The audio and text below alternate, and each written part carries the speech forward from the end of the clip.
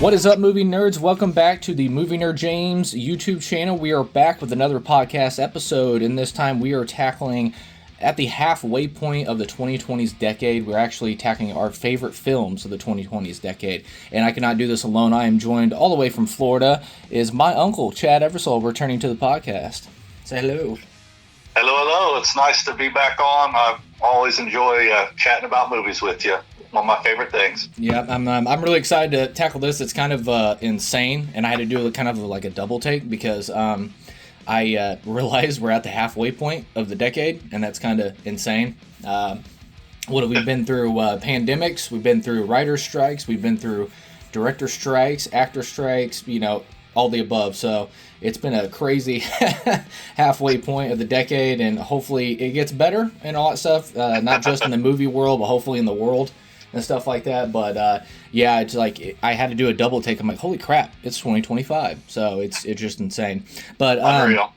Yep. If the title of the podcast episode doesn't give it away, we are actually going to be tackling 50 of our favorite films at the halfway point of the decade. We'll be covering films from 2020, 2021, 2022, 2023, and 2024. The thing about this list too is we didn't put these movies in here as the best, like quality wise and stuff like that, because honorable mentions that we're about to get to here in a minute. I do have stuff in my honorable mentions I think is quality wise is better than some of the films that we have in the list, but it's just favorite films of us. What's our favorite film. So your list will be different than ours, and I hope that's the case, because film is subjective, and that's the reason why I love movies, is everybody has their own corner in the movie universe, and that's what I love about movies, that everybody can come together in some kind of genre fashion. So just know that our list is going to be different than yours, and this is our favorite films. And the way me and Chad, we've been talking about this for a couple days. We set this up as I gave Chad 25 slots. I had 25 slots, and then at the end we infused our list together. And then also, just like I said a second ago, that we started doing this like a couple days ago of planning this episode, and there was movies on there I forgot to put on the top 50, but I will put my my honorable mentions. But there was stuff I was just like right up to before we hit record on my phone. I was just sitting there. I was like, oh crap, I forgot that. So we had a good laugh with like all the great stuff that's come out the halfway point of this decade. So Definitely. But also, we will go through this list, and there's stuff on here that Chad has not seen that I have, and then there's films on here that Chad has seen and I have not. So we will come across that, and then just know this 50 movies that we're going to get to it's not a power ranking. So what we did was we just put the 50 films on there, and then we just randomized it to make it fair. So there's no power ranking or anything like that. This is just 50 of our favorite films at the halfway point of the 2020s. So all right, so let's get right into this. Chad, do you want to start out with before we get into the 50, did you want to start out with some of your honorable mentions that didn't make the 50? Yeah, I can do that. I'm just looking over my list, and I can give a few just kind of rapid fire ones, and then I might say just something about one that you may have not seen, or it may just be odd to the list, so that people listening in can make their own opinion on it. So I'll give you just a quick handful. I said, like James said, in no particular order, just because this is how I have it on my list. I'll give you my top probably 10 or so real quick. There's a movie came out with Kristen Milioti from Penguin and Andy Samberg. It's called Palm Springs. Oh, yeah. It's kind of a retelling of like a Groundhog Day kind of scenario, but in a very cool Andy Samberg kind of way. Very well acted. Got a lot of twists and turns in that one that is surprising. That came out in 2020. So I've got that on my list. I got Tom Hanks, A Man Called Otto. Came out in 2022. Just a really well acted movie by him and the cast. He played kind of a hermity kind of guy that lost his family and kind of finds a new one with these neighbors that he up until then kind of just forgot about or didn't want to have anything to do with because he was being grumpy. And I would go next with Kingdom of the Planet of the Apes. Just visually so well done, and a really good addition to the end of the trilogy after Caesar's death, and introduces his son, and they're the two kind of fighting clans of the apes that are taking over the world. Just a beautiful movie. Next, I would go with Asteroid City. Just a very cool visual movie. It came out in 2023. I couldn't even name all the stars in that movie. It's such a great cast, and just a well done, just graphically, visually, just next level kind of movie. I mean, obviously, and we'll talk about our actual top 50, but for me, it could easily end up in there or not. I mean, it's just one of those things that there's so many good movies so far that have already come out. So next I would go with Dream Scenario with Nicolas Cage. And I just saw that recently, even though it came out in 2023. And it was just so strange and perfect Nick Cage kind of project that he just, blows you away in. And another a good cast of characters in that.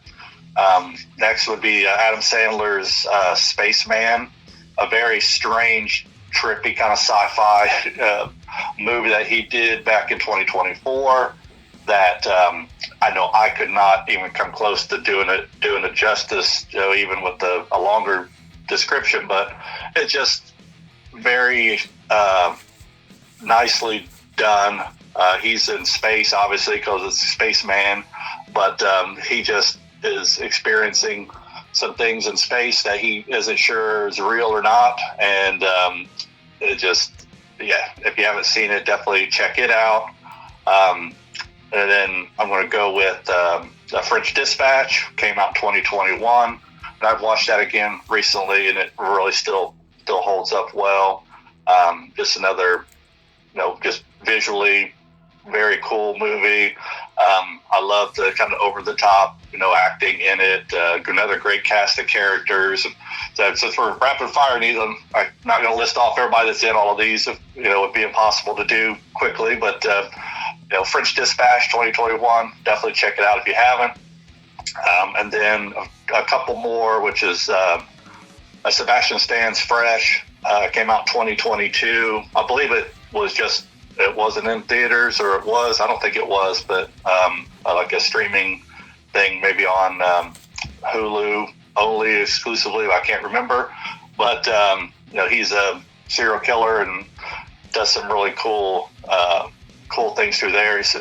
Sebastian is such a good actor, and even in this role compared to some of the bigger things he's done, including one I know that'll be on our top 50 list of James's. He just does a great job.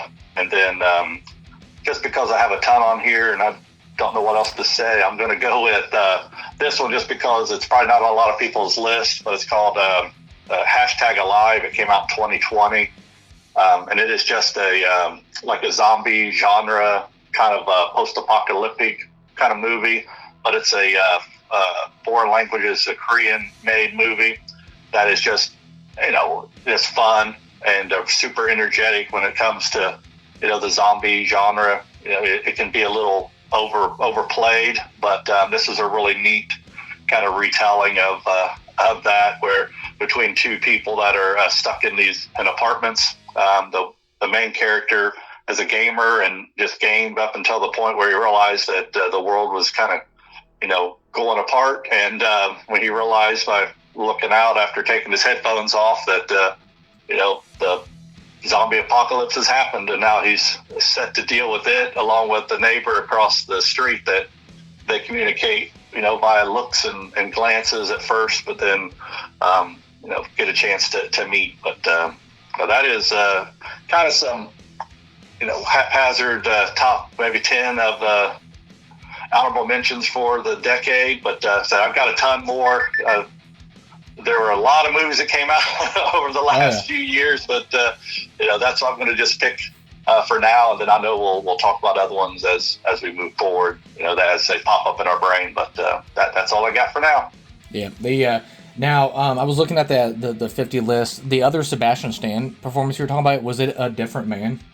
Yeah, Different Man. I just realized I didn't put that in the 50. I was like, I thought I read it. You're right. I'm just reading through it now, and I do not see it. Yeah, Different crap. Man. So anyway, going back to what we said, like, holy crap, we're still realizing movies that we totally forgot. Man, that would have definitely been on my 50. So yeah, let me capitalize on that, because it's not my honorable mentions either. And I just realized it's not less. Yeah, it needs to be, absolutely. Yeah, absolutely. Like, man, if we would have, man, that sucks. Anyways, no, A Different Man. We just talked about it yesterday too. Yeah. A Different Man, dude. Sebastian Stan is so good in there. And then, crap, what's the guy's name? Is the guy who plays the main guy? Yeah, is it Adrian Pierce? What is his name? That's Adam Pearson. So Adam Pearson. Okay, gotcha. Dude, it just a great movie. It's very weird. It gets very, very weird, but man, it's so good. And right now we're recording before the Oscar nominations come out, and I hope Sebastian Stan gets an Oscar nomination, because he's so good in that film. And oh man, it sucks. Anyways, A Different Man will not be on our 50. Man, that sucks. So I thought it was, because I think just only because we talked about it yesterday, I just had it on my mind, and then I checked on the Max. It is streaming on there now, so I've got that to watch. I'm going to watch that this week for sure, and get caught up on it. I've only seen kind of the highlights of it. Just another one with life and everything going on. I missed on the the original run of the movie, so I'm looking forward to watching it. An A24 movie, and I think it looks awesome. Yeah, it's like I was like scan the list twice. I was like, oh my god, I forgot A Different Man. So that sucks. But anyway, so back to the thing. So all right, I'm gonna go into my honorable mentions. I wanted to start out with my honorable mentions. Let's see how many I got here. 2, 4, 6, 8, 10, 12. Yeah, I got 12 honorable mentions. Let me see. We're gonna start out with Ben Affleck's Air. This is actually streaming on Amazon right now. It's a Prime original. It literally sounds like the most boring plot that you ever heard in your life. They're trying to make a shoe to impress Michael Jordan, but it's so much better than that. There's so much. The writing's hilarious, great. The dialogue is hilarious. The chemistry in the cast is phenomenal, and it's just such a good film. And it literally had me locked in from minute one all the way to the end. And they're making a freaking shoe, and it's so good. And it just was Viola Davis, who plays Michael Jordan's mother. It just like, she's phenomenal in it. Ben Affleck's great in it. Matt Damon is phenomenal in it. And then I'm forgetting the guy's name. Who was the guy that Matt Damon got into the spit spat when he was trying to get a meeting with? He's trying to get a meeting with Michael Jordan, but the guy was like talking about he was gonna like burn his skull and all that stuff. But I forget the actor. But it was just, they had this pit-pat back and forth in the movie that I was in the theater in tears, because I actually had the chance to go see this in theaters, which I was very happy to see. But it just, I was in tears. I was laughing so much. Was it Jason Bateman? No, it wasn't Jason Bateman. Jason Bateman's in it, but it was Michael Jordan's lawyer, and he was like, "You're not getting a meeting with him. You're not getting a meeting with him." He was like, and then he just started getting I forget the actor's name, but anyways, it was just a fantastic film. Definitely check that out. It's on Amazon right now. My next honorable mention is Brandon Cronenberg's Possessor. Brandon Cronenberg actually had 2 films come out so far in this decade, and that's Infinity Pool and Possessor. Possessor, I think, is the way better film, even though there is stuff about Infinity Pool I enjoy. But Possessor, man, that's such a good movie, and the practical effects is just insane. And then also, if you ever wondered, like, David Cronenberg weirdness and all that stuff, it's definitely Brandon Cronenberg possesses that, and it's all for the better, because it's awesome. The next one I have is Guillermo del Toro's Nightmare Alley.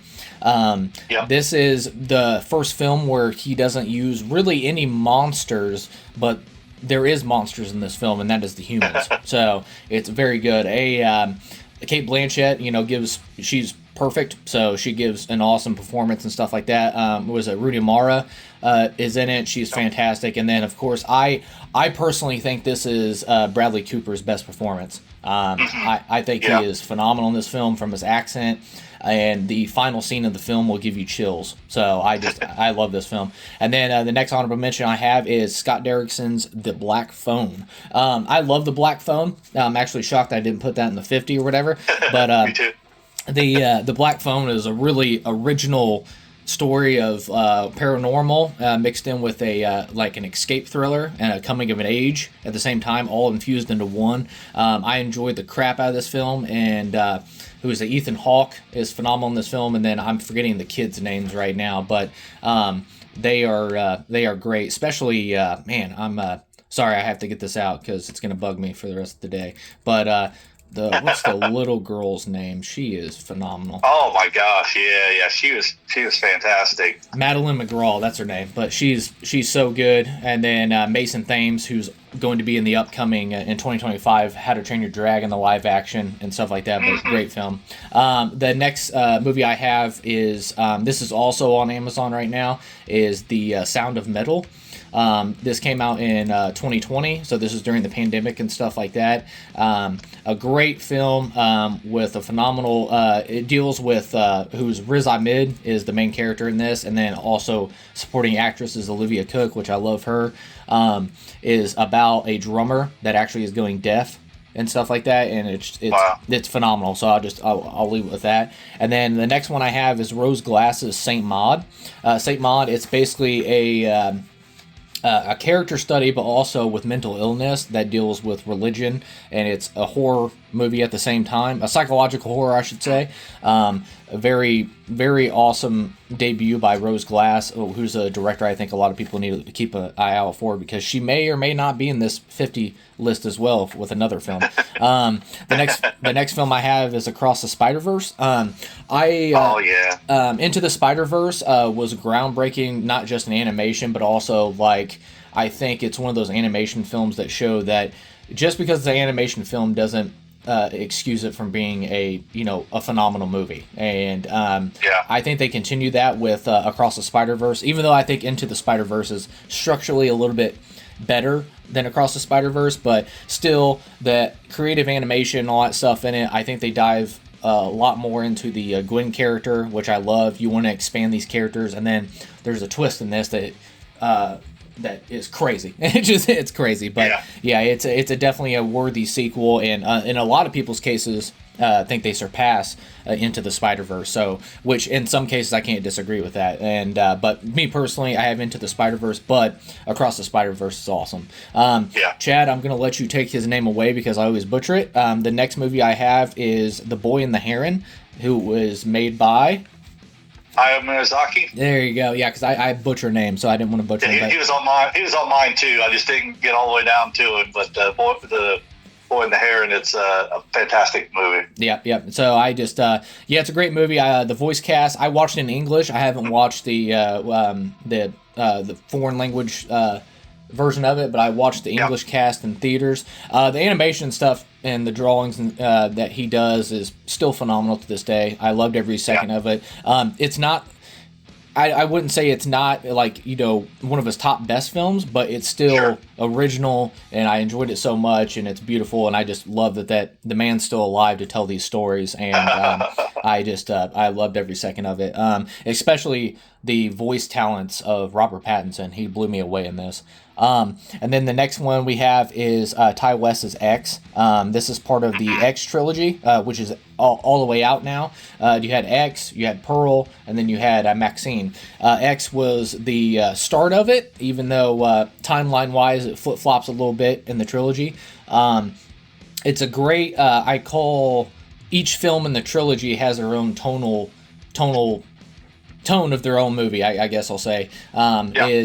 I think X is more of your like grindhouse Texas Chainsaw Massacre, and then you have Pearl's like your art house film, and then Maxine is like your 80s slasher film. So it's really cool what Ty West did with this trilogy and stuff like that. But X was a lot of fun, so I definitely want to put that on there. And then the next one is called Drive My Car, and if it sounds if from the title it doesn't give that away too, it's actually the entire movie takes place with a brother and a sister, and in a car the entire time. And it's directed by I don't even know if I should attempt that name. Ryosuke Hamaguchi. It's a fantastic film. It ended up winning for best foreign language. Oh no, I don't know if it did. Anyway, sorry, don't quote me on that. But yeah, it's a great film, and he was the first Japanese director to be nominated at the Oscars since Akira Kurosawa. So it's a great film, and I actually think it's part of the Criterion Collection too. So if you're a Criterion fan like myself, definitely need to snag that bad boy. The next film, the last two here I got is the Wes Anderson's The Wonderful Story of Henry Sugar. This is on Netflix right now, along with 3 or is it 4 other little shorts that Wes Anderson did. But The Wonderful Story of Henry Sugar is finally the film that got Wes Anderson an Oscar. It's insane. For a live action short film. And yeah, it's insane how far he's in his career. And it's insane. He finally won one. So fantastic film. I love Benedict Cumberbatch in this. He's great. He fits Wes Anderson's style so much, and I love it. And then, of course, this was finally somebody I thought that should have been in a Wes Anderson film, because I think his comedic tone and how he is just as a person, I think he just matches his world perfectly. Was Richard Ayoade is in this. And he's great. And then, crap, I'm drawing a blank. Who's the dude from The Green Knight? Crap, why am I drawing a blank? He's a fantastic actor. The main guy? Dev Patel. There we go. Dev Patel, yeah. Yeah, dude, he is so good in this film. Oh, my God. And then, who's, he's a legend. Played the Mandarin in Iron Man 3. Well, he was the fake Mandarin. Sir Ben Kingsley. Sir Ben Kingsley, there we go, yeah. And he's in it, man, just, the cast is phenomenal, like always with Wes Anderson, but, man, dude, it's top-notch, good stuff. And then the final film is a film I'm an unapologetic defender of, to this day, is Christopher Nolan's Tenet. I love Tenet. I think it's so good. There's stuff about it that I still don't understand, but there's enough I understand about it that I just think it's so rad. And visually, it's gorgeous. I think the acting performances are great. And once again, Robert Pattinson, like, flexing his range and stuff like that. I think he's great in this film as well. But yeah, it's Christopher Nolan, man. It's a great film. And I know that if it's bad in quality, that doesn't excuse just because it's done by Christopher Nolan. But I seriously do think this is a really good film. And I think in like 10 or 15 years, people are going to look back and be like, man, Tenet was awesome. So I just think it's one of those... movies of the time that a lot of people don't understand, but I don't want to put it on the scale of 2001: Space Odyssey, because it's nowhere near that. But I think it's one of those films like 15 years from now, when people start breaking down more and more, there's a lot more enjoyment they're going to get from it. So. Yeah, absolutely, I agree. I agree with all your thoughts there, and and I love mention Wes Anderson. 2 of my honorable mentions are Wes Anderson films, and I just love his aesthetic and the casting and everything that he does. But it's a shame that it took, getting to that short film before it finally, gets. I know he's gotten recognition. I'm not going to say it that way, but to get the the final recognition, which is getting the award, and it's a shame. But it is what it is. Like I said earlier, a lot of movies come out, and just in if you look up in IMDb and you do the list from January 1 of 2020 to now, it's over 30,000 movies have come out in that time, and it's impossible to to absorb them all and really give them their dues for all the time and energy that the staff of each of these movies has put into them, and it's just a shame. But luckily we get a chance to see quite a few of them and talk about them here, so it makes it nice. Yeah, we talked before we started recording. I had a friend I follow on Instagram that clocked in 307 movies in 1 year, and I was like, wow. That's like, what was it, I just got over 2024. I think I clocked in 73. Just like, and that was a struggle to get 70 plus films in, because I have a kid and 6 days a week at work and all that stuff. So it's just like, man, it's insane that some of the films that people can digest so fast. So it's nuts. But All right, here we go. Let's get into this 50 right here. Like I said, this is not a power ranking. Like I said, there will be films on here I haven't seen that Chad has, and films I've seen but Chad has not. And then this is not a power ranking once again. So I hope everybody's lists are different, but this is ours. And here we go. All right, at number 50, we have Sean Durkin's The Iron Claw. And then I'll take this one away before I hand it off to you, Chad. This is about the Von Erich family, based off a true story. Everything in the film is pretty accurate, even though they cut out one of the sons in this. But it's a tragic story, and it's not an easy watch. But I didn't grow up in this era. I think you did, Chad. Yeah, I knew absolutely. I knew nothing about the Von Erichs. There was a couple of wrestlers that pop up in this that I've noticed before. Sorry about that. That was my laptop. That I've never heard of before, but there was one character in here that I knew of, and that was, of course, Ric Flair. But the movie's fantastic, and I think Sean Durkin does an incredible job. Supposedly I shouldn't say supposedly, but he did. He worked on this film trying to get it right for 7 years, and then he finally made it. I think the cast is phenomenal. You have Jeremy Allen White, and then of course Zac Efron in the main role. This was a film that I thought, does Zac Efron have the chops to do a drama and stuff like that? And he blew me away with this. He was actually one of my favorite performances of 2023 in my best of actor or whatever. But I thought he did a phenomenal job, and he absolutely, I won't tell you what the quote is, but there's a quote at the end of the film that he says that it absolutely broke me. And it's been a while that I've legit cried in a film, and it's a tragic what happened to this family, and it shows too that not only you can't see them on the outside, but the mental scarring that parent can do to you, it's very on display. And this family was supposedly cursed, is what they say, cursed by tragedy, and that is absolutely true to the definition of what happens to this family in here. So at number 50 was The Iron Claw. Chad, what do you think? Yeah, it's a really good, simple breakdown of it, but Zac Efron in it is just, he just nuts. I mean, he's so good. Obviously, the physical transformation he goes through for it. I mean, even, speculated rumors throughout Hollywood that he'd had, surgery done and other things because his transformation is just so crazy in it. And I mean, I was born in the 70s, and I grew up, all through the 80s, watching wrestling. And, it's what you did in Indiana. It was just part of the culture. It was, at the time, WWF wrestling. And, we had events at our city where some of the smaller guys would come around. The Iron Sheik, he actually was in Richmond at an event at the high school there with Junkyard Dog and Jimmy Superfly Snuka. And so the Iron Sheik, he was represented in this movie. And so it felt like my childhood, and aesthetically they did a good job of, capturing, that time. And the movie was very good, phenomenal. And like you said, the guys you've already mentioned, Jeremy Allen White, it's hard for him to do a bad movie. But there are, a lot of, honestly for me, a lot of tearjerker parts in it. So it's a good start to the list for sure. Great flick. All right, coming at number 49, we have Greta Gerwig's Barbie. And Chad, I'll let you take this away. Start with this one. All right, very good. I actually just watched this a couple days ago.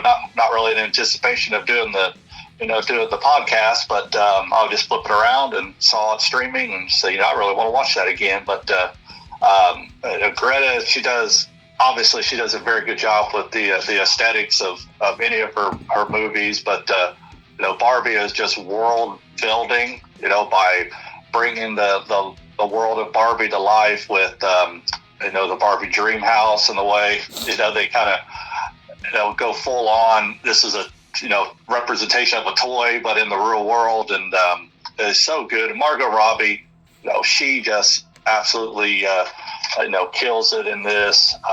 Just super emotional, but that's nothing unusual for her. She is a great actress, and she continues to get roles that James like to say, flexes her acting a muscle, and she'll continue to hopefully for many, many years to come, she'll continue to get those roles. But Ryan Gosling, he does an awesome job in it.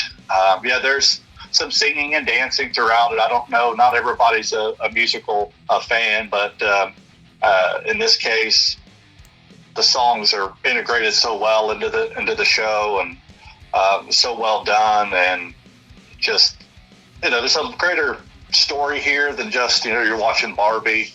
It's a really good commentary on how real life imitates not real life, and it's just well thought out, well done. I mean, the cast of folks in this is just insane. So if there's anyone out there who hasn't seen Barbie, which I don't know that there is, but it's definitely worth a watch. And when you see a trailer for it and you think, oh, this is just something kind of goofy that they said, hey, we want to capitalize on the name Barbie and just put out this junky movie, but it's definitely not. So if you get a chance, watch it.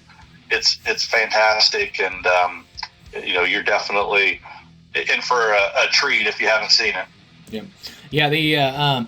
I wouldn't say I was a fan of Barbie. I wasn't the biggest fan of Barbie. I think it's it was a bad double feature. I went and seen Barbie. I did the Barbenheimer. I went and seen Barbie, and then I went and seen Oppenheimer. I think it's just the quality between the two or whatever is just so much different. So different. So maybe that's what messed me up. I thought Barbie was it's a fine movie. I do highly respect what Greta Gerwig achieved in this, because bringing this to screen in such a way was very unique and cool. I did defend her when it came to the Oscars, because I thought the script should have been original screenplay instead of adapted screenplay, because you're not really nothing is adapted except the characters, but there's nothing at all to the characters and stuff like that. But what she achieved, like production wise and cinematography, and just this fake world and this fish out of water with Ryan Gosling and Margot Robbie, I thought was hilarious. And then I know Ryan Gosling, I thought he was freaking awesome in this, especially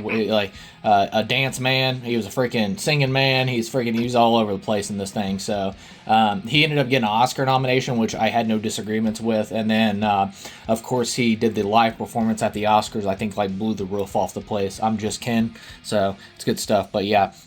I know this movie means a lot to people in this decade and stuff like that, so yeah, definitely Barbie definitely deserves to be on the list. But going on to number 48, we have James Gunn's The Suicide Squad, and I'll take this away. The Suicide Squad, the 2016, I think it was, the version of that was not very good, and I know when James Gunn, I wouldn't say jumped ship, but he ended up signing on with DC.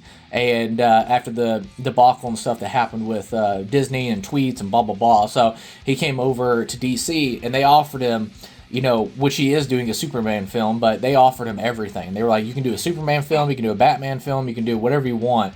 And he picked the Suicide Squad, which I think was perfect for James Gunn and his style of like Slither and the Guardians of the Galaxy and things like that, and he put his own unique fingerprint on the film, and I thought it was great. I enjoyed this film so much.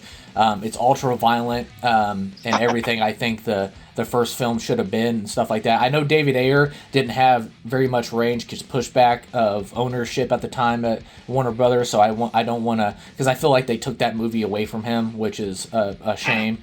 And we never really got David Ayer's vision. And no, I'm not trying to start a David Ayer, or at least a David Ayer cut. I'm not one of those campaigning crazy people. So calm down with that. So, but no, the Suicide Squad, James Gunn, it's so much fun. Like I said, it's ultra violent. You got Margot Robbie, Idris Elba, John Cena, Joe Kinnaman, Sylvester Stallone, Viola Davis. There's just so many people in this. It's so good. It's a fun time. But the Suicide Squad, Chad?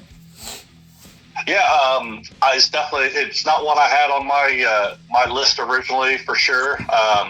But I saw it on yours when we put it together, and it's hard to argue that it's not a good superhero movie that came out. And once again, it's got Margot Robbie in it this time, reprising her Harley Quinn from the aforementioned Suicide Squad movie that didn't do so well, but she does a very good job in this. They're highlighting her performance in this, and rightfully so. But Idris Elba and Joel Kinnaman. They do really good performance in this one. It's a fun, action-packed movie. It's got some nice twists and turns from the opening sequence when you're not sure what movie you're watching to when you finally figured out that they're they've put in this other squad to kind of really do the work, and then you got this other squad which I think is meant to just be like cannon fodder, and it's a fun opening sequence. But the highlight, is going to be Margot Robbie. She does a great job. Well, John Cena, as Peacemaker again, does a really good job as well. Just a good fun movie. So it wasn't on my top 50, but there definitely be an argument made that it could be. That's for sure. Yeah. And then coming in at number 47, we have Adam Reimer's Dinner in America. Now, is this a film that you have not seen, Chad? Nope, I have not seen it. Okay, so the Dinner in America, the best way I can describe this, and which I know will be up your alley, Chad, is it's a very raunchy Napoleon Dynamite, and this movie is so much fun. Me and my wife, Jessica, we ended up discovering it a couple months ago, and we absolutely fell in love with it. Of course. She kept seeing like TikTok videos of this film, like clips from it, and she's like, "Oh, this looks really cute and raunchy and all that stuff." So we sat down one day and watched it. The movie actually came out on Sundance in 2020, and then it finally released in 2022 in the United States, and it just kept getting traction still to this day. It has limited theater releases. It's kind of like a cult classic being birthed and stuff like that. But definitely watch this. It's so much fun. It's weird. I don't know if it's going to be up everybody's alley, but it's weird. It's punk rock. It's hilarious. And the two main characters, Kyle Gallagher and Emily Skeggs, they are so funny together. But if Napoleon Dynamite is your style of movie, you're really going to like Dinner in America. So... That's great, and I love Napoleon, so I definitely there's a lot on your list of before we even combined them that I thought, well, shoot, I need to get to that, but like you said earlier, with everything else, so it's work and kids and life and all that stuff, I'm way behind on catching up with my movies. Yeah, and then at number 46 we have Michael Showalter's The Eyes of Tammy Faye.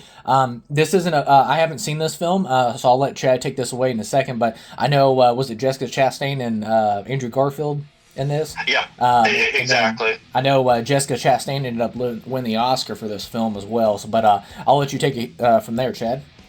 Yeah, that's great. And that's absolutely, Jessica Chastain is, she is the star of this in every way. Andrew Garfield does a great job playing her husband, Jim Baker. And once again, growing up in the time that I did, the Power Hour and then Tammy Faye and Jimmy Baker's show was something from my childhood. I remember very clearly watching these guys and on TBN, which is Trinity Broadcast Network back in Indiana. They would show all hours of the day and night these crazy religious shows where you've got the pastor and his wife and they're asking for money to feed children and do all the do what they do, and in the case of Tammy Faye and Jim, they build a Christian themed like amusement park and everything. I mean, it's just, they get so crazy. They became so popular, and they received in so much funding, and and unfortunately with that comes the idea that you can never have enough. So they ended up getting in trouble for some tax evasion and some other things, but Tammy Faye, played by Jessica Chastain, she goes from their college days to the time where they're basically disgraced and being forced off the air by other church members and the public and stuff, and so she ends up maybe in her 70s toward the end, so she's wearing a lot of makeup, and but the aesthetic of Tammy Faye is there with the with her over-the-top eye makeup and her mannerisms and the way she spoke. It was just, she did such a good job. And then Andrew, he is the co-star for this, and and they play off of him when they really need to, and he does a great job. It's also got Vincent D'Onofrio in it. He plays another television pastor at the time named Jerry Falwell, and so he's kind of over all of the other television pastors. I mean, it sounds completely bonkers, and it is in a lot of ways, but the acting is fantastic, and said she did win an Oscar for that. But hey, just look it up, hit Google Eyes of Tammy Faye, and you'll get a picture of Jessica with all the Tammy Faye makeup on, and then go down the rabbit hole and go on YouTube and look up Tammy Faye Baker and look at some of her like charity things that she's done, and just compare the two. That's all you got to do, and you can see why she got that claim that she did for this, and definitely well deserved.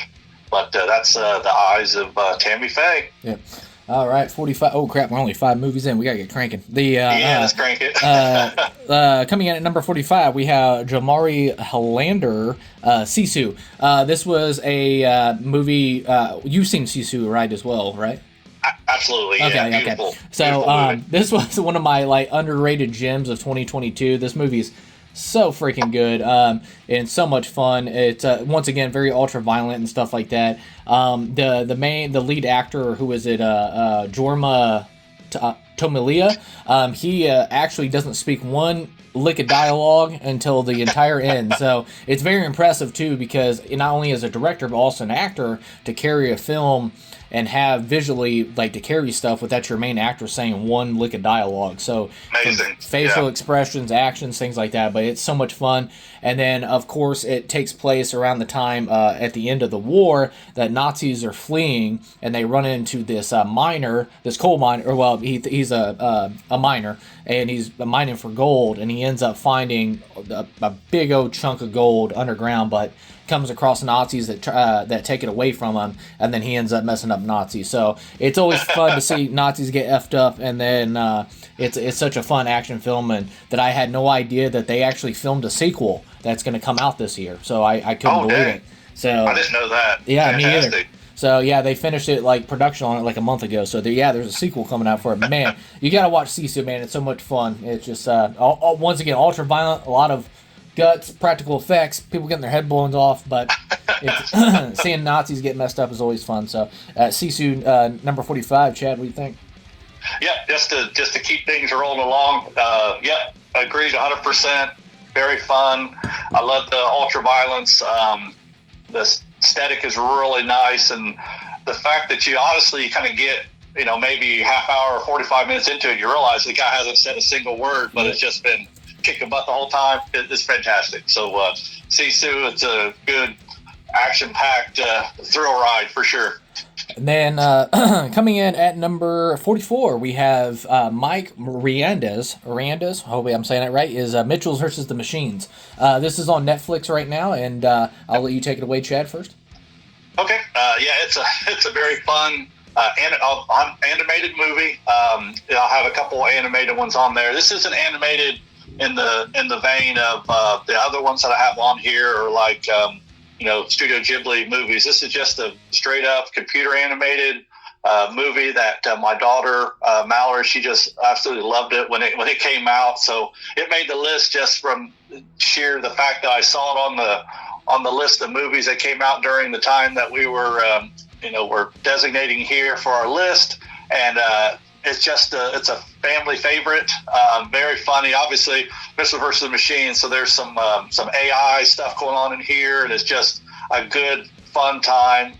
Your kids will love it. It's just full of so much great stuff, and there's some commentary on your children growing up, and there's some very nice nostalgic stuff where the father is just thinking throughout the whole time they're doing this road trip of taking his daughter to college. So he's thinking about her when she's little, and the fun that they had, and then as she grows up, like with teenagers, they begin to kind of pull away, and so he's thinking about that throughout their trip, taking her to college. And at the same time, robots have taken over the world and are kidnapping all the humans. So it's just it's a fun odd thing, but these Mitchell's family, they work together to battle these AI robots, and that's pretty much it. That it's for fun, and it's on the list because it's a family favorite, and no one else may consider it for their list, but I did. Yeah, I definitely put it on there too. It's like it is his family favorite. My my daughter enjoyed it a lot, and then also too, it's one of those films too that, you know, not just because you're a kid or adult, you can relate to the film, and also being a father now too is you really relate to your relationships with your kids, that their interests, supporting their interests and their dreams and their passions and stuff like that, instead of trying to shape them in the way you think they should be. And not granted, if your child's shaping up to be a serial killer, yeah, you want to kind of steer that away.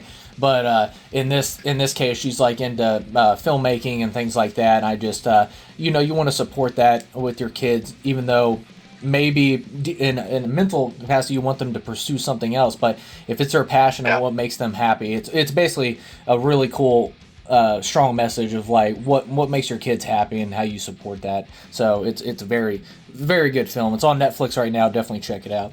But coming in at number 43, I don't know if this is a film that you've seen, Chad, but let me know. Damian McCarthy's Oddity. Have you seen that? Nope, not yet. I know when you saw it originally, we talked about it quite a bit, and you really enjoyed this movie. Yeah, this is actually one of my top 10 movies of 2024. I absolutely love this. I absolutely admire, and you'll hear me say that throughout this list as well, because there's a lot of low budget films that I absolutely admire. And now that I did that 28 hours later trailer and stuff like that, just know of how the sausage is made and how directors make small budget films with such a engaging and stuff like that. It's so inspirational, and this is a very inspirational film. It's a Irish horror, supernatural horror film. Damian McCarthy, the director, I think he does such a good job, because it's really, there's two locations in this movie. It's in a insane asylum, and then it's at a house. So it's very bottled, and it's so impressive. There's a wooden statue that's in this that is absolutely terrifying, and it's one of the coolest designs I've ever seen. And then also there was two instances in this movie that got me and a group of friends that I watched it with, that two of the best jump scares I've had in a while. And I know jump scares are kind of cheesy if they're not done right, but this one got me really bad. It's so good. But it's on Shudder right now. Definitely check it out if you have Shudder, the streaming service, because it's a phenomenal film. And once again, that's why it made it in my top 10 of 2024, because I absolutely adore this film. It was so good. But coming in at number 43, we had Oddity. The next film we have at number 42, I don't know if once again if this is another film, Chad, let me know. J.T. Molyneux's Strange Darling. Have you seen that? Yep. No, that's another one that's on my to-do list. So, okay. Yeah, take it away. Yeah, Strange Darling is basically what I would expect. Once again, not taken away from JT, because he's a phenomenal director, and I love his style and what he did with this film. But if I ever thought that Quentin Tarantino would do a horror film, this is kind of what it would be like. They have like it jumps chapters in this movie, like Pulp Fiction style, and then but it's a horror film, and this was also in my top 10 films of 2024, and a phenomenal, my number one favorite actress performances by an actress of the year was number one was Willa Fitzgerald. She's absolutely phenomenal in this film. She's so terrifying. The range that she shows in this it's absolutely insane. There's twist in this film that you don't see coming. It's a crazy wild ride from beginning to end. And once again, why it was in my top 10. I know there's a bunch of controversial stuff in this that a lot of people say it's like, it'll be a deeper discussion at some other time, but about how it portrays women and stuff like that. But honestly, it's kind of genius if you had, it's just kind of genius what he does with this and stuff like that. So I really hope that people appreciate how special this film is from years from now, because it's one of a kind and a great film. But once again, it's at number 42 we had Strange Darling, and then coming in at number 41, which is a film I know you have seen, so we have coming in at number 41 we have Jordan Peele's Nope, and I'll let you take that away, Chad. Okay, very good. Yeah, that is another Jordan Peele movie that it kind of leaves you guessing a little bit throughout it. And I'm going to try to be faster in my description of this because I know we got a lot to cover. But yeah, it is a very. And I use the term a lot. I talked about how visual things are, but Jordan Peele, he does such a good job of like framing shots and the way he uses the focusing and stuff like that on the cameras, just kind of give you like these really, really very nice visuals of, here's what we're looking at. Here's kind of the background parts that, we want to, have you wondering, kind of what's going on back here. Cause, this movie is all about, until you get to like the final act where you're not exactly sure what's going on, but, it is, a good, kind of a new look at the horror genre. You don't really may even realize you're watching a horror movie through most of it, but some of the things that happen that I tried to kind of be spoiler free on talking about it, but it's a hard thing to do. But I love the performances in this, and it takes place on this ranch. You're out in a horse ranch, so you're kind of out in the desert, and but it kind of leaves you guessing on what's really happening, and then as people and things are kind of disappearing, and you're getting some nice interesting flashbacks of an old cowboy show, and then you find out that their father has run this horse ranch for decades, and used to be in the movies a lot, and then you get the daughter that is trying to kind of keep things going, and then the son that is kind of indifferent to the horses, but he's looking for something to keep the thing rolling. He doesn't want to see it disappear either, but then he has other ambitions of what he can do and keep making money and keeping the thing going. But I'm doing a terrible job of explaining it at all. But I love this film, and I think I'll let you kind of put your 2 cents on it. But it's once again a great cast, and with Jordan, he's just got that really fun aesthetic for horror movies that came along, and we're getting to see some really neat stuff that he's putting together. So go ahead, James. The Nope, Jordan Peele, I think he's a very unique voice in the horror genre, and in this movie is every single meaning of the word unique. He does something different. I'm going to throw this with Tenet.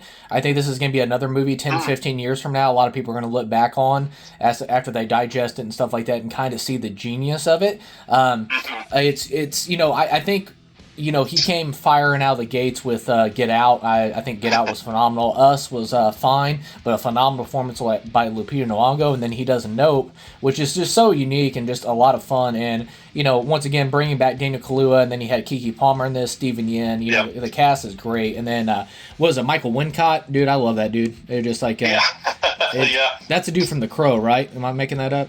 Okay, Michael Wincott, yeah. The guy who ended up being like the videographer guy. Dude, I love that dude so much. Yeah. I wish that dude was more stuff because his voice is just so iconic. He's just so good. But anyways, the movie is great, and I don't care. I've had people saying, "Oh, I knew what the twist was the whole time." You had no idea. You have no idea what the twist is. There's no actual freaking way that you watched this movie and knew what the twist was, because you'll never see it coming. And once again, I'm not saying because you didn't see the twist coming, it'll be satisfying. But I think it was just so unique and cool, and the little sprinkles you figure out throughout that he's teasing out what is happening and what something is and stuff like that. It's so cool, and I think it's so cool. Like I said, it's not going to be everybody's cup of tea, but I think 10, 15 years from now we're going to look back and this is going to be a horror classic.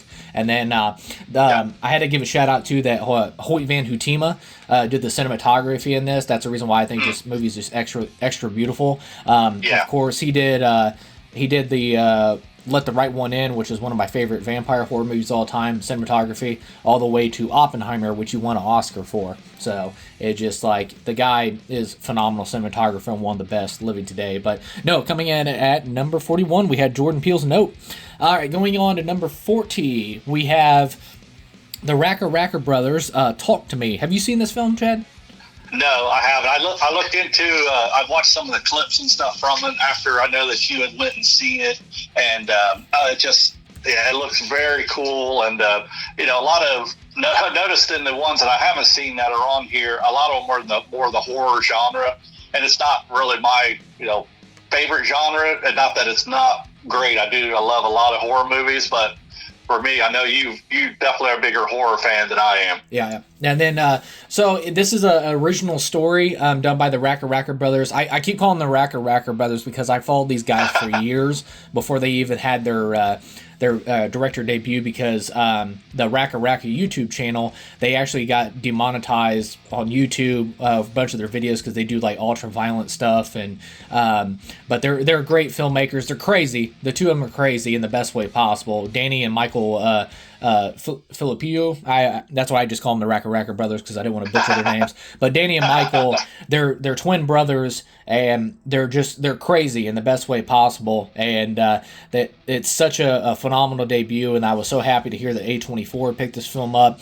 It's original. Basically, you have this hand that you light a candle, and then you grab it, and you say "Talk to me," and it actually takes you to the opens up a gateway to the land, basically the world of the dead and stuff like that. But I'll leave it at that. And then, nice. Of course, and you can also stay. I think it's because I've only watched this once, and no, I watched it twice. But it was the last time I watched it was like a year ago. But man, what was it? I think it's like a minute. If you stay in there longer than a minute and a half, bad things happen. So of course, somewhere along this line, somebody holds it more than a minute and a half. So you have to cut off the gateway between this way, and of course, somebody goes over the minute and a half. So it gets crazy. But Sophie Wilday, I think she does a phenomenal performance in this. There's not really big actors in this that you'll really see. Alexandra Jensen is in it. I think that's probably the biggest actress in this. Or maybe am I thinking of Miranda Otto? Miranda Otto, sorry. Miranda Otto. Yeah, Miranda, yeah. Yeah, Miranda Otto's in this. She's probably the biggest actress you'll notice in this film, but it's pretty, I wouldn't say no name, but maybe up and rising young people and stuff like that. But it's an Australian horror film, so it's phenomenal. Just definitely check it out. It's support original films, and this is absolutely original, so definitely check it out. But coming in at number 39, we have Lin-Manuel Miranda's Hamilton.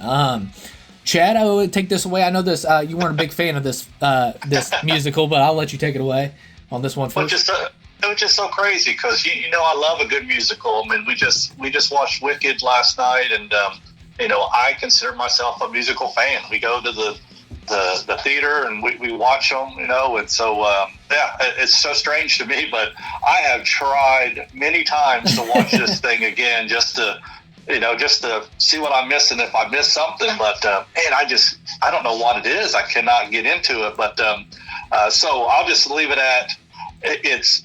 It didn't make my top 50 absolutely, but I know I think you and Jessica really enjoy this this movie. Oh yeah. So I'll let you talk about it, because I'm not to poo-poo someone's taste in anything that they like or for whatever reason. So I'm just going to say it wasn't for me, but I'll let you guys take it away. Yeah, I mean, like I said, it's just the other side of the coin. The like back to Barbie and stuff like that. I know a lot of people love Barbie. I don't want to yuck on anybody's yum, all that stuff. So it same thing with Hamilton. It may not be for everybody, which it isn't. That's the beauty of films. But Hamilton, I was sitting there. I was like, I heard about it. I knew during the pandemic, Disney ended up buying the rights to this, and I heard all the way back in like 2015 they were doing this stage play.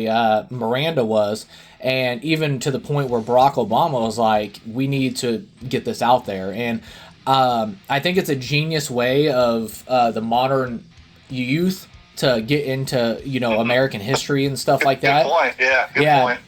So I thought it was just pure genius. I thought the lyrics, I thought how they set it up and stuff like that was very, targeted to the youth of today, and just a genius way to do it, because I had so many people after this like, I didn't even know that about American history, which is very disturbing to me, but also at the same time, I'm glad, they're getting into it. So it's a cool way. Like I said, we talked about this before. I think ground zero for me learning anything always started with movies. Like if Definitely. I'll take, The Northman, for instance. Like I wanted to get into more Viking stuff. I, look into, Greek mythology, blah, blah, blah. It's like, it's always those ground zeros that get you to look at that. And I think now that Hamilton is out there, it gets a lot of youth and people to look into American history a lot more in depth, because it's more of a, hit kind of approach to it. And I love that it sparked that. But I thought the lyrics were kind of genius, how he fused it together. Like I said, being more modernized and stuff like that. Wait for it. I still get goosebumps every time I hear that song. It's so good. Not throwing away my shot. I mean, I could go down the list of all the great songs they have in this. My wife and I, we watched this movie, and when we got done, we immediately bought the album after we were done. It's just like, it has that effect. Like I said, it's not going to be for everybody, which, of course, it hits everybody differently, but I just thought it was a genius. I just thought it was genius. And once again, I keep repeating, but how it sparks to today's youth to get them into it, and then also just how he made it. And I think Miranda, he went on to do like Moana and lyrics for that, so many catchy songs. I think the dude's just an absolute genius. Yep. So I think the dude just did it phenomenal, and it all started with Hamilton. So it's in Hamilton will go on, I think, with like Rent and all these other Broadway plays and stuff like that. I think we're in the era of we're seeing something very special on Broadway of being birthed in front of us. So it's pretty cool. Yep. But yeah, coming in at number 30, we had Lin-Manuel Miranda's Hamilton. So at number 38, we have Joseph and Vanessa Winter's Deadstream. Now, I know for a fact that you have seen this, Chad, because we watched it together. So absolutely. I'll take this one away, man. Oh, I love this film so much. Once again, I'm going to throw this out here. These low-budget, genius ways of how you can make a horror film in such a unique new way. It's this, it's first person and all that stuff. It's like kind of it is found footage, but it's a genius way. Like I said, the found footage is kind of getting worn out ever since like Paranormal Activity and all that stuff. They kind of wore that stuff out, but this is such a fresh, unique take on it, and it's so good. And then of course, what is it? I just lost it. But anyways, Joseph Winter, who's also the director of it, he stars in it, so he's the main dude in it, and it's so phenomenal. It's through a GoPro the whole time. It's about a YouTuber that got canceled, and he's trying to get his career back and stuff like that. So he goes and visits what he thinks is supposedly a haunted house and spends the night in there by himself, but come to find out the actual house is haunted. So I'll leave it at that, but Chad, I'll let you take it away. Deadstream. So. Yeah, it was fun. I was in Indiana and got a chance to watch this with James, and it was very, very fun. They said as found footage shot on a GoPro, it has that look to it, but and a lot of the images also include like he's wearing his headlamp thing, so you're like looking at things with like a spotlight on it basically, and very, very low budget, but it's fun. It was, even though there's a lot of found footage stuff out there, it was still unique in its own way. And Joseph Winter, he does a really good job of honestly just keeping you interested in what he's talking about, and the cancel culture message here, and the fact that for some of these folks, when they get they get canceled, that's it. That's all they know how to do. It's all they are. That's their identity. It's their whole personality is this, this streamer, this influencer, whatever. It shows the lengths that they could go to try to get back into good graces of everybody, and just a fun, some nice jump scares in it. Obviously when you're shooting a lot in the dark and you have this little spotlight, you're going to get the jump scares and stuff. But a fun very fun movie. I don't. It's not super long, I know that, but it was definitely a good time. So yeah, go and check it out. Enjoy it. It's a Shudder original as well. I know we talked about that on another one of your picks, and yeah, it's very very fun. Go get Shudder if you don't have it, and watch Deadstream. Yep, and then I went out and got the steelbook because Walmart had an exclusive steelbook there for a while, and I ended up snagging it. And then, of course, I just found out a couple days ago that Arrow Video was actually going to do a box set of Deadstream, so they got a couple of the Shudder originals and stuff like that. But Deadstream's going to get a box set, and I'm so excited because I'm definitely snagging that bad boy. But no, and then of course I thought it was so funny, and I'll leave it at that. I won't tell you why, like spoilers wise, but there's so much duct tape used in this thing. It's so funny. So. That's true. But anyways, all right, so coming in at number 37, this is another film. I'm not sure if you've seen it, Chad. Coralie Fargeet, hopefully I don't butcher that, is The Substance. Have you seen that yet?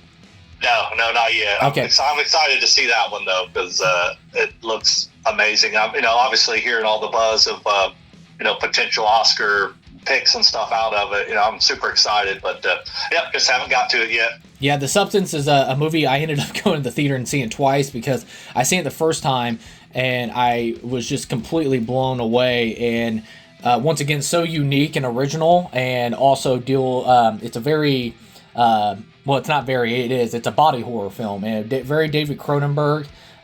It's phenomenal what they achieved in this, and very original how they approached it. And then also, I explained to people because they were just so shocked of like why Demi Moore is getting so much Oscar nomination consideration is because she's just phenomenal in this film, and she's fearless in this film, and then also the underlining message of how the beauty standards that we put on women today, and then also that they get to a certain point in their career that you're just basically your career's expired and you have no worth anymore. And I just think there's insanity that happens in this, like body horror wise and craziness and action scenes and blah blah blah that happens in this, but when you get past all the craziness, it does have a very emotional, strong message of the beauty standards and how your career, that you still have worth and stuff like that. Because we even see it, we talk about it too, that life imitates art, and that's it's one of the things too in this is like we just got done with Michelle Yeoh, who just came off winning an Oscar for Everything Everywhere All at Once. In her speech she said, always remember you're never past your prime, because women and even men as well sometimes, and when they get there you're past your prime. You're not in that, because you're old now, you don't have any worth when it comes to cinema and stuff like that. And I just it's a tragically beautiful message and stuff like that they explore in this. And I think Coralie? I think that's how you're saying it. Coralie. I think she did a phenomenal film. If you haven't seen, she did another film called Revenge, I believe it was called. Sorry, I'm in the middle of typing, double tasking here. But she does such a good job. It's beautifully shot. I could not get over all the craziness I was looking at. Like I said, it's originally its own, and it was my number 3 favorite film of 2024. I just think it's so good. And then I'm trying to find her movie that she did. Revenge. So Revenge came out in her that was her debut film in 2017. I own that. It's an insanely good film as well. Definitely watch it. But yeah, she's another director I think we need to keep our eye out for, because I think she's a unique voice and does a fantastic job with this film. And I love all the roses that everybody's throwing at this film, because it's unique and it's one of a kind and a fantastic film. So definitely The Substance is going to be on the list. Awesome. Going on to the next film, and this is a film that we both have seen as well, is Edward Berger's All Quiet on the Western Front. And I'll let you take that away, Chad. Sure. That is a kind of a remake of the 1930s version, All Quiet on the Western Front, and there was also a very famously awesome book about it, but it takes place during World War I. It's from a German soldier's perspective about what happened during World War One, and it's oh man, it is a long movie, 2.5 hours long ish, but man, it goes by quick, and it is it's brutal. I mean, for me, it's like it's on par with like Saving Private Ryan. It puts you there with them, and if anything's more terrifying than that, I don't know what to tell you. But from anything you can imagine, the terrors of war, from being on the front lines, being in the trenches with them, and then getting kind of to see from the more the politician side of things as well, to who makes these decisions on who lives and who dies. I mean, it's terrible and terrifying in every way.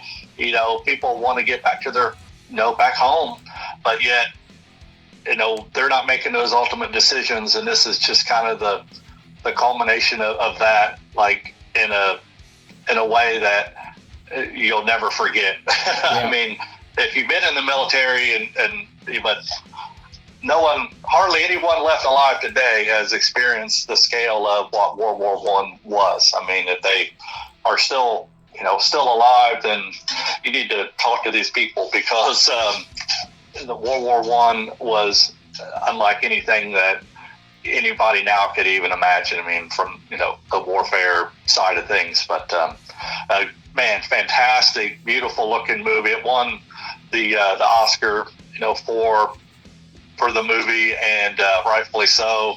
A great cast of characters once again, and it always comes down to that. If you don't have good actors in these things, and it's not gonna fly. But just brutal, very honest kind of a movie. A good movie for folks out there who are trying to teach. Once again, you mentioned what Hamilton has done, to get people interested in that time period. This is kind of the same thing. I mean, you got to know, you can't be blind and dumb to what's happened in the past, and this is one of those movies where it really opens your eyes on what happened during World War One. So definitely, just from a historical perspective, check it out if you haven't seen All Quiet on the Western Front, and enjoy. It's amazing. Yeah, and then it's one of those films too that I try to warn people too. It's not an easy watch. It's a very, and it's not supposed to be. That's the message of the thing. It's like, shouldn't be. And they were just like, I was never happy through this whole film. That you're not supposed to be. It's kind of like Saving Private Ryan. Like, war is still I still think just a disgusting thing that we're still doing today. It's people killing other people, and some situations I understand that it's necessary, the protection of countries and all that stuff. And then in a lot of ways, it's war is still one of the most disgusting things that we're still doing thousands of years later. And it just, I don't know, just it's so heartbreaking to see, because at the beginning of this film, which is crazy, Chad, because I was going to tell you, Felix Kamir, the guy that you follow, the kid that you follow the whole time, this was his acting debut. He's never acted in anything. So that's right. Yeah. Wow. It's just like he's so good in this. And then also I know that he's going to be in Guillermo del Toro's upcoming Frankenstein movie too. So nice. So I was glad to see that. But no, just a phenomenal performance. He was one of my favorite actors of 2022. And then, of course, All Quiet on the Western Front was one of my favorite films of 2022. And like I said, it's not a feel-good movie. It's not supposed to be. And you see this kid at the beginning that's so excited because the society around him gets him all hyped up that it's a great thing to join the military and go to this war and all that stuff. Yeah. And then him and his friends, join the military thinking it's, today too, I've seen so many people play Call of Duty. I'd love to go in the thing. And then, you just don't know the horrors of war. And it's tragic to see and stuff like that. War is not fun, is basically what I'm trying to say. And it's tragic what happens in this film. and what he sees and what he goes through and stuff like that. It's crazy. I wouldn't say it's on the perfection scale of Saving Private Ryan, but it is one of the greatest war films ever made, and I think it's one of those cases too as well. A lot of people don't talk about as well is I think it's one of the better remakes. I think it's better than the original. Oh, so, without a doubt. Yeah. They definitely took advantage of the times and made something that is just, like you said, hard to watch a lot of times because it is just so brutal. But it is the truth. It's truth in storytelling that this is something that we don't want. We don't want to be a part of. We don't want to continue to fight wars over nothing, over territory. It's ridiculous that as a society, it's still something that is happening today. So and then the Oscar nominations come out tomorrow. Is the time that we're recording this. I'm actually going to post this podcast after the Oscars, or after the Oscar nominations and stuff like that. But James Friend, who did the cinematography for this, I think he's going to get another. He ended up winning for best cinematography at the Oscars, and I think he's going to get another nomination this year for the movie Conclave, which was also directed by Edward Berger, stuff like that. So very beautifully shot film, and it tragically beautifully captures the horrors of war. It's so good. But all right, coming in number 36, we had All Quiet on the Western Front. So moving on to number 35, which I believe is a film that we both have seen, is Yorgos Lanthimos' Poor Things.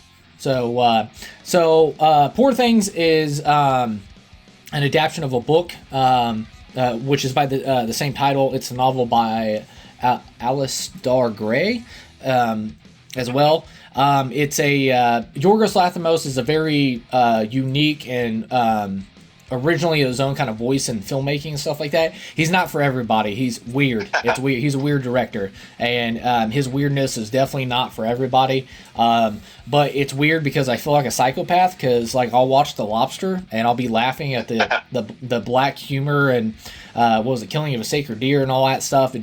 I think he's such a unique filmmaker and stuff like that, and he's not afraid to tackle corners that a lot of filmmakers today go nowhere near. So I'm glad that he's allowed to flex his voice as a filmmaker and stuff like that. But also at the same time, he's not going to be for everybody. And I jumped up and down because I think she is. Let me get to the other cast. You have Willem Dafoe, Ramsey, Christopher Abbott, and Mark Ruffalo is just they're all phenomenal. Especially Mark Ruffalo, he's insanely good in this. But the number one standout, the fearless performance of not just the decade, but I think it's for the ages, is Emma Stone in this film. She's absolutely phenomenal. I jumped up and down when she won the Oscar for Best Actress, because I truly, and once again, I to this day, I still truly believe she gave one of the most fearless, greatest performances of all time. She's phenomenal in this film and absolutely deserved the Oscar. I know we're getting to the point where it's kind of an annoyance in the Oscars is we go to like the fan favorite and we hand these Oscars out to that, like it's recency bias, blah blah blah, and all that stuff. But I really thought they were going to skip over Emma Stone, because I was like, she's the best performance of the year. There's nobody that's touching this, and she was, and she got the Oscar and stuff like that. It's probably my favorite combination of Oscar wins of actor and actress, because Cillian Murphy won that year and Emma Stone. So what a combo. So, but anyways, yeah. So Poor Things, it's very weird. It's not for everybody. There's a lot of nudity. There's a lot of craziness that happens with this, and but it's very deep into the messaging of how women are treated in the world, and how men can be pigs. So it's just like, but yeah, definitely check it out. It's by Yorgos Lanthimos. It's if his style is not for you, if you don't like The Lobster, if you don't like Killing of a Sacred Deer, if you don't like The Favorite, if you don't like that kind of dark humor that he brings, this probably isn't going to be for you. But he's weird, but he's my kind of weird. So, anyways, Poor Things. Yeah, that's a good way to put it. Definitely. I mean, there are some strange considerations for camera shots and like lenses and things that are going on that can be kind of jarring when you first watch it. Like, why are we looking out of like a fisheye lens all of a sudden, and what's happening here, and it's very fantastical in the storytelling, and it's a retelling of Frankenstein kind of a story, and but in a very, very good way. And you're 100% right on Emma Stone's portrayal, and she definitely deserved to win that, and it definitely felt like she could have been definitely overlooked. You don't. It's a weird enough of a story that that's kind of a strike, and then the fact that there's a lot of nudity in it with her, and just her like sexuality in it, stuff like that, is just it can turn off the Academy a lot of years, and it would. So it's nice that she got the recognition for a very hard subject to portray, but she did it in such a good way that she absolutely deserved all the accolades for it. So great movie. It's streaming now, so go watch it if you haven't. But it isn't for everybody. So if you get halfway through it and feel like what the heck am I watching, it might not be your cup of tea. But if you can get through it, you definitely, I think it'll have you thinking about it for days, weeks to come. Like I think I kind of want to watch that again. It's just one of those movies. Yeah. You got to too. The I forgot to say something about it. The visual uniqueness of what Yorgos does with this. It's like very kind of off the pages too, because there's some art in the chapters that just look insane. But he actually pulled those off the pages and brought them on the screen. And it was crazy, like, because it literally looks like a painting, like a portrait painting at some points in this film, and just it's beautiful to watch and stuff like that. But it's very unique, and not just visually in the style, but storytelling and stuff like that. And once again, Emma Stone, she pulls out every single tool from the tool bag and shows the range of why she's one of the best actresses living today. Definitely. Yeah, she's still young, even by actress's standpoint. She's still young. She's got a lot of good movies left in the tank. Yep, and 2 Oscars under her belt at such a young age. It's crazy. So it's awesome. So crazy. But kudos. But there was Poor Things 35. So at number 34, we have Osgood Perkins' Long Legs. Who's next? Have you seen this? You've seen this, right? Yeah, I have. Yeah, Okay. I've seen it. I watched it probably 2 weeks ago, 2 or 3 weeks ago now, and it is. It's a horror genre movie. Visually very, very cool. It's got Nicolas Cage in it, and I saw a lot of build up, to this. When it was getting ready to come out, they must have spent, I don't know, $50 million on the ad campaign for it. There's a ton of hype for it, and almost maybe to the point where your anticipation of it is so high that it's hard to to live up to it. But I thought it was a very interesting take on a horror movie, and Nicolas Cage in it, and this is the good and the bad for Nicolas Cage, because I think his commitment to the role was very good. It was a very disturbing, memorable character, but Nicolas Cage is Nicolas Cage. So even though he had these prosthetics on and he was doing some pretty crazy over the top acting for it, he was Nicolas Cage being Nicolas Cage. So I said it's hard to say that's bad, but it's just one of those things where he's so well known for the the over the top characters and stuff that he does, that you're just like, I'm watching Nicolas Cage do his thing. And but it's a horror movie. There's an FBI agent who's tracking this serial killer that's been at it for a long time. Come to find out that there's some occult things going on, and the FBI agent ends up having this kind of personal connection with the killers, played with Nicolas Cage, and it's very interesting. I liked it. It's a slow burner kind of thing, and if you're okay with that for horror, and like that, there are some kills and stuff in it, but for the most part, I mean, it's I think about it more like, not that it is, but like Silence of the Lamb-y kind of thing, where it's just more of getting you kind of in anticipation of things that are happening. So Nicolas Cage, then Micah Monroe, who plays the lead, the Agent Harker in that, does a really good job. You've seen it, definitely in the trailers. She's got the acting chops for it, and it's got Alicia Witt in it, which we love from everything in the original Dune, of course. But being a Dune fans, but I liked it. I had it on my original list. I'll let you fill in your notes here, but if you haven't seen it, you might want to give it a look. Yep.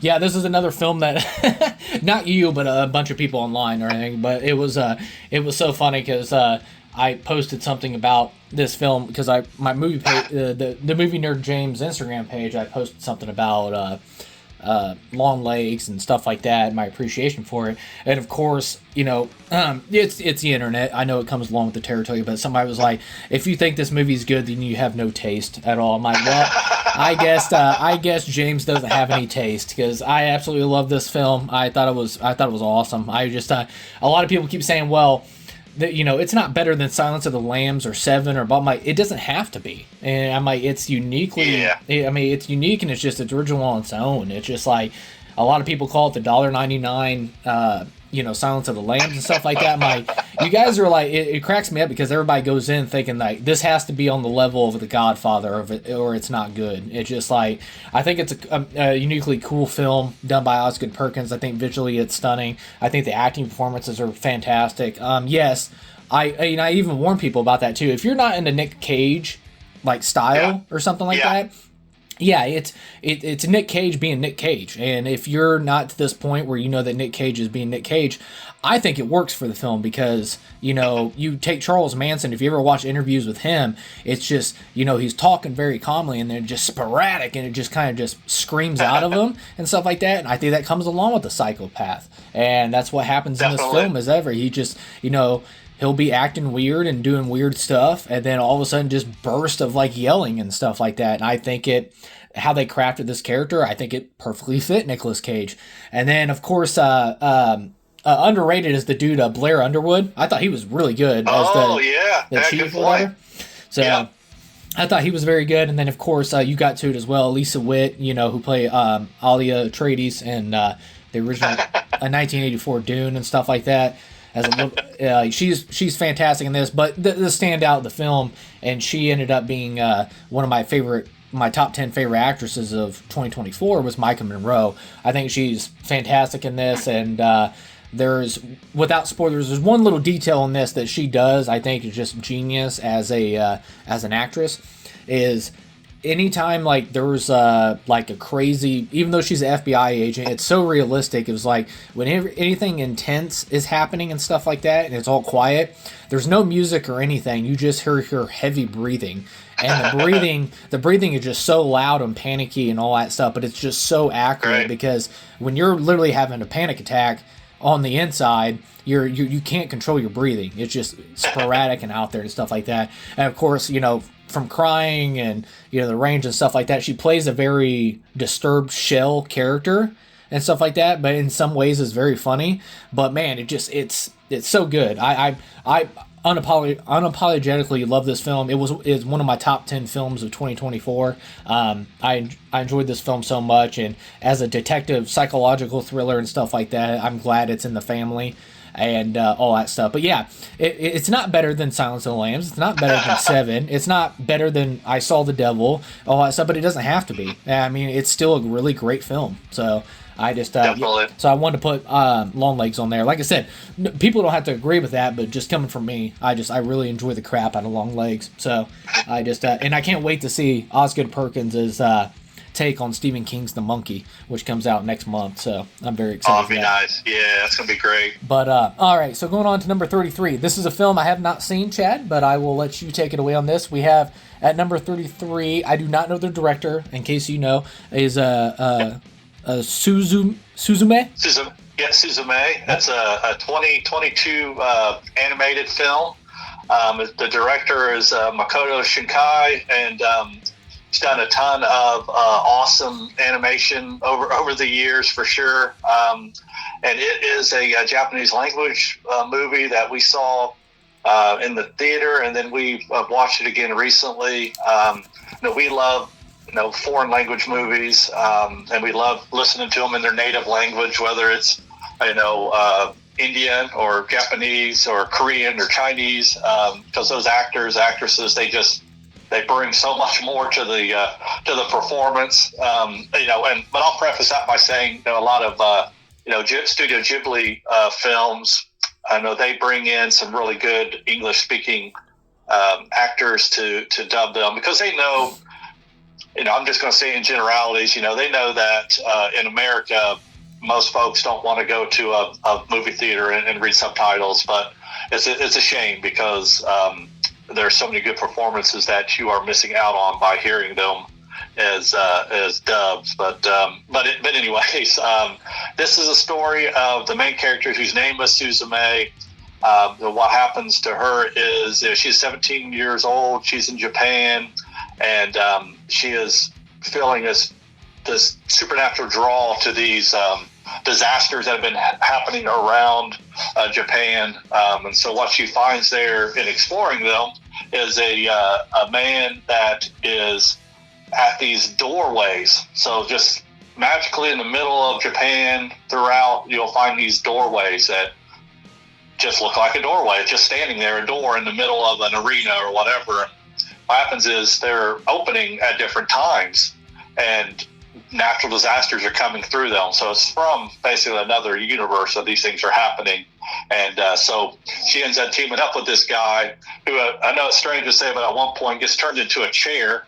And if you've seen, much, what Studio Ghibli or just Japanese made movies, things kind of don't make sense a lot of times, but, they have their points. Yeah. So he gets turned into a chair, and Suzume finds herself having to go explore Japan to stop some of these disasters from happening kind of on her own when he disappears. So it is a strange but beautifully done, show that if you have, an hour and a half and want to take a look at it, you should, because it definitely a good anime that will get you excited for, other things if you haven't got into the genre, because it's so well done, and just a beautiful movie. Things that in animation that you can't do in live action, this is a perfect example of it. And check it out. It's available to stream kind of all over the place. So Suzume 2022, give it a shot. I think you'll really enjoy it. Yeah, and then coming in at number 32, I don't know if there's a film you haven't seen or not. It's Anders Thomas Jensen's Riders of Justice. Have you seen that? No, I haven't. Honestly, I haven't even heard of that one. Okay, this is Riders of Justice. Yeah, so this was my number 2 favorite film of 2021. It was it literally is an underrated gem that I think people should check out. It's a Danish action comedy film that stars the biggest name is, of course, Mads Mikkelsen. Or not Mads. Yep. Yeah, is it Mads Mikkelsen? It's Mads. I don't know why I'm thinking of Ben Mendelsohn there for a second. But anyways, Mads Mikkelsen. Yeah. Anyways, duh. Anyways, he's known for a bunch of roles in American movies, and then of course, he was in Hannibal, and then Casino Royale, blah blah blah. He's just like a phenomenal actor and stuff like that. But this is it says it's a action comedy film, but it's also like a revenge film, which I'm a sucker for a revenge film, and but it's such a good film. I can't say it enough. I'm trying to keep the spoiler free, but just hopefully I do enough justice to make people check this out, because Mads Mikkelsen, I think he gives a career best performance in this. He's phenomenal. He's very unhinged and kind of he's in the military and stuff like that, and he comes back home after his wife passes away in a train accident or a bus accident. But it's also one of those things too that he's very he's very robotic and very programmed. That's a good name for it, but he's very programmed military wise, and just like there's no human left. He's just programmed that way, and the relationship with his daughter and stuff like that. Just like it's very emotionally, a lot of layers to it, and a lot of deep meaning to it as well. But a phenomenal film. Definitely check it out. Yes, there's going to be subtitles. It's in Danish, the Danish language and stuff like that. But it's a phenomenal film with one of the greatest twists in the film and stuff like that. It's such a good action, good performances, and definitely check out Riders of Justice, a very underrated gem that came out this decade that stars Mads Mikkelsen, one of his very best performances, and definitely check it out. But at number 32, we had Riders of Justice. Very cool. Yeah, I was looking at the IMDb when you were talking about it, and yeah, I see some cool looking shots there with Mads, and yeah, he's phenomenal, of course. So I need to, like I said the other day when we start putting our list together, there's a lot of things on there that I definitely want to get on my watch list. So it's nice to do these to kind of see those. Like, oh shoot, I'm missing out on stuff. Yeah, it's like I said, I can't say an underrated gem enough, because I know the American rights got bought. So I'm gonna assume in the next couple of years they're probably gonna do an American remake of this, which is gonna really keep me off. But but definitely watch this. Definitely watch this before they do an American remake, because this is it's a near perfect film. It's phenomenal. Just definitely check it out. It's so good. All right, coming up at number 31, gotta get cranking here. Here we go. Is Todd Field's Tar. Have you seen Tar? I have not either. Yeah. Okay. No Tar yet. So Tar is basically a very ballsy, which I applaud, because, like I said, I love it when directors take a risk and kind of go against the norm and stuff like that. It's basically using a female, but it's flipped the coin of cancel culture. So, and then also a character study. To show that just because you're a genius at something, or you're basically, if you're a genius at something, it doesn't make you a good human being. So, and when I got to Emma Stone, obviously that's going to be the best performance of the generation, but not far behind is Cate Blanchett in this. I mean, obviously Cate Blanchett has submitted some of the best performances of all time, but she is absolutely.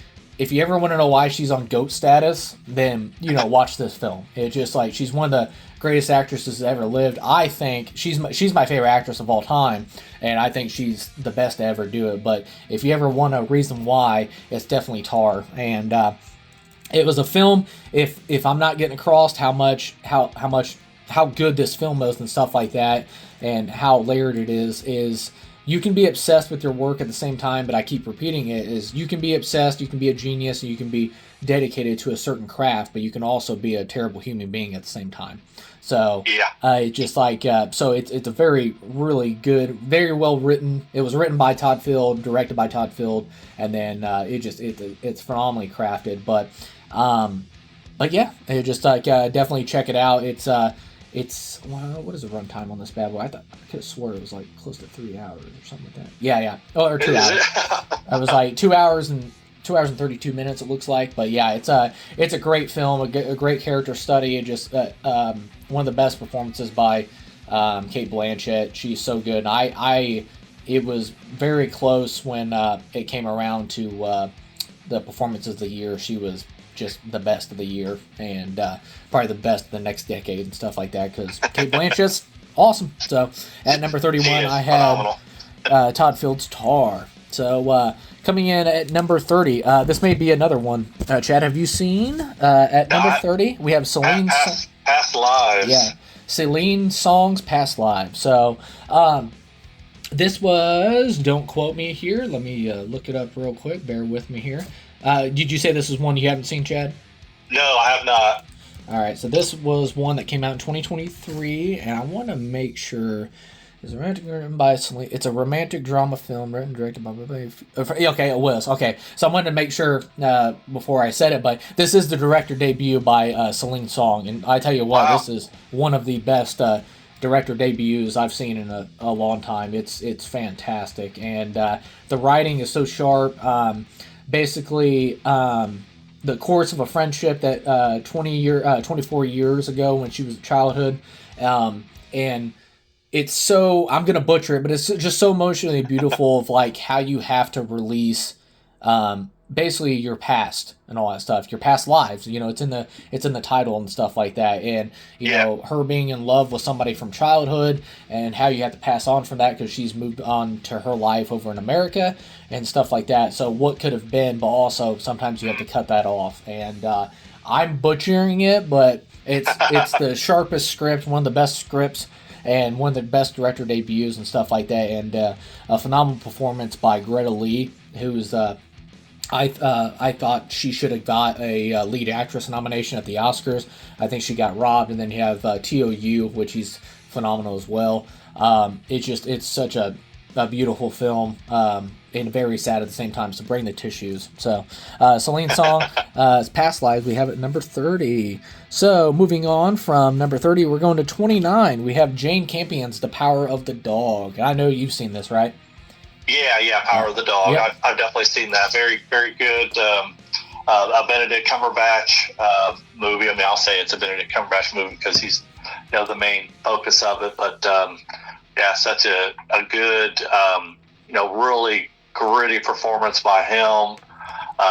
That's a 2021 movie that Benedict, he plays a rancher basically, and his brother, who's played by Jesse Plemons, brings a lady and her son to the ranch, kind of to introduce them and say, hey, you don't have a lady, and her husband has just passed away, and you can kind of take it from there. It's just, it's such a strange idea that is what would happen, but and so basically it's him learning more about her son, who played by Cody Smith McPhee, who's been in a ton of stuff, and he does a phenomenal job in this, along with Benedict and Kirsten Dunst. I don't think she doesn't get the credit that she deserves. She's been at it for a long time, and she is super raw and emotional in this, and does a really, really good job.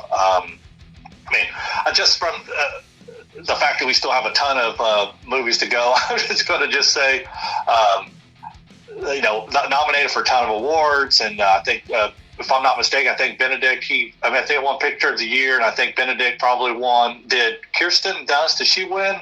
No, for supporting in that? No, the only person that won this, which I was going to get to as well, the only thing this thing won was Best Director, and that was Jane Campion. It got Best Director. Was it nominated for Picture of the Year? I don't know why I have that in my head, but it should have been. Okay. Yeah. Best Director for Jane Campion.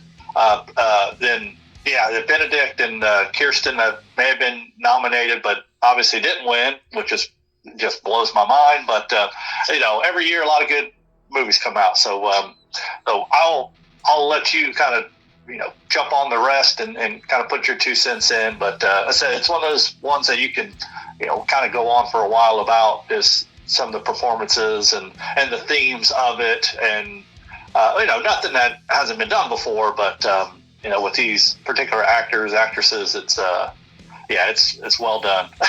Go ahead. Yeah, it was like Jane Campion, she ended up winning Best Director of the Year, and then she also won the Silver Lion as well. And then at the Venice Film Festival, it's a perfect directed film by Jane Campion. I think the best of her career, and she has a great movies in her filmography. But I just think The Power of the Dog was on another level. The tragic thing too, yes, it was done for Best Picture, but I still argue that this should have won Best Picture over Coda. Nothing against Coda. I think Coda's a fine film and stuff like that, but I thought this was the best film of the year. This is a film that unfortunately, Netflix is getting better at it doing the theatrical releases, but this was one that had a limited theatrical release just to make the awards. What is that called? Like qualifications of the awards. And I thought this was the best picture of the year. Yes, we were still recovering from the pandemic and things like that. But this Coda, it's one of those things. Like I said, it's the the kind of the recency bias of the Academy and stuff like that. That Coda ended up coming out later in the year and then all that stuff. But with this one, Yeah. I think The Power of the Dog was on a level of its own. I think Benedict Cumberbatch's best performance of his career so far, and I think he's it's between that and then of course the Illumination Game. Is that what it's called? Imitation Game. The Imitation Game, is that what it's called? But anyways, Yeah. he's phenomenal in that as well. But man, Yeah. he's fantastic in The Power of the Dog, and he's very scary too. So I was getting not Yeah, very, very scary. Yeah, Yeah, definitely for him. yeah, not the level of it, but I was definitely getting like Daniel Plainview vibes off of him. Like, That's good. Yeah, that's a good way to put it. And I'll just before we leave this one behind, I'll just say I don't have Coda on my top 50 for the 20s through now. Yeah. Not that it wasn't a great movie, but I'm just gonna say that's because I know we both had Power of the Dog on ours, so I'm just gonna throw that out there just for us personally. Yeah. It just, I thought this should have won Best Picture. Like I said, Coda ended up winning, and I'm just like, all right, it's one of those things. Like, I just didn't understand that Jane Campion wins Best Director, but it didn't win Best Picture, so it's crazy. But the Academy. But anyways, number 29 we had Jane Campion's The Power of the Dog. All right, going on to number 28. I don't know if you've seen this yet, Chad. I know definitely have not. I've been talking your head off about it because I loved it. Coming at number 28 we have Adrian Buse. Crap, that's French. Adrian Bue. Adrian Bue? I think Adrian Bowe. Adrian Bowe's the Vordelok, or in French, Le Vordelok. Le Vordelok. Very cool. A very inspirational and a film that I extremely admired. It was one of my top 10 films of 2024. I absolutely adored this film. It's a very low budget, but has its own unique, not just style and look, but it's just atmosphere-wise, like what he brings to this and stuff like that. It's very haunting, at the same time, very dark comedy in there as well. It's listed as a French drama horror film, but there's stuff in there too from the lead performance, and once again, hopefully I don't butcher his name, is Casey Matite-Clean, as how I think you say it, is he's phenomenal in this. And of course, Adrian Bowe does the voice of the Vordelok in this. So the director Nice.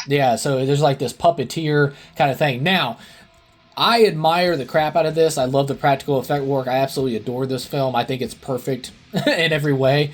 I'm curious what the budget was. What was the budget on this? So it only says the box office was $78,000. So that shows you how much the limited release it had on it and stuff like that. But man, it's on Amazon Prime. I watched it. I ended up renting it, but I loved it so much. After I got done watching it, I bought it. It's such a unique and very good film, and I loved every second of it. I love the filter and the lens that they use in this. It just makes it feel like its own. And then, of course, he does this. He looks through a little telescope that he has and stuff like that, and they do this like circle shot that I absolutely fell in love with. And there's also like nightmare aspects and stuff where it's just nothing but a black room with a little bit of candlelight and stuff like that. So it's so suffocating but beautifully done. I loved everything about it, and I cannot recommend this enough. It's called The Vordelok, and it's available to rent and stuff on Amazon right now. Definitely check this out. If it's a low budget filmmaking, but it bleeds so much dedicated heart, and it's just beautiful to watch. And I had to put it on my list because it's one of my top 10 favorite films of 2024, and I think Adrian Bowe, what he did with this was phenomenal. So definitely check it out. So It's great. That sounds cool. I was looking at the IMDb when you're chatting about it. It looks crazy. I mean, in a good way. My kind of crazy for sure. So I'm going to check it out. I think you said on Prime, so I'll put it on my to-do list for sure. It looks like something I would enjoy. Yeah, and then a lot of people too, I don't know if it'll take them out of the film, but I absolutely adored it. It was very Guillermo del Toro, Mike Mignola, but the puppet that they use in this, that they steer and all that stuff, I dug the crap out of it. I think it looks awesome. and but it's the puppeteer on this thing is very like a Mike Mignola's Hellboy kind of design to it, and I love it so much. And then of course the director Adrian Bo's voice over top of it, and in French, it's dark and growly and all that stuff. It's man, it's so good. I love it so much. But It's awesome. All right, so coming in at number 27 is a film I know we both have seen. Is Ila Schulers? Hopefully I said that right. Schulers?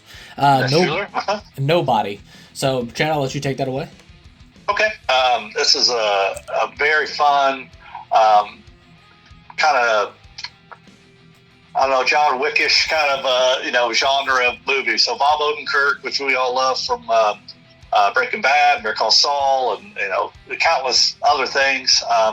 He is a character named Hutch, who we come to find out, very unassuming guy. Him and his wife and kids are home, and he's just a regular guy. And then of course, word comes out that after getting robbed and him trying to find a gift that his daughter had given him that the robbers have taken, you come to find out that he was actually kind of a secret agent, kind of spy guy, that is going to kick butt and take down the name. So it's very action packed. It's got a really famous scene, by now anyways, famous on the bus where he's beating up a bunch of thugs on there just basically because he wanted to. It's like they were being a pain in the butt to the other bus goers, and he just wants to, blow off some steam. So he beats these dudes up, and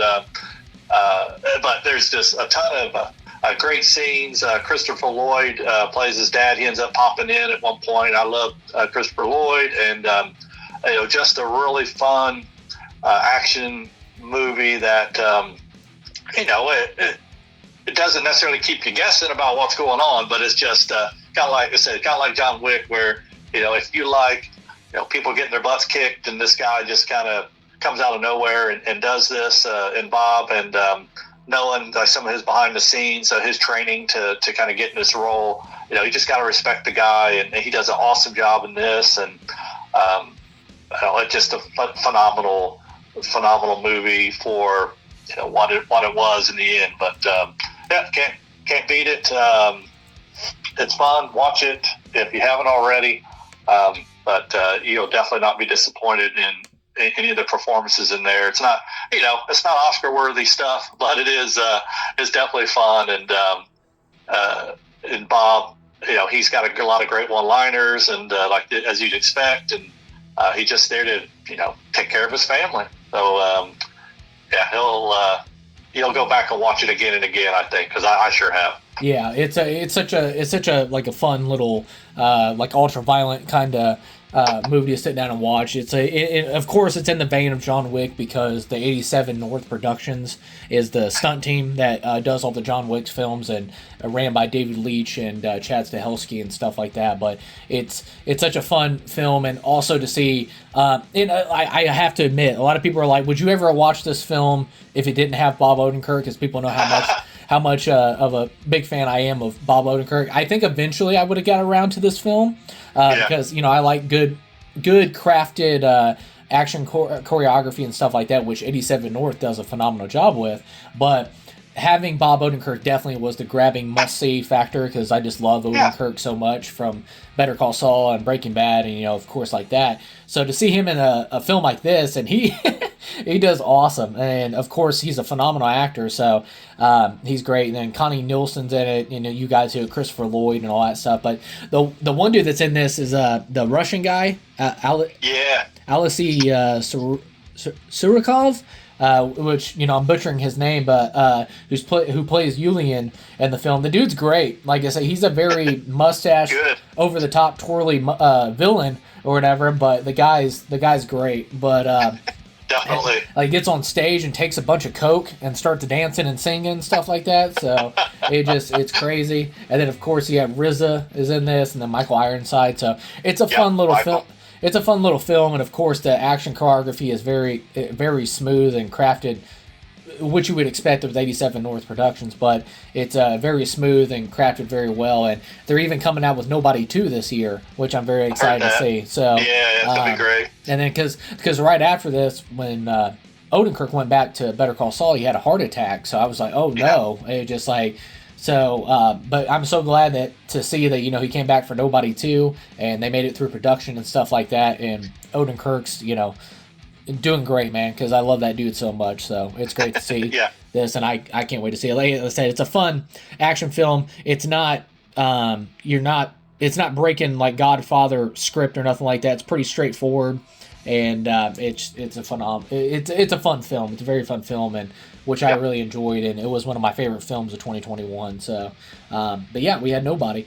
Coming in at number 26, we have Joachim Trier's The Worst Person in the World. Have you seen this, Chad? No, I'm looking at our list. Actually, the next few on there I haven't seen. So okay. I'll let you go in. I'll interject where I can on actors, actresses. Give you any of my tidbits. But right now, no, I haven't seen The Worst Person in the World. Yeah, The Worst Person in the World. It's a very it's a character study which you follow a 4-year life of Julie, who's played by I just lost her name. I think my cursor just jumped up. Renate Reinsve. Hopefully, I'm not butchering her name, but she is phenomenal in this film. Also to the point where it's once again it's in the title, The Worst Person in the World. It's not a character that you're supposed to like. In some cases you do like. There's some cases you want to punch her in the face. There's, some cases that, she's the worst person in the world. All that stuff. And you follow that character. And it's such a good crafted script and all that stuff. It's a phenomenal film. It's one of the best, for sure, of the decade. I would say probably, if we had to do a power ranking, this would probably be in the top 10. It's just one of the best crafted screenplays that a lot of more people need to see. Phenomenal film. I'm trying to think because... I'm trying not to, stall here so much. I want to say it did win for Best International Film, or maybe it won The Worst Person in the World. Sorry, bear with me here. Worst Person in the World, blah, blah, blah. But yeah, I can't say enough about her performance in her hang. It's one that, if we're getting to the best performances of the decade, this is definitely going to be in there. So let me see here, because I know it for sure won an Academy Award, but I think it won for Best Screenplay. And that should, it was nominated, so it didn't win anything, but that's a bummer. Anyways, it was nominated for Best International Film, it seems like, and then Best Script as well. So, Best International Film, Best Original Screenplay, blah, blah, blah. And yeah, and it totally deserves it too, because it is one of the best films of the decade, without a doubt. A very character study. And then, of course, I see this complaint happen, not just in this movie, but a bunch of other movies. People say, well, there was no characters I could root for in this and stuff like that. And sometimes that doesn't come with the territory, and this is one of those instances with the film and stuff like that. But yeah, there's nudity and stuff like that in the film, so just forewarning, don't watch it with your mom or dad or something like that. It just but definitely a movie, one of the best of the decades. I'm probably butchering my praise for it and stuff like that, but any words of praise definitely needs to be thrown at this movie, because you definitely people need to check it out. Definitely put it at the top of your list. But coming at number 26, we have The Worst Person in the World, and then moving on to the number 25, we have Justine Triet's Anatomy of the Fall. And this is one you said as well you haven't seen? No, I haven't seen this one yet. Okay, so this is one of and I know I keep saying it, but it's one of a bunch of freaking bangers, man, that came out in 2023 of the best crafted screenplays. And this is just a perfect screenplay. And man, let me tell you, and it's one of those things without spoilers and stuff like that, but there's so much juggling. It's a roller coaster from beginning to end. It starts with a woman suspected of her husband's murder, and their blind son faces a moral dilemma as the sole witness. So the father falls, or did he fall from the third story or second story, top attic window of their house, and falls and crushes his head and ends up dying. But like I said, I'll take it from there. And they suspect the wife of murdering because turmoil and stuff going on between them, and then their son, of course, that's blind and stuff like that. not because he's blind, he can actually hear, arguing between the parents and stuff like that. So it's just a crazy roller coaster. So I would think it would be it's more of a courtroom drama as well. So half the film is, the events of him falling and different vantage points of how he could have possibly died, and then of course it's a large chunk of it takes place in the courtroom. And Sandra Hüller gives one of the best. Like, she got nominated for Best Actress and stuff, rightfully deserved and stuff like that. And she's a phenomenal actress, and she blows me away in this. But that is at number 25, Anatomy of a Fall, one of the best screenplays and one of the best films so far in the decade. Definitely check it out. And then going on to, I'm starting to lose my voice, Rose Glass is at number 24 with her Love Lies Bleeding. And I got to it before. I loved her director debut of Saint Maud, and she continues that with Love Lies Bleeding. Was this another one that you haven't seen, Chad? Yeah, I have it in my watch list, and I knew we were going to talk about it. I wanted to get up on it, but I just haven't had a chance to yet. But it looks I know it's got Kristen Stewart in it, and the main gal in it. I don't know how to say her name, but I know you're really high on her. Said that she does a phenomenal job. Yeah, Katie O'Brien, she is phenomenal in this film, and she was one of my favorite actresses of 2024. She's absolutely incredible. Kristen Stewart also as well. She's incredible. Their chemistry. The best way to describe this, it's muscle. It's ripped, very sexy, and very bloody, and that's the best way I can explain it. And it's very unique. It's one of a kind, and it's wholly original. So I really enjoyed this. Me and my wife, I watched it in theaters, and I was like, man, from cinematography, like visual aspect, I think Rose Glass has her own kind of visual fingerprint that's originally her own, and this is like very neon with the neon lights and very bright and stuff like that, and then does some crazy like, I don't know how to explain it, like crazy effects and stuff like that, like her tripping because she takes steroids in this, so she has these like roid rage out, and then also she starts to experience, it's so funny because they tell you not to get performance enhancing drugs overseas or stuff like that because you don't know what's in it, and then she starts having side effects of these stuff, and I'll leave it at that. But it's crazy, but I don't know if it'll work for everybody because there is some crazy over the top stuff that happens with it, but I dug it. Especially in the third act, there's something that happens that I think a lot of people are going to find goofy, but I found it very I don't know, like very kind of emotional punch. I think it works very well as you view somebody larger than life that means so much to you. So it's I'll leave it at that. But yeah, the third act, it's kind of goofy, but I don't know if it'll work for everybody. It worked for me. I loved it. So all that stuff. But yeah, coming at number 20 at 24, definitely check out Love Lies Bleeding by Rose Glass. A great, unique, and one-of-a-kind movie of its own. But and then coming in at number 23, we have Thomas Vinterberg's Another Round. Is this one you've not seen as well? I have not seen it. Well, even though I know it's got Maz in it, which, I love him, and I should have seen it. I just haven't. Okay, so yeah, and then Chad has already got to it too. I got to Riders of Justice, and if you want to talk about a number, probably top 3 of his greatest performances is Mads Mikkelsen in this, which is directed by Thomas Vinterberg, which they reteamed because Thomas Vinterberg also did The Hunt with Mads Mikkelsen. And if you haven't seen The Hunt, definitely watch The Hunt because that movie's crazy good.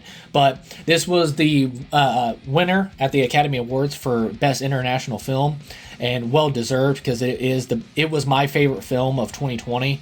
It's perfect. A very midlife crisis that Mads Mikkelsen is a teacher, and basically a midlife crisis of he even seems like his wife does his wife find him boring? Basically it's a midlife crisis. It's the best way I can describe it and stuff like that. So him and his friends, which you'll see why you have the positive side of it, which I don't know if there is a positive side, but you'll find out in the film, is him and his friends decide that I think it would be more relaxed and stuff like that, because supposedly it opens up something in your mind, and they prove the health science behind this, but it improves your not intelligence, but it opens up and makes you relax more if you're drunk. Well, not drunk, but if you're drinking, it opens up, that thought process and all that stuff. So when he starts doing this, Mads Mikkelsen's like students find him more fun. His wife finds him more fun and stuff like that. But can you abuse that? So, and I'll leave it at that. So, but yeah, Another Round, it's so good, man. I'm telling you, it's the best film of 2020, and I absolutely love this film. A great performance by Mads Mikkelsen. It's perfect, and it's so good. I had Jessica sit down and watch this, and she really enjoyed it, and anytime I can throw this film out to everybody, I'll literally just chuck it at them. I'm like, you got to watch Another Round. So it's one. And Chad, we talked about before this. I was like, you need to send me a list of the films on this list that you haven't seen yet, and I'll power rank them of ones you need to get to. And this is probably top 3. This is definitely top 3. So okay, cool. Yeah, I definitely would like to do that, because so much comes out, and I like to get caught up on some of the things I've missed for sure. Yeah. So, but yeah, it's a great film. Like I said, it's very grounded too. It's a group of friends and how they tackle drinking and all that stuff and midlife crisis. I can't say that enough. It's like it's the best way to describe it. And there it is. Oh crap! I was looking for it. Sorry, my computer. It's like 4 high school teachers consume alcohol on a daily basis to see how it affects their social and professional lives. So I'll leave it at that. It's just like it's crazy good. It's so good. And then it is in what is the language? Is it Danish? I think it's Danish. Is it Danish? Yeah, I think it's a Danish language and stuff like that. But it is foreign language, so you will read subtitles, but. Get over the subtitle barrier. It's a phenomenal film. Definitely check it out. But coming in at number 22, we have Chad Stahelski's John Wick, Chapter 4. And I'm losing my voice. I'll let you take this away first. I'll do the next couple of them, like at least the heavy lifting on them, because I know these movies well, and then I know the next one. I don't think that you've seen it anyway. So just to. If anyone, for some reason, hasn't watched any John Wick movies, you know that Keanu Reeves is John Wick. He was a hitman assassin for this group, and at one point he was able to kind of leave the group and start a family, and then what happens in John Wick 1. So this is kind of just continuing on that in that vein where he's worked with all of these criminals and underworld people for years and years and years, and now he's kind of on the run from them after leaving and then coming back and killing a lot of the members. So there's a lot of butting heads between all the folks in this. And in this case, you got John Wick played by Keanu Reeves, and then the main kind of protagonist antagonist in this is going to be Bill Skarsgård, who who he kind of meets at the end to kind of put this to bed that he's betrayed them, and now they want him dead. So he ends up doing a duel with Bill Skarsgård, and then you can't leave out Donnie Yen, who plays Kane, who is an assassin as well as part of this group that who's actually blind in this, and plays it very well. Everybody, you love Donnie Yen, you love him for his martial arts ability and his choreography and everything. So if you're familiar with the other John Wicks, this won't disappoint as far as the action part of it goes. The gunplay and then just the hand-to-hand stuff is so well done. It doesn't probably blow your mind as far as new genre busting storylines or anything like that, but it's just a really well done movie that has a ton of good actors and actresses in it, a ton of action, very much in the same vein as the other movies, just obviously add its own twist to it, in different locales, different methods of fighting, and just they're trying to keep it fresh after you get through 3, where it's a lot of the same. They kind of try to put a different little slant on it, but you're going to see Lawrence Fishburne again, and then Ian McShane.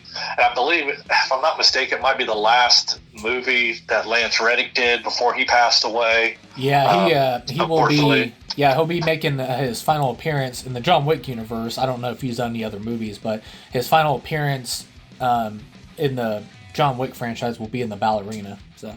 Oh, he did get ballerina footage in. Okay, that's great. But yeah, Lance, we've seen him in all of these, of course, and then he has a huge, filmography, and that's unfortunate, with his passing.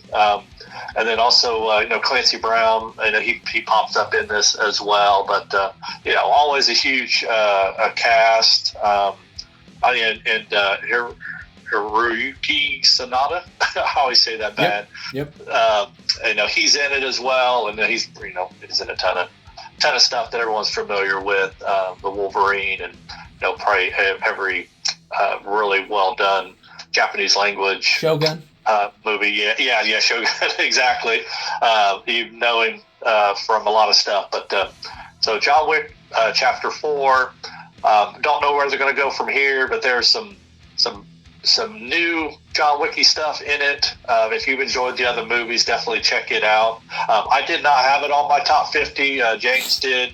But it's not to say that I didn't enjoy it, because I sure did. And just check it out if you haven't. Yep. John Wick 4. Yeah, the John Wick 4, it's crazy because, you're four installments into this franchise, and Chad Stahelski does the incredible achievement of making me... I think these feel like the Mission Impossible movies. They keep getting better with each film. Yeah. And that doesn't happen with franchises like this. It's just the weirdest, unique, weird, and a great achievement, because I just think each film gets better with each installment.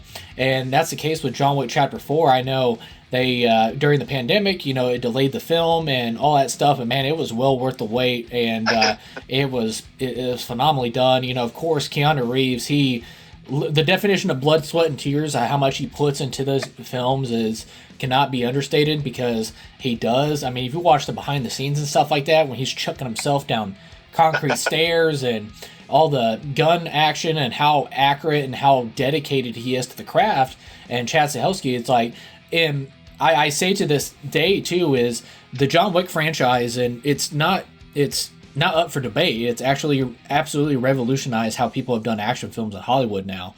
Absolutely. It's completely changed the game, and everybody looks at John Wick as how they want to do action films. And, constantly reloading of the guns, the gung fu is what they call it, the hand-to-hand combat, it drives me absolutely insane. We've talked about over years is, I did MMA for 5 years, and when I see MMA or any jiu-jitsu or judo throws or anything like that, it drives me nuts. I'm like, that's not, what? It didn't do anything. Or you see a guy in a chokehold, and you're like, you're not even being choked, dude. You don't have it locked in. No, they're just like, but the accuracy of that they do everything in this, and also to the guns, it's like, you can't have 32 bullets in one gun. They're just, or a pistol, all that stuff. It's like, you got maybe 12 to 15 rounds max. And then they're constantly reloading, and it's so realistic that I just love it and what they've crafted with the franchise. And this one, John, he's not only, he has the prices in his head, because, if you haven't seen John Wick 3, spoilers, and he's now trying, there's no way back, but there's one way out, and that's he has to take down the high table. And the world that they built, that Chad Stahelski and that just continue to build worldwide, because Bill Skarsgård, he comes into this as he's appointed by the High Table to take down John Wick, and every time you didn't think there was a more terrifying villain in this universe, they just keep popping out. And of course, you have past alliances with Donnie Yen's as Kane, and you have two lifelong friends against each other, and it's just an emotional punch. I just think what Chad Stahelski and them are still achieving 4 installments in is just phenomenal. But Donnie Yen, I was so hyped to find out that Donnie Yen was going to be in a John Wick film, and he did not disappoint. All the way to the point I have the John Wick Donnie Yen's Kane's hot toy figure. It's phenomenal. If you're a Hot Toy fan, definitely grab that bad boy. And then of course the John Wick. But no, I love this franchise. It's one of my favorite films, probably top 10 of the decade so far, because I absolutely admire and adore what Chad Stahelski have done for the action genre, and it continues with John Wick 4. It's honestly a masterpiece what they do and how they achieve all stuff. Definitely, and one of my favorite parts, not just the what's the circle thing over in France where it's a big circle thing where they fight in. It looks phenomenal. It's like the traffic is all around them. Yeah. The Arc de Triomphe.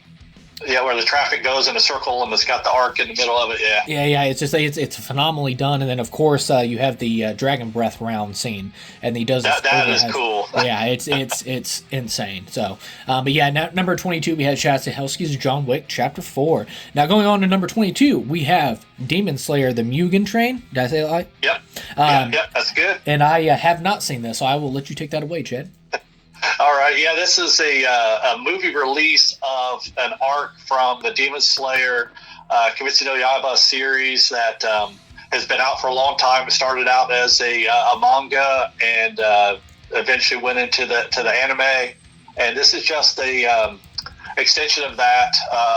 We are, as far as the manga readers, we're like way ahead of this, of course, but when this came out in 2020, it was exciting to go see it on the big screen. We'd seen all the anime up to that point, but basically it's an extension of the universe where Tanjiro and his sister Nezuko, they are part of the Demon Slayer groups of a bunch of, and honestly, kids that have been put together to hunt demons that are feeding on humans in this world.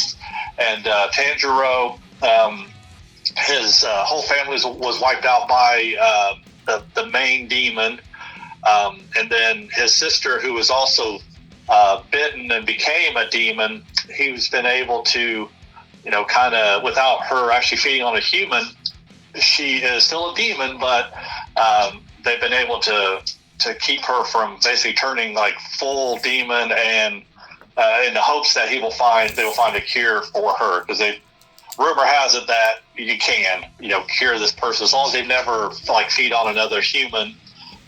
You can cure them, and so his whole arc is to go out and find this head demon who is basically like a head vampire in the vampire lore, where they think that if you kill him, then all the folks that he turned into vampires, or in this case demons, over the years could potentially become human again. So that's kind of what they're doing. But in this case, in this arc of the story, they are on a train that is actually, you find out, just a demon.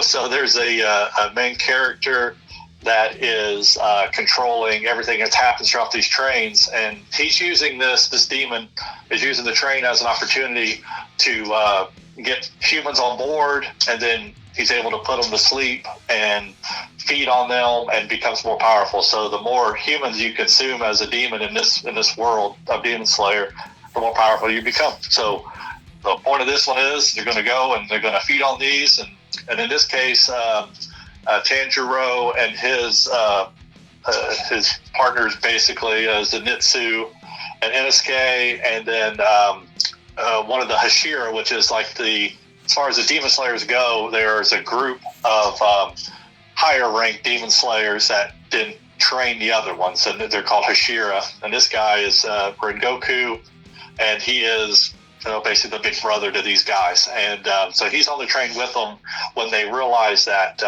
this train, even though they're not on the train because they thought it was a demon, they do realize it was at some point. And then that's when all the fighting and everything takes place. But so it's just an extension of the world of Demon Slayer, and a theatrical release. Very, very cool. I mean, obviously, if you haven't seen, the Demon Slayer series, you go into it pretty much blind. You don't know what's going on, but it doesn't make it any less of a good movie to watch.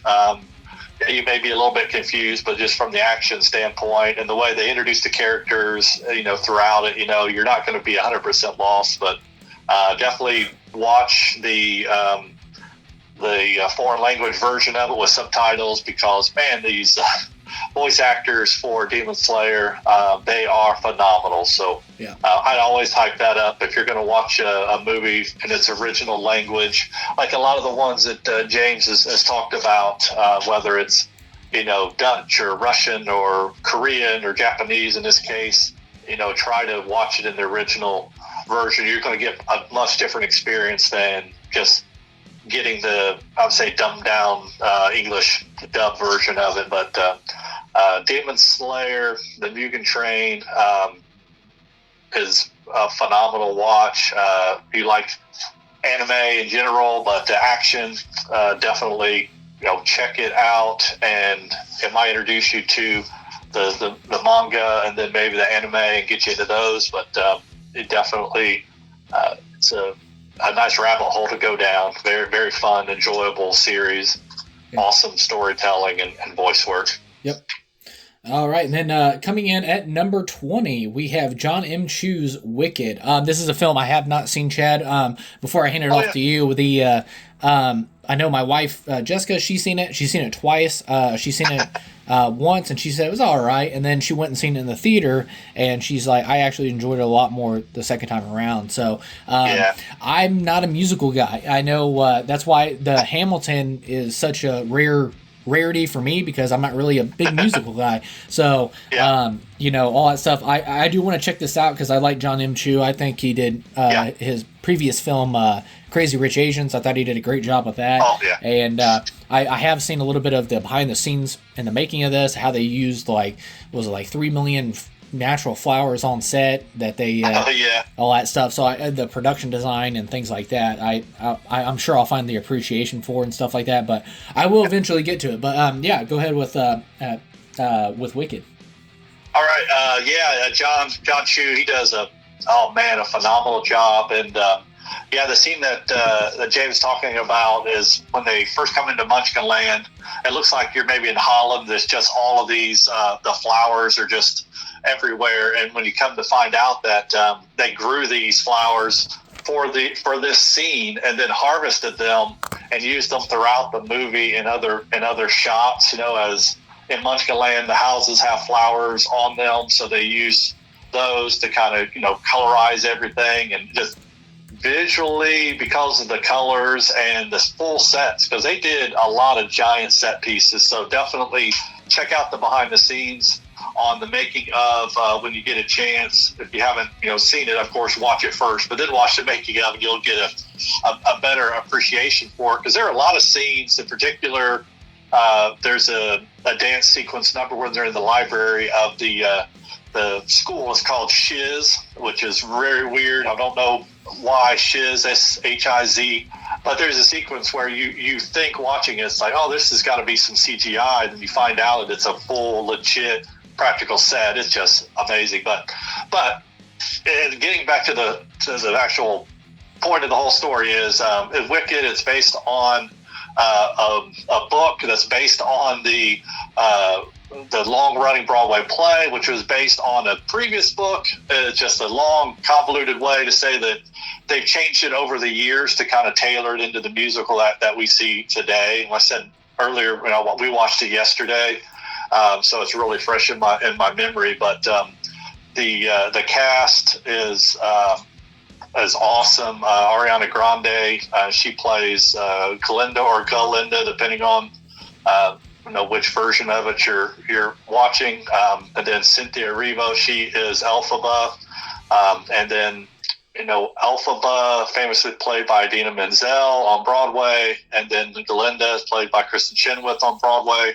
And they nicely bring them into a scene that doesn't exist in the play, which introduces both those characters, Kristen and Idina, as kind of heroes of Oz. It's a really fun sequence they've added, included a brand new song never before seen in the play version of it, just for them. And they did such a good job of giving them the flowers that they deserve from having done it so long on Broadway and making it the phenomenon that it really is. So kudos to John Chu for doing that. But it follows the Wicked Witch of the West and the Glinda the Good Witch, and the story of how they were friends early on in life and how they became friends. They were enemies at first, of course, you know how that goes, but then they became friends. And then when they get to Oz, which Michelle Yeoh, she plays one teacher there called Mrs. Morbles, that it gets her to Oz to meet the wizard, who's played by Jeff Goldblum. You know, in typical Jeff Goldblum fashion, he is Jeff Goldblum always and forever. And so he played that character again, and it works for Oz. It really does. So he was amazing in it. But they get there, and you find out that just like we all know, you know, Oz really has no power, but Elphaba, she does. So he's trying to use her to control, you know, the Ozians in his own way. And Michelle Yeoh, her character, sees the potential in her when she first meets her at Shiz, when her sister, who ends up being the Wicked Witch of the East, is played by an actress that is actually, you know, in a wheelchair. And so they did a really cool job with her, and, you know, kind of introducing this idea that there's this kind of sibling rivalry with them. You know, they love each other, and but in the end, the wheelchair-bound sister, you know, kind of doesn't really like Elphaba, because in her mind, you know, she's the reason that, you know, she's kind of in this position. But her sister's name is Nessa Rose in the show, played by Marissa Bodie, who is actually you know, physically handicapped actress that they cast for this, which was really great. So this is kind of the prequel to The Wizard of Oz. Yeah. So in the end, you end up with all of Oz hating Elphaba because they feel like, well, but you know, it's because she's basically been set up. So she is why the flying monkeys have wings. She gave them wings because she read it in an old spell book that Michelle Yeoh's character and Jeff Goldblum's character couldn't read because they're not capable. But Cynthia Erivo's Elphaba, she can read this magical language for some reason. So she just has, you know, the power. But throughout it, there's a ton of awesome musical numbers that you know, everyone's heard, Popular and Defying Gravity, and there are just so many good characters in there, and you get introduced to the human versions of the Scarecrow and the Tin Man, you know, before they become those characters. So what we're going to find out in the second installment of this, which is Act 2, you know, how they became the Tin Man and the Scarecrow, and you may not know it when you first see it, but you're introduced to the Cowardly Lion. So it's just a very cool theatrical retelling of a very popular, you know, play that's been going on for so long, and just phenomenal visual work, set design, the costume design in it. Oh my goodness, it's just amazing. Everything that Ariana and Cynthia wear, and then Michelle Yeoh, she's wearing these super tailored outfits. Just, oh man, just can't say enough. It's a feast for the eyes, you know, for anybody. You know, I love a good musical, and this is definitely, you know, my top 5 for just musicals all time. Yeah. And it was that well done. And if you've heard Popular and Defying Gravity and The Wizard and I and all these songs from the soundtrack, I was concerned going in because I love Kristen Chenoweth and Idina Menzel's versions of it so much that I thought, like, there's just no way, you know, these folks can come in and do, you know, Ariana Grande as like a pop star and all this stuff, and Cynthia, she's been on Broadway a lot and has done some amazing things. Like, she's in The Color Purple and killed it on Broadway, and she's awesome, definitely. Yeah. I thought there's just no way that they can compete with, you know, the originals. But man, oh man, I was watching yesterday and I commented to Faith and Mallory, it's like, I don't know that it's not better. It really is that well done. So yeah, there you go. That's my super long-winded version of that. But it's one of those things I could being so fresh in my mind too, but I could talk on it for forever. But definitely, if you're a musical fan, check it out. If you like a good movie that happens to have some music in it, check it out. So there you go. That's Wicked, the 2024 version. Yep. And I enjoyed it. Yeah, I think it's going to be one of those films too that it's going to be at the end of the decade. I think going on too, it's a lot of people are going to come back because I know this is adored by many because it even it just passed $700 million at the box office and stuff like that. So Wow. yeah, and then this year the part 2 comes out. So I think in December. I think it's going to definitely make bank, and I know people who adore the Broadway play, they were very, and I'm always happy to hear that too, because if it's a book adaptation, a comic book adaptation, a stage play adaptation, anything adapted, it always comes with that territory of like, what's the feedback from people, fans of the original. Hardcore fans, yeah. I don't want to say 100%, but it seems like 85% of people I know that have seen this that are fans of the original Broadway play, they were very satisfied with it. So that was good to hear. That's satisfactory-wise for fans. So that was pretty cool. Yeah. Too. But all right, well, going on to number 19. We got to crank through these. We have Takashi Yamazaki's Godzilla -1. So -1. Like I said, we have so many installments of Godzilla on screen, not just in American, but this is actually all the way back to Japan.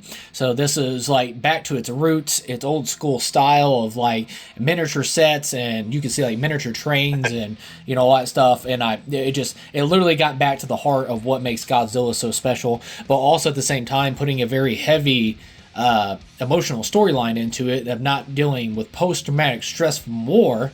It's dealing with post-traumatic stress from Godzilla.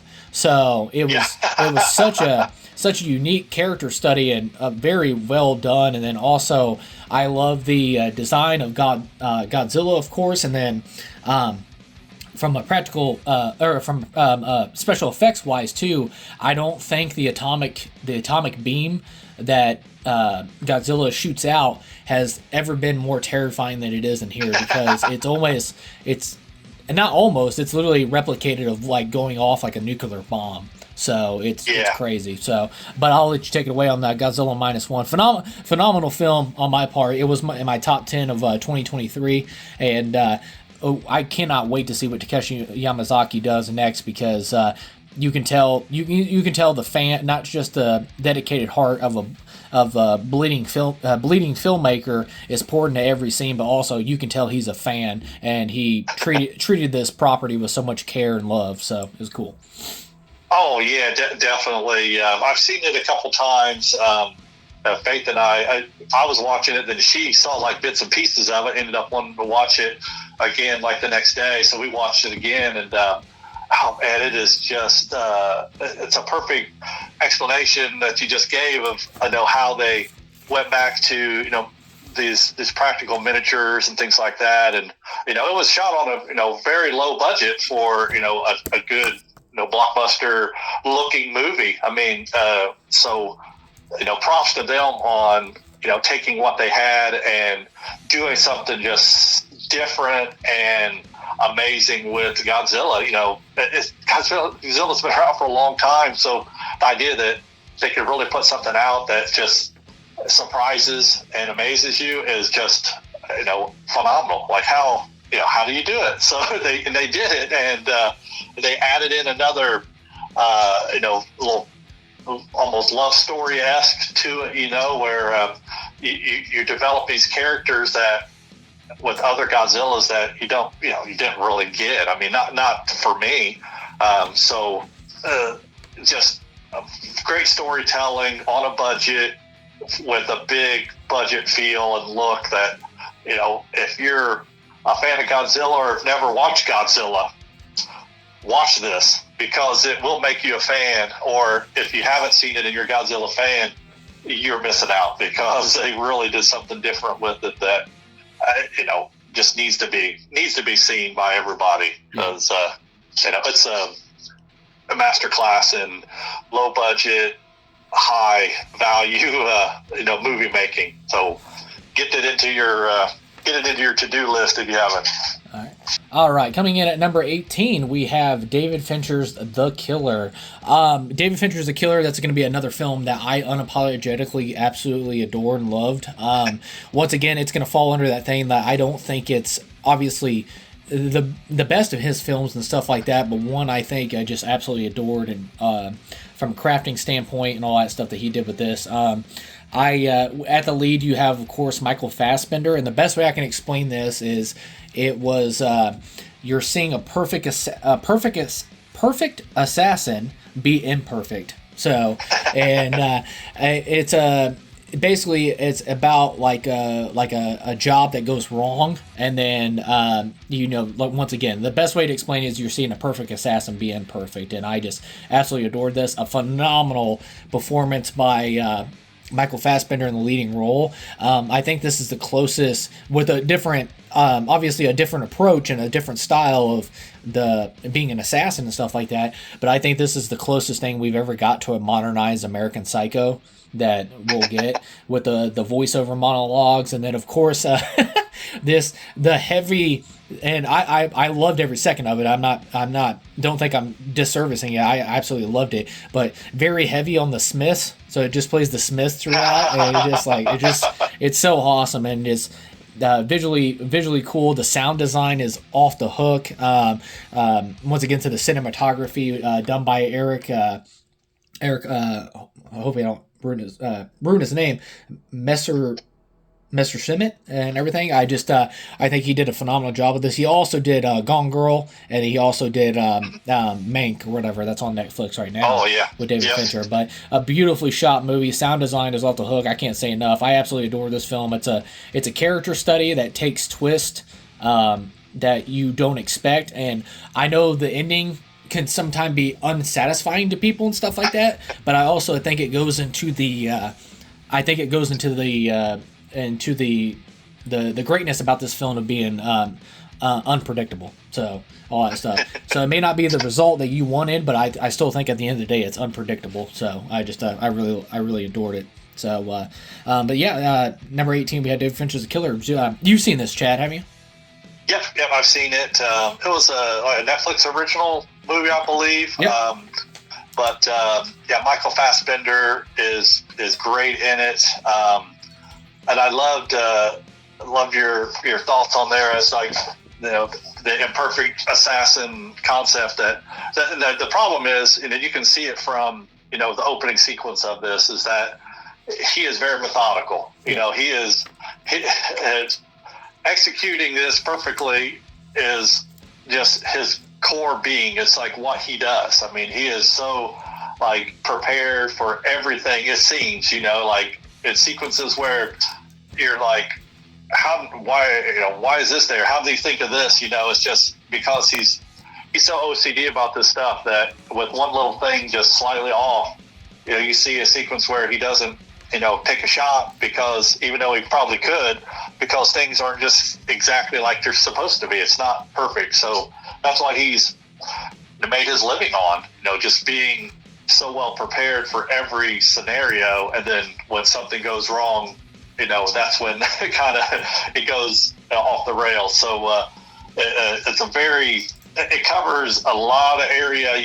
You're in a lot of places, a lot of things are happening, but it's a well shot, just well thought out movie that if you're into the genre of unassuming assassing doing things, it's very cool. It's got Tilda Swinton in it, which is also cool too. So definitely check it out.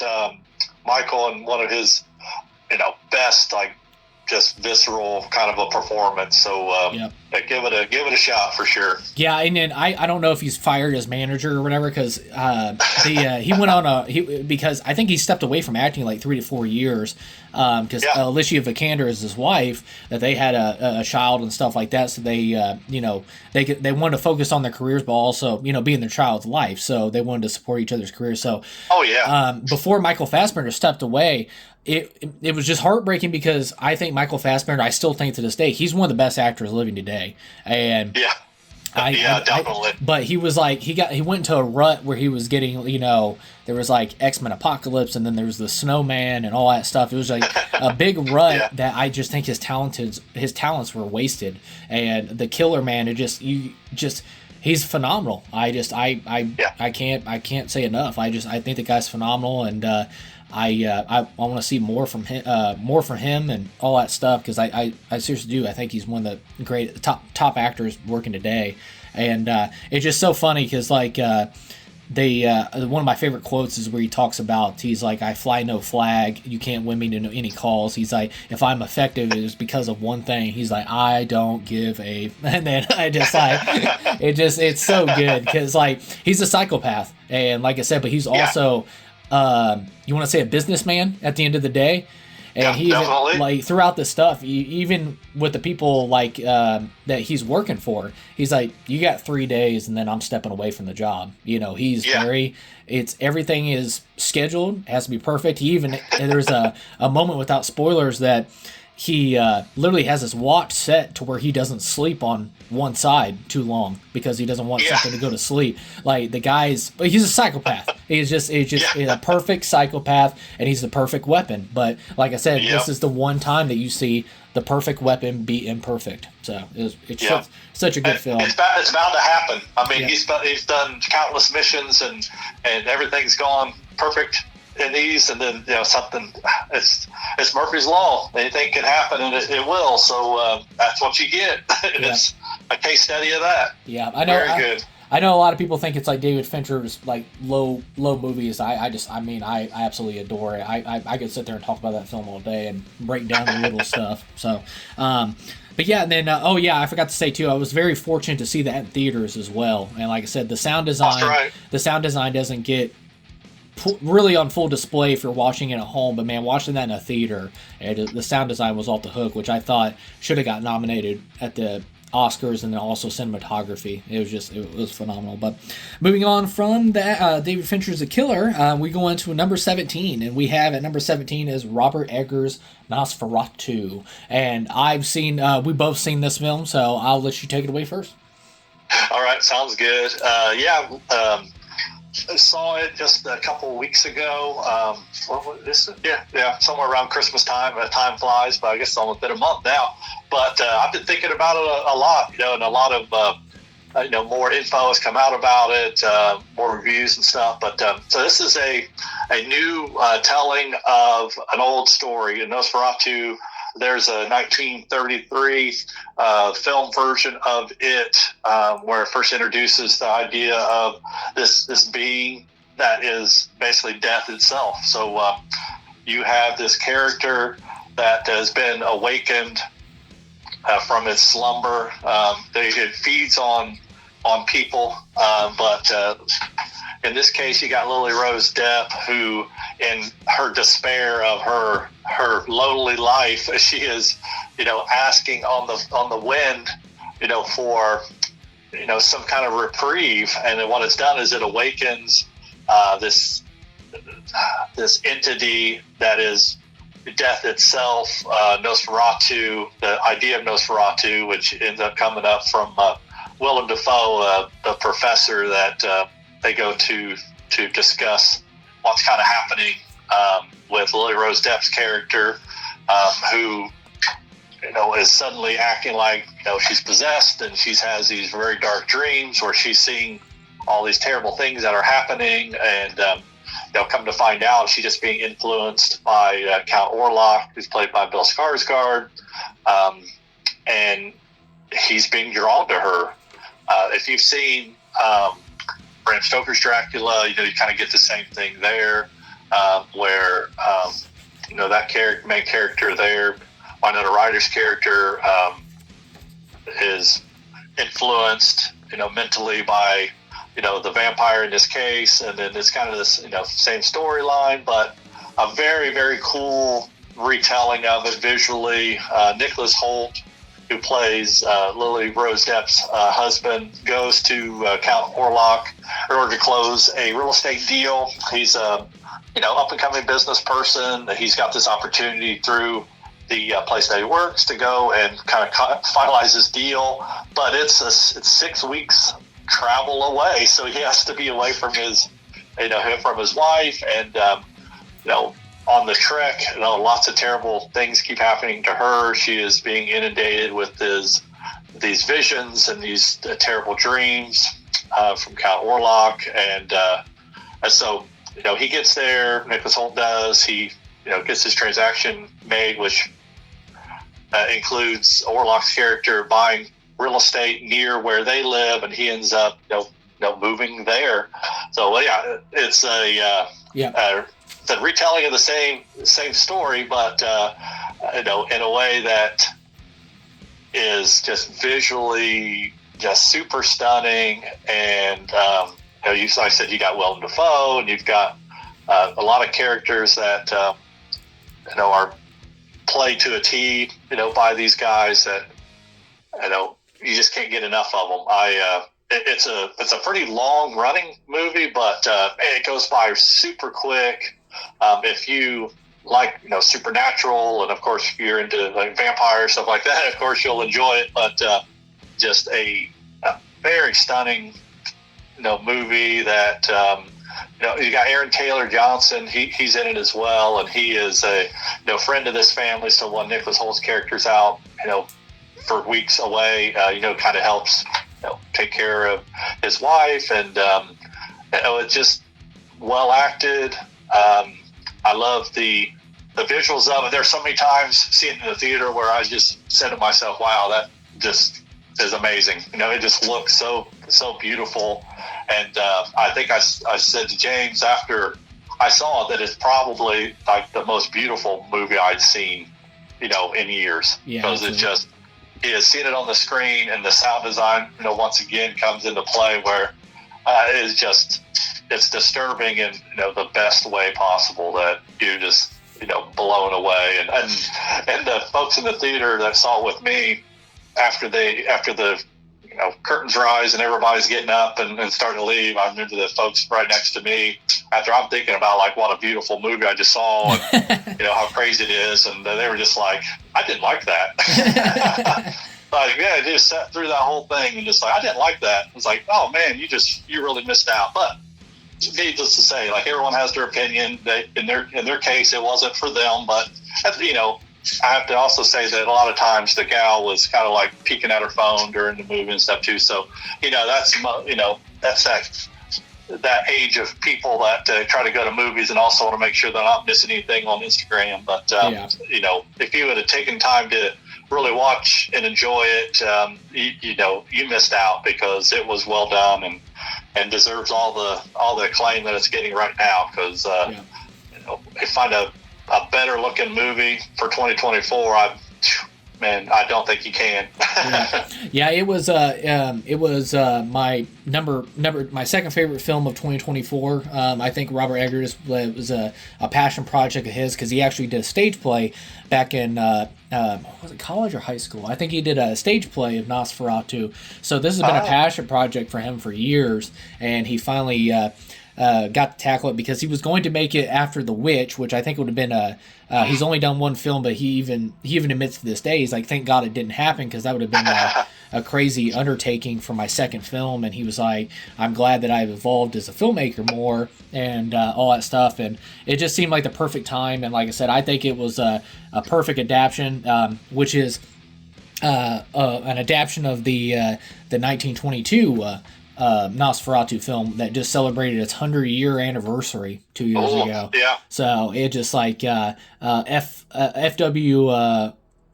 Moranis, is that how you say his name? The 1922 Nosferatu, A Sympathy of Horror. And it's a classic horror film of the ages. And a lot of people are like, well, the story is just like, it's Dracula. And I'm like, yeah, because it's an unofficial adaptation of Bram Stoker's Dracula, because in 1922, they didn't have the rights to make it, so they made Count Orlok, who is Dracula. You have Willem Dafoe's character, who's Van Helsing. You have, Nicholas Hoult, who's, Keanu Reeves' character from, the Bram Stoker's Dracula and Francis Ford Coppola. It's like, it's an adaptation of unofficial adaptation of Bram Stoker's Dracula. But into the film itself is Robert Eggers, man, he just continues to show that he's in a realm of his own when it comes to filmmaking. I know I try not to hype him up too crazy because Stanley Kubrick is one of my favorite filmmakers of all time, but I seriously think he's a modern Kubrick. He's got those vibes to him, but also he's a modern Robert Eggers. I should say that because he has his own style, the historical accuracy that he puts into his film, the down to the smallest details of all the way back to the witch. He was like, they got it down to the candle holder. It's like it's the period accuracy is all the way down to the finest detail, and I love that. And he's a big fan of history. I hope he never does a film that's in modern day, because I hope he just does period pieces his entire career, because and I know he's only four films into his career, his filmography, but he's a master at doing it, and I loved every second of it. The cinematography by Justin Jaron Blaski is phenomenal. He's done the cinematography for every single one of Eggers' films. I think they just fused together beautifully, and every single shot in this film felt like a canvas painting, like you could put it on your wall. It was just so beautifully done. And then try to bullet through this because we got other films to get to, but I wanted to give which was my number one favorite performances by an actor of 2024, and that was Bill Skarsgård. Bill Skarsgård, it's a big undertaking because he's not only playing Count Orlok, but he's technically playing Dracula. And I know a lot of people give the visual memes or whatever about the mustache and all that stuff, but that's what a 16th century Romanian lord looked like. It was the mustache that was on a lot of stuff. Even in the original Bram Stoker's Dracula had a long mustache, and I just love the period accuracy that they went for that. And it's not monster-like. It is monster-like, but it's also, you see that he was human at some point. This is an undead person and all that stuff. Yeah. And what he does with the body movements, it's like almost like Bill Skarsgård is floating at some points, and it's just his acting and the movements in his body. And then also, which is the other thing, I could not tell that was Bill Skarsgård at any point in this film. Like, his accent didn't leak through. The eyes, I was just like, I don't know who that is. Like, if you would have told me that was Bill Skarsgård and I didn't know previous knowledge that it was nuts. Because I even had a couple of guys in the film that were like, or a couple guys when I watched the movie that were next to me, and they were like, "Who is that?" And he was like, "Bill Skarsgård." He's like the dude that played Pennywise. And they're like, "No." And they're like, "Really?" I'm like, "Yeah." So it's kind of got like Colin Farrell Penguin aspect to it. Like, you cannot believe that is Bill Skarsgård. And all the cherry on top is the voice. I know he worked with the opera coach to bring his voice down to octane, to give that deep growl, because it just swallows the room, like suffocates, and it's just terrifying and stuff like that. So, yeah. But I'm going to cut it off and everything else because I'd love to talk about Nosferatu. I know, I know I debated if we should have talked about the Nosferatu because I was trying to strike when the iron was hot. But at some point, I have to get it all out there and stuff like that. But me and you are definitely have to get together and do a Nosferatu spoiler review and all that stuff. So, but moving on for Nosferatu, let's get this train going real quick. Coming in at number 16, we have Mark Millad's The Menu. And this is a film that we both seen, and The Menu was a lot of fun. It's very dark, black humor. Ralph Fiennes gives Ray Fiennes. Actually, I found out that I was saying Ralph Fiennes for years, but it's actually Ray Fiennes. So I'm like, my bad. So anyways, so The Menu is a lot of fun, and like I said, it was beautifully shot. Great performances by Ray Fiennes, and then of course Anya Taylor-Joy. Nicholas Holt's in this as well. It's a really twisted, dark comedy and stuff like that is the best way I can explain it, and it's a whole lot of fun, and the dialogue's great. It may be too weird for some people, but I thought it was a lot of fun, and I chuckled a lot throughout. But what'd you think of The Menu at number 16? Yeah, I had it on my top 50 as well. Ray Fiennes, he's amazing in it, and Anya Taylor-Joy. They play off each other really well, especially in the final sequence where where she asks him to make her a cheeseburger, which is just the funniest thing. And he's like, yeah, I can do that. But the basis is that throughout this whole entire, movie, it for the most part takes place in this special restaurant on this island that Ray has invited these folks to, but then you find out that Anya Taylor-Joy's character, she wasn't invited. She was just there as a guest to Nicholas Holt's character, which he is the most insufferable jerk, in the movie, which, only because, how he acts toward her, but when you find out that, she wasn't his first choice and she wasn't not really supposed to be there. So it comes into play when you find out that, they're all there for a specific reason. He's invited them because of terrible things that they've done. And in the end, he's there to enact some revenge on these people. And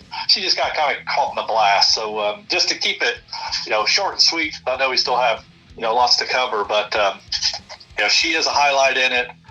Ray Fiennes is, Ray Fiennes. He's amazing. And he's a chef, and he's producing these really cool meals that are very avant-garde, from Nicholas Holt's perspective, because he's considers himself a foodie, culinary guy.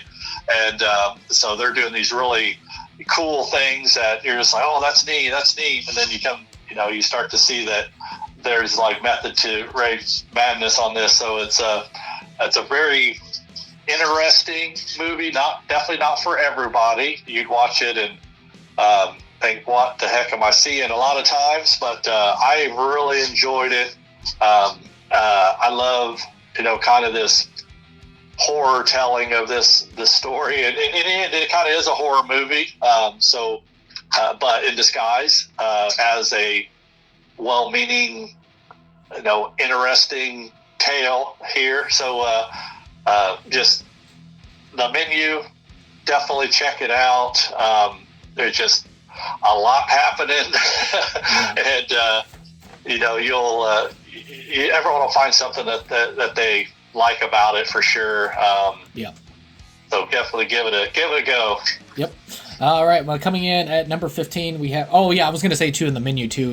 You got to the beginning right there. It's like, yeah, you're never gonna want a cheeseburger more than the final scene in this thing. They're just every time he makes that cheeseburger, I've watched it 4 or 5 times, and every time he makes that cheeseburger, I'm like, man, I want a cheeseburger real bad. So, anyways, coming in at number 15, we have Ty West's Pearl, and Chad, I'll let you take this one away real quick.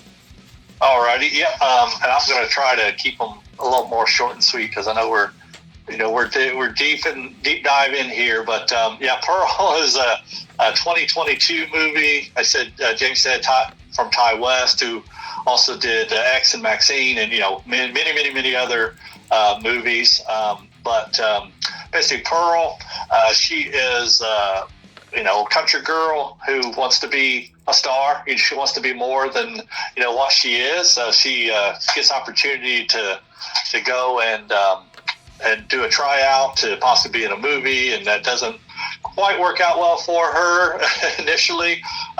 So Mia Goth, who plays Pearl, and she is definitely becoming one of my favorite actresses out there working, because she is doing some great stuff. And there's a scene with her at the end where it's just kind of the camera stuck on her as the credits start to roll, and she is just, I just can't say enough about what she does in this movie. And then in X, and in Maxine, of course in X she also plays another character. She plays two roles, one where she's got a lot of heavy prosthetics on and does a really phenomenal job. But she is doing great. And so it's in the end it's kind of a horror movie, any way you shake it, because there are some nice kills in it, some brutal kills, some blood and gore, but just in the end it's well acted, and all the cinematography on it is phenomenal. Just look it up on Google and look at some of the images that pop up, and you can see what I mean. It's just a fantastic job by everybody all around. There's not a huge bunch of other cast members that I could just throw out and say hey, this is who else is in it, which I think is a credit to Ty West and the casting folks here. They've brought a lot of more unknown folks in and proceeded to just make a phenomenal movie out of it. So kudos to them. But that's what I've got for Pearl in the the Cliff Notes version. Yep. Yeah, the Pearl is the second installment into the X trilogy. I always tell people too now that the trilogy is out there. They tell me what order I should watch them in because Pearl is the second installment, but it's also a prequel to X. So, and I the origin, yeah. Yeah, and don't get me wrong, I liked X, I enjoyed it and stuff like that, but I thought they should have led with Pearl, to be honest, because after I watched Pearl and went back to X, I had a more appreciation for the Pearl character in X. And not saying that I didn't before and stuff like that, but I think the character study of the actual Pearl character gives a lot more weight in X if you watch it in that order. So all that stuff. So my suggestion would be if you're watching X, Pearl, and Maxine, I would go with Pearl, then watch X, and then watch Maxine and stuff like that. But once again, the MVP, the holy crap, oh my god, like jaw on the floor. I said like it was basically a swinging axe. She severed my jaw on the floor. Was Mia Goth. This is one of the best performances of the decade. I completely thought she was my number one favorite actress performance of 2022 by an actress. She's phenomenal in this film. She's unhinged. She's terrifying. I've never been so physically shaken by a character in a long time since Javier Bardem's Anton Chigurh and Daniel Plainview of Daniel Day-Lewis. So if I'm putting that in company with those two phenomenal performances, that should just show you how great Mia Goth is in this film. I thought she blew my brains all over the place. She was so good. But I love what the cinematographer Elliot Rocket did in this. He was one of my favorite cinematographers of 2022 as well. I love the the Technicolor that he does with these films. Yeah. And I know he took like saturated. Yeah, and he like took inspiration for like Mary Poppins and the Wizard of Oz and all that stuff. So you have that fantasy world element to it. So those bright colors, and you don't see that a lot with horror movies. So it's just so unique and just geniusly done. And then I thought the underrated gem of the film was Tyler Bates and Tim Williams. They did the music score. And if you watch the mental state of Pearl in this, when her mental state starts to crack and break and stuff like that, you get this like fantasy, bright and colorful and thumbs up and puppy dogs and rainbows kind of music when she's living life. And then when she starts to have her psychotic breaks, you just hear the music go wah wah wah, just like slow down and get really dreadful and creepy and stuff like that. It's phenomenally done. I know a lot of people they were like, James, you're like obsessed with Pearl when it came out, because I think it's a brilliant film. It's very unique, and like I said, a masterclass performance by Mia Goth. I cannot say that enough. But yeah, coming in at number 15, we had Ty West's Pearl. So moving on to number 14, we're going into Robert Eggers, who's back on the list with The Northman, and we've both seen this and stuff like that. This is, and it comes as a shock to some people too, this is my favorite Robert Eggers films, or my favorite film from Robert Eggers. I absolutely adore this film. I know a lot of people are shocked by that and stuff, because I absolutely love The Witch. I absolutely love The Lighthouse, and I absolutely love Nosferatu. I love everything that he's done. The Northman hit me at the right time, and of course I'm a sucker for two things. I love Viking history and mythology and things like that. I love Viking stuff like that, and I also love a good old-fashioned revenge story. I'm a sucker for it. Yep. And this was, follow Prince Amleth, played by Alexander Skarsgård, and it's also inspiredly based off of Hamlet. Is a revenge story by William Shakespeare and stuff like that. And then it's a phenomenal film, and it's deemed by historians as the most accurate Viking movie ever made. So once again, going back to the praise to Robert Eggers, talking about his historical accuracy down to the smallest detail, and he does it with The Northman, and it's phenomenal. From statues to set pieces to the history of Vikings. You have Valkyries, you have Odin. I mean, there's all kinds of stuff. The crows. It's insane. So I love this, and it's visually one of the most beautiful movies. Not just of the decade, but ever made. Visually stunning, and I can't say enough about this film. It's my favorite film from Robert Eggers, and man, I love this film. so much. And then Alexander Skarsgård's phenomenal. Nicole Kidman is off the hook in this. Anna Taylor-Joy is off the hook in this. Ethan Hawke is awesome in this. And then you have I'm trying to find this dude's name because he is phenomenal. I'm trying to find the dude that played the uncle. Oh yeah. Clay's Bang, dude. That dude is so good. So yeah, his deep voice, and of course you got the Skarsgårds, man. They got those epic deep voice and stuff like that. But man, Clay's Bang, man, this dude just kills it in this movie. And I was, it's based off of once I got to it before was hopefully I'm not butchering. What is it? Mythology, blah blah blah blah blah blah. Ensemble. Sorry, bear with me. Plot. King Amleth, Prince Amleth, all that stuff based off Night Dawn. But I'm trying to think of the. Did I get the Shakespeare that this is loosely based off of, where the uncle, Hamlet.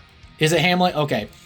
It's like that comes back for revenge and stuff like that. And at first, because Bill Skarsgård's like a ferocious werewolf in this freaking film. That dude is like built like. He's a freaking tank in this film.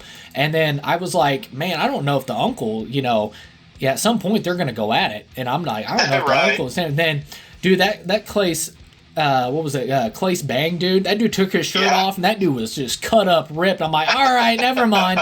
So it just, the dedication by everybody in the cast, and especially the physical dedication that the actors did in this, and just, man, it's phenomenal. So I loved every second of this. I got to shut up because I'll talk about the Northman all day. But 14, we had the Northman. Chad, what do you think? I enjoyed it. Yeah, I mean, actually, it's been on for some reason, showing like on TBS like all week long. So I've been catching little bits and pieces of it again, kind of leading up to our discussion about it. But I mean, honestly, I can't add much to what you just said. I mean, it's as far as like, portrayal for, revenge / like historical kind of thing. It's up there. I mean, I don't know what could compete with it. It's so well done. And then, obviously, Skarsgård, he's amazing and, always is. And then Anna Taylor-Joy, I know, she ends up in the countdown again, for her performance. And, it's very kind of understated, but, she did a really good job.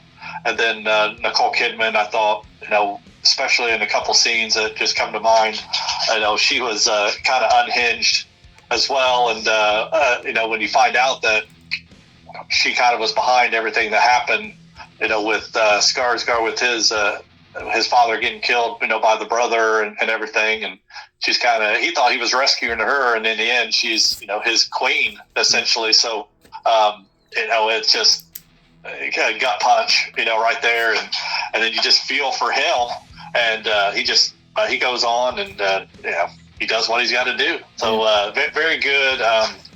You've mentioned it before that some of these genre films can kind of get you more interested to find out more about what they're talking about. So you learn just from research that a little bit more about the mythology of what's happening in these areas, and and it makes you appreciate the movies even more. So it makes it nice to kind of get that a little push to say, hey, I really enjoyed that. I don't know much about XYZ genre, but I'm going to learn more, and it makes you appreciate it all the more.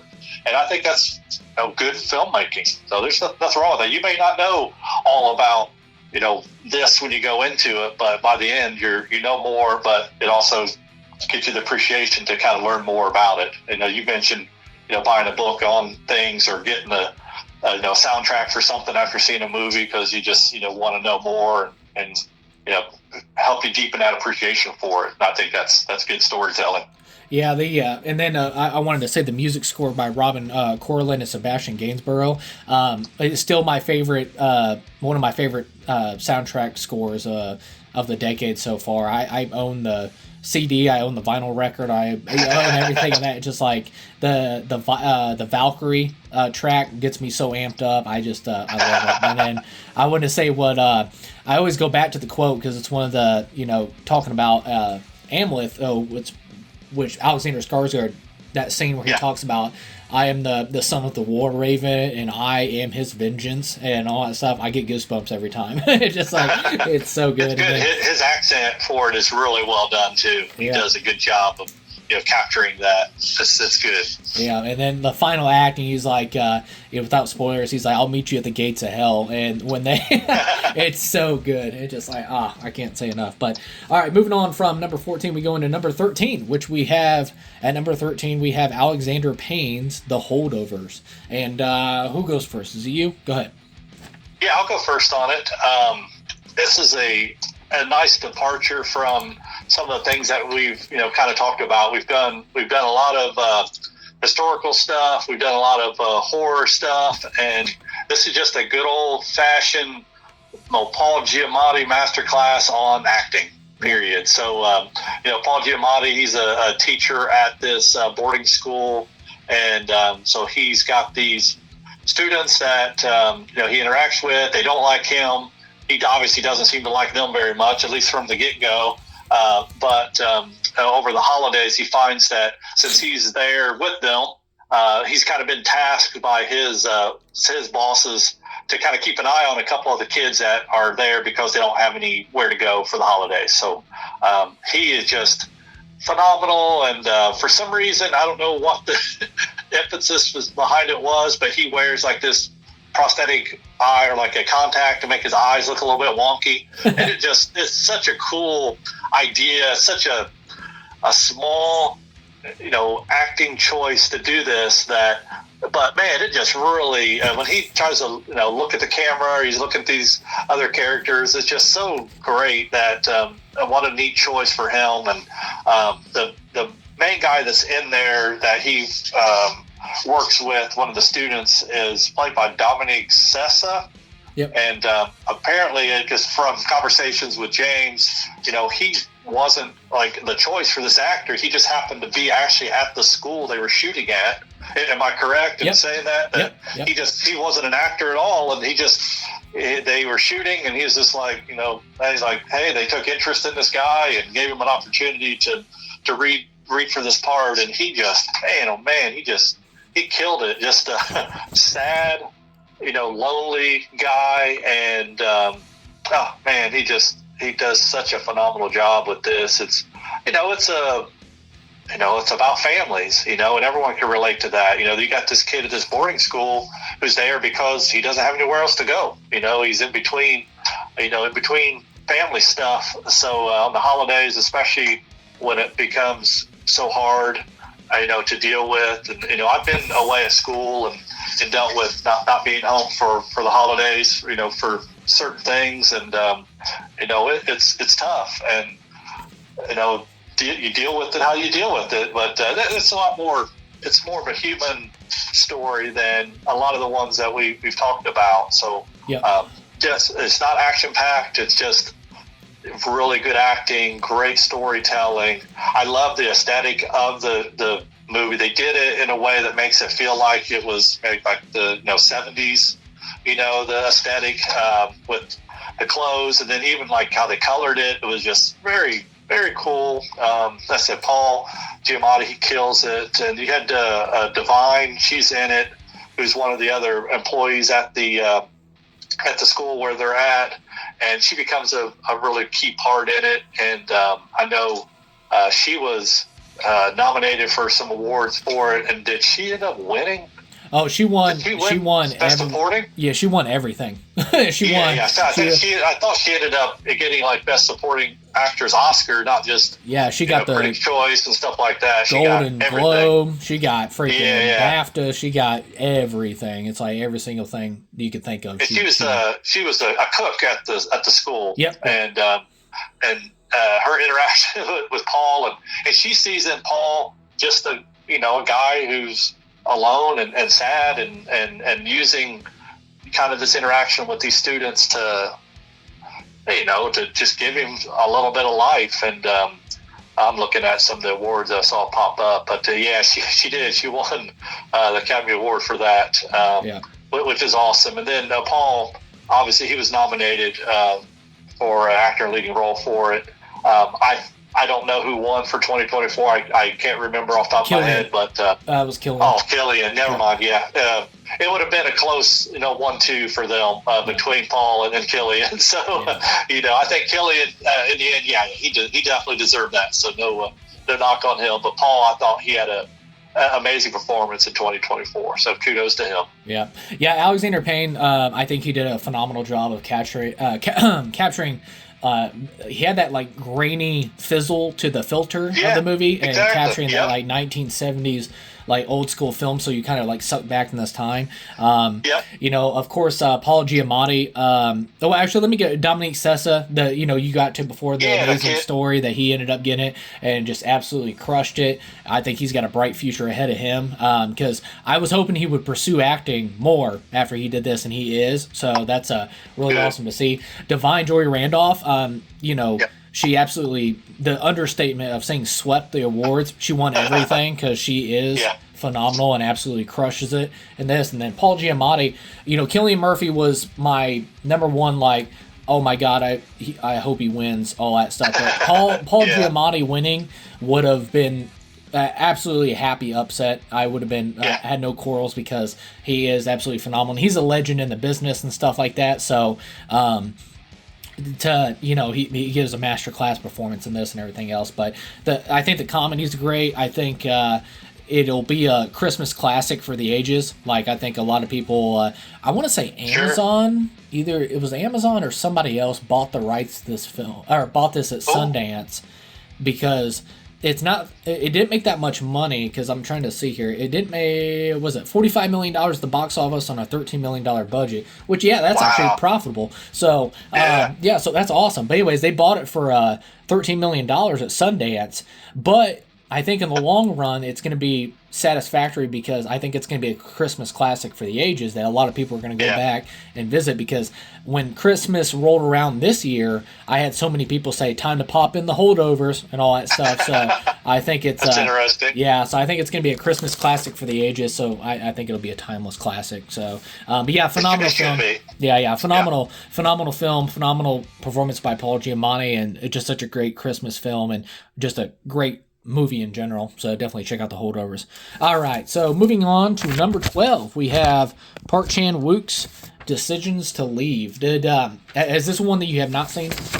Yeah, correct. I have not seen it. Okay, so we this is the one where we were talking about that if you had a power rank any movies that you need to watch or whatever that's on this list or whatever, this is definitely number one. I think it's number one. Okay. It's one of the perfect screenplay, perfectly directed, cinematography, some of the best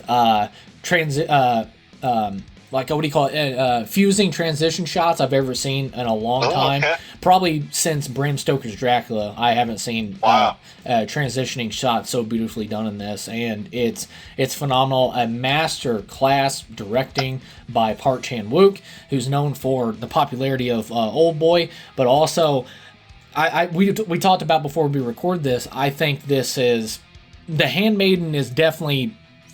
It's there, man. But, man, Park Chan-wook and Decisions to Leave is probably his best well-made film that he's ever done, and it's masterclass. It's so good. And then Kim Ji-young did the cinematography, and it's absolutely beautiful. And the best way to describe the plot is it's a romantic twisted love story is the best way I can explain it between the two main characters and stuff like that. And hopefully I don't butcher their name, is Tang Wei and Park Hae-il. Phenomenal performances by both of them. It's twisted. One represents a mountain, the other one represents the sea. And no matter how much in life they can't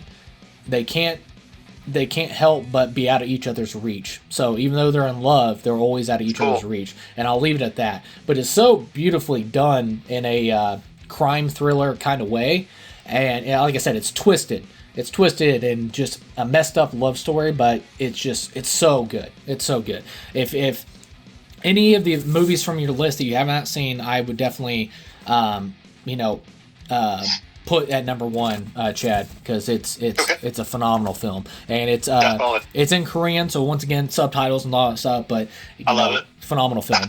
So all right, so going on to number 12 to number 11, we have Sean Baker's Anora. Have you seen Anora yet? No, that's a pretty new one, isn't it? Yeah, it just came out not too long ago. Yeah, it just came out this year. So I haven't had a chance to. I've seen a lot of great reviews on it, and especially the actress that plays Anora, I believe, in it. She's killing it. So I need to get it on my to-do list as well. Yeah, I'll try to keep it short and sweet. Mikey Madison, this is a career-defining performance for her. I think she's going to blow up after this, and well-deserved. Nice. Sean Baker, which I think he's a great filmmaker, has done projects like Red Rocket, and then, of course, the Florida Project, which is a film that is personally affecting to me, or whatever, because it's a phenomenal film, but there's a character in there that's very close to somebody I know in my life that acts like that, so that movie like kind of destroyed me. But it's a phenomenal film made by Sean Baker, and the beauty of how he does this, I think the Safdie brothers do a phenomenal job of this as well, but Sean Baker is a master class at making the films feel real, and I can't say that enough. Real is in capital letters. Like, it feels grounded. It feels real. It feels like you walk by these people every day in your life. You're just like, they may be disturbed, they may be messed up and stuff like that, but they're real. They're out there in the world and stuff like that. Sometimes when you make a film that can be a little dramatic for cinematic taste or whatever, you're just like, but no, absolutely 100% real the characters feel in these movies, and that's a very masterclass gift done by Sean Baker. I do think Mikey Madison will win the Oscar for Best Actress this year. Like I said, this will be posted after the Oscar nominations come out, but I'll be shocked if she doesn't get a nomination, because I think she's the front runner to win Best Actress, because she is absolutely phenomenal in this film. But the best way to describe Anora, she's a young sex worker from Brooklyn that gets a chance to like go on to a dream life. And does it feel too good to be true? And also, the character itself is so used to transactional relationships that you can see the scars from that, and also how that has her as a human being and stuff like that. So if something that comes along that is actually not a transactional relationship, that it's the dream. It's basically the Cinderella story to get out of it, of her life and stuff like that, to go on to a dream life. And is it too good to be true? And it's heartbreaking, it's shattering, and it's just so freaking real. So it's awesome. But definitely check out Anora by Sean Baker, phenomenal film. And then now going on to number 10. At number 10 we have Mike Cheslick's Hundreds of Beavers. Have you? I know I talked your head off about this. Have you finished this yet?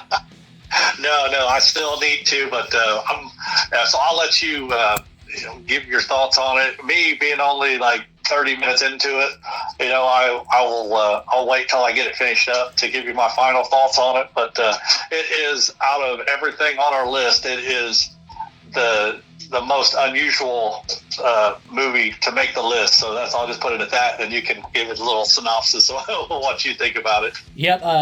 The Hundreds of Beavers is probably the best defined of what. If you ever wanted to see a Looney Tunes live action, this is probably it.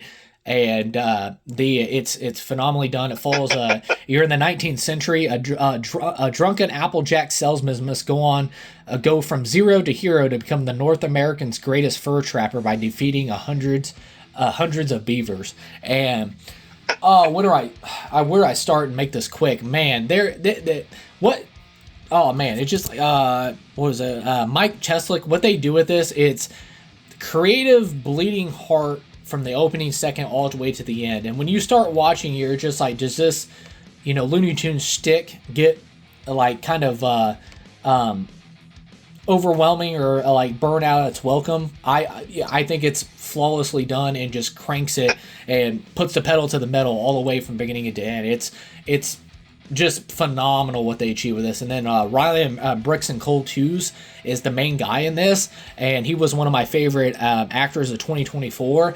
I just think he's like a modern day Charlie Chaplin. like without even speaking, like what he achieves with this. It's an extremely talented actor, and what they do with this. They also have another film that they did together called Lake Michigan Monster, which is phenomenal as well. But man, dude, Hundreds of Beavers is every pure definition of unique and one of a kind. Like you've never seen anything like this. It's so good. It's one of the greatest. Like I literally was in such a high good mood after I watched this film, because it's one of those things like it just blows your mind so much that this is why I love films. It's just like I love the creative heart and everything and unique and everything they brought to this. But definitely check out Hundreds of Beavers. It's it's hilarious to the point where the beavers are actually in like one costume, like human costumes. It's like mascots and all that stuff, and it's pure genius. Like I said, it's got dark comedy, but man, this movie is off the hook. Definitely Hundreds of Beavers. But coming in at number 9, we have Weird, the Al Yankovic story. And Chad, I know you've seen this one, so I'll let you take that away. Oh yeah, definitely. This is I want to say it's a parody of some of these success stories from celebrities, athletes, entertainers that we've seen over the years. So it's about Al Yankovic, and Al Yankovic in this case, Weird Al, as everyone knows him, is played by Harry Potter's Danny Radcliffe. He's got like the worst wig and the worst mustache and everything to be Weird Al, but in the funniest way possible. So this is a reimagining of Weird Al's rise to stardom. So it includes a lot of funny, what could have happened to Al but didn't, including a time where he's dating Madonna, because they kind of rose at the same time period. So he's dating Madonna for quite a while, which according to an interview with Al, he did meet Madonna one time for about 5 minutes, he said, but they never did date. But in this version, they do, and she kind of is steering his career in a different direction. And but anyways, it's just really a fun, goofy. It's in the same vein of like Walk Hard, if you've seen that, where you've got this storytelling mechanism, but it's a lot of it is just fabricated. And but Weird Al, he was behind the whole thing, and he just had a good time with Danny playing him and just creating, this Roku original film, actually. So I wanted to give them a shout out for a Roku original film that, made my top 50 over the last, 5 years, which is crazy to say, but there's awesome storytelling and a huge line of famous people that are in it playing different characters. And I could do a disservice to try to go through and say all the people that played the different characters over the years, but there's, from young Weird Al growing up to getting his first accordion to meeting Rainn Wilson, who's played Dr. Demento, and his, admitted mentor throughout his whole career. Dr. Demento had a radio show for decades where he'd play strange stuff, and he was a DJ there, and Al would listen to him as a kid and just really enjoyed the music and things that he was doing that weren't mainstream. So Al, he's never been about mainstream, and so he got him into the accordion and making parody songs at this point. That's why I say it's a parody of a movie, because it really is, to go and in tandem with Weird Al's parody of songs. So you know him for Eat It and Fat from Michael Jackson's Bad album, and then he's done Smells Like Nirvana, Amish Paradise. I mean, go on and on and on. I've not seen Weird Al in concert when I was in college, and man, that guy puts on a show. One of the best concerts I've ever been to. He changes outfits every other song.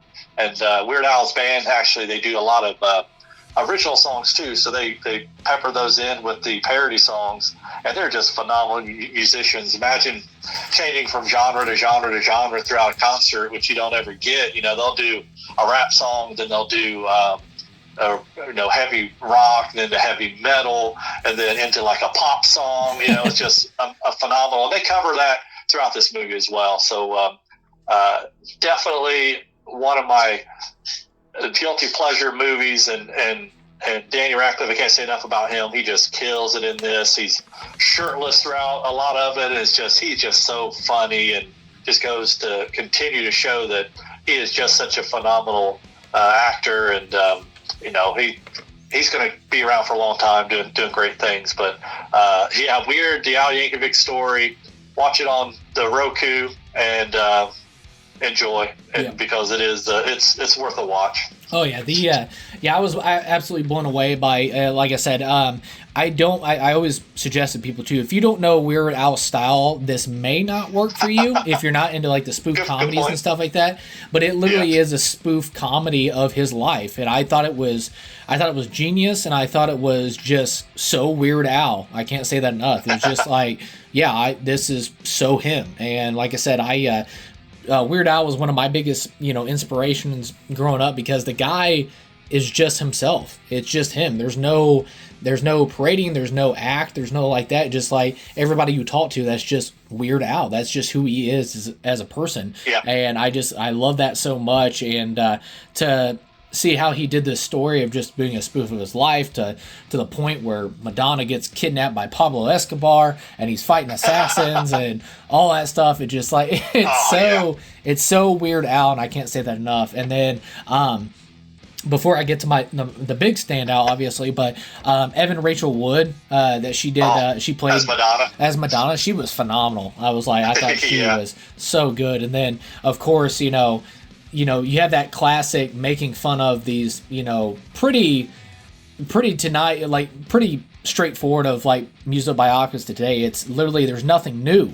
There's no, it's pretty cut and dry. Yeah. The high, the band, the fall of the band, and this movie completely just throws that out the window and does something on itself. And I think it's so unique and one of a kind, and I just thought it was so genius for a music biopic to do something like this. And also, once again, very Weird Al, and to the point, she Weird Al never got into drugs, but he gets into drugs in this one.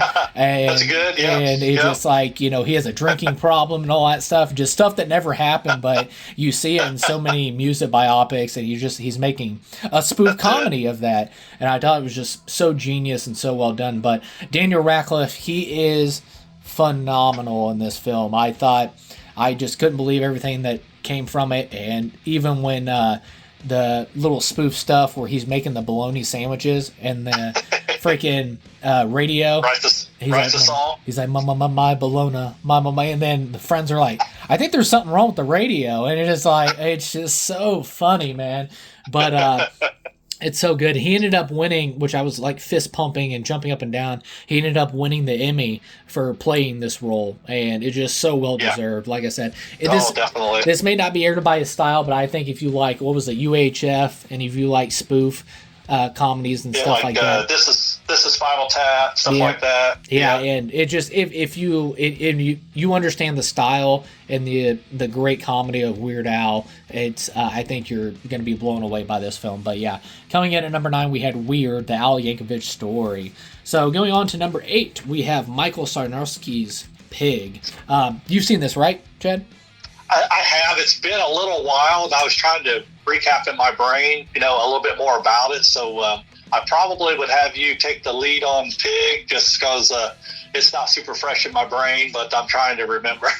Yeah, it follows Nicolas Cage, a truffle hunter who lives alone in Oregon. Wilderness must visit Portland to find the mysterious person who stole his beloved foraging pig. And I know that sounds crazy, but man, the emotional depth and tone and just the gut punch of this film, and this is probably the great Nicolas Cage's greatest performance. I think as dramatic wise, I think it was just absolutely incredible. And then we want to talk about a phenomenal director debut by Michael Sarnowski. Like I said, this grounded film, I couldn't get enough of this. I think it's one of the best screenplays, like best performances by Nicolas Cage. I think Nicolas Cage, like I said, giving his stature, which is very a disservice to say out loud, but I don't think he got enough Academy recognition for this role, because he's absolutely phenomenal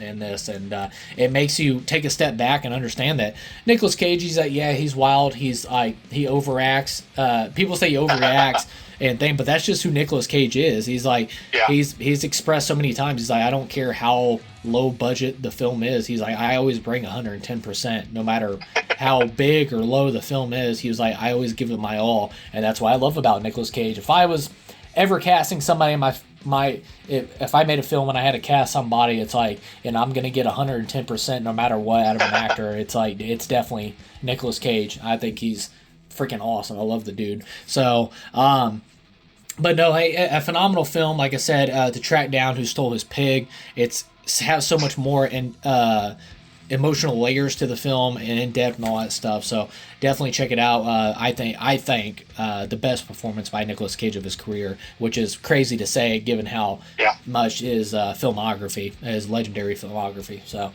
Chad. Yeah, no, absolutely. I mean, he 100% would makes the film. If you look at the all the awards and stuff that this movie was nominated for and won, it's not like Academy Award stuff, but like just overall, I think it was very generally loved by critics and consider it his best work. It's funny with like Nicolas Cage. I think it's safe to say that in the same year he could be nominated for an Oscar and nominated for like a Razzie at the same time, maybe even in the same performance. It's just so strange because people either love his overacting style or they really hate it.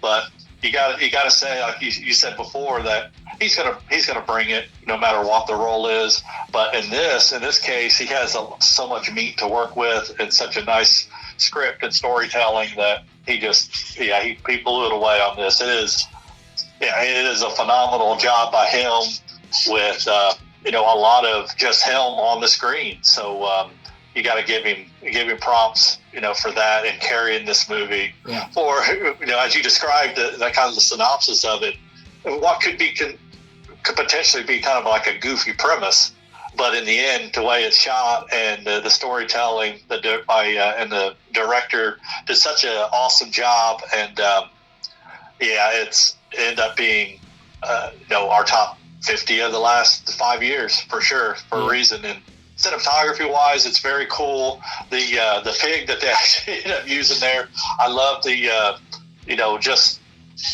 the pig they picked, the coloring and stuff like that. It goes with the movie. It's so strange. It's like when they picked out a palette that they want for shooting this movie, they just picked a perfect pig to go with it. So that's a weird thing to say, but it just it works so well with everything else that's going on. Yeah, it was a truffle pig, wasn't it? It was, yeah, definitely a truffle pig, but the color has this cool orange coloring on it. It almost looks similar to how Nicolas Cage looks in it, like his color. So I said it's just it's a weird observation, and looking back at it, thinking wow, that's was that a choice? I'd love to have been in the room when they were deciding which pig to pick, because they would have had to do a casting call for pigs and bring them in. So. Yeah. It was very cool. Right. Yeah, and then like you said too, a premise that can sound kind of goofy on paper or something like that, but at the execution by Sarnowski, the emotional execution is just it's phenomenally done. But Pig is definitely one of the best films of the last decade, and I think a phenomenal director debut by Sarnowski. All right, so moving on from 8, we're getting to number 7. We have Matt Reeves' The Batman, and then do you want me to take it away or you? Yeah. Go ahead. I'm putting some thoughts together. My initial thought was that I think it's probably our only real superhero-y movie on here. Yep. On the list. I was trying to look back through it real quick, but go ahead. I know you have strong opinions on on the Batman, so I'll pick tail on you. Yeah, the achievement by Matt Reeves to bring something across, because how many freaking Batman adaptions do we have? It's like to use to achieve something so unique in its own, and it's like really getting to this noir detective, grimy, like David Fincher almost, like Seven.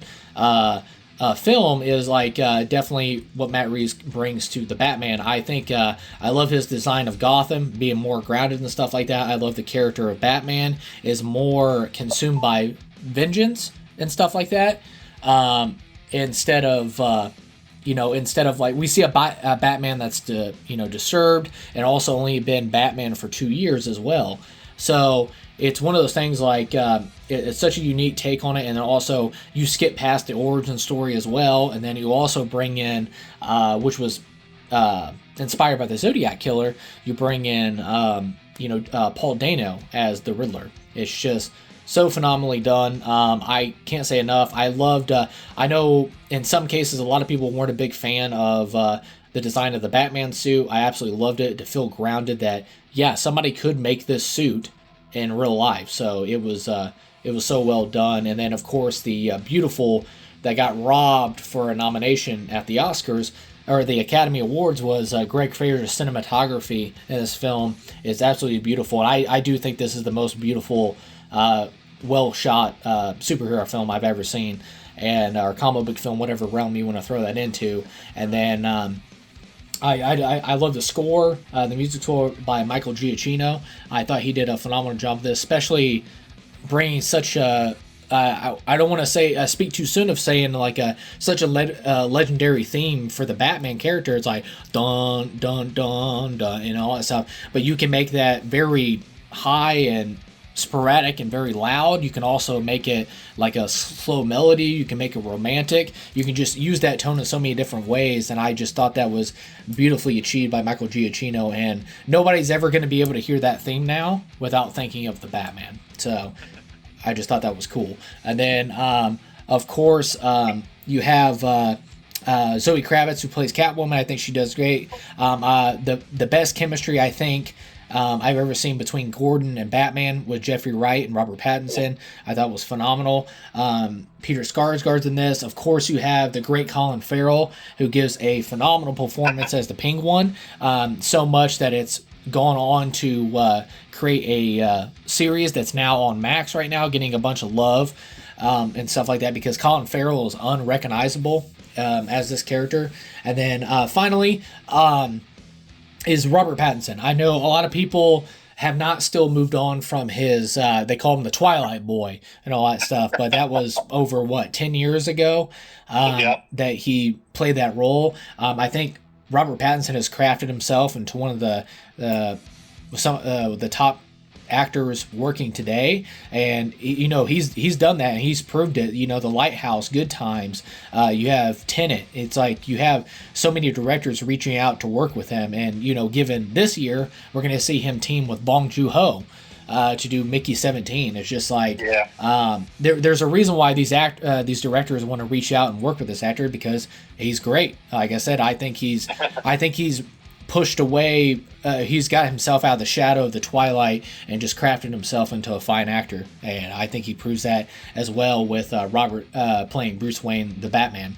I know a lot of people give it crap because they say he needs to be he doesn't have that rich playboy look to the Batman as Bruce Wayne and stuff like that, but I think he's consumed by vengeance and stuff like that Bruce Wayne isn't there. It's just Batman. So I think with Batman the Part 2, and even at the end of this film, I think he realizes that Bruce Wayne is a part of that puzzle of curing Gotham. So I think in the Part 2, we're going to see a lot of Bruce Wayne and all that stuff. But in this film, Bruce Wayne's dead. It's just the Batman. And what is it, 90 to 95% of the film, he's in the Batman suit.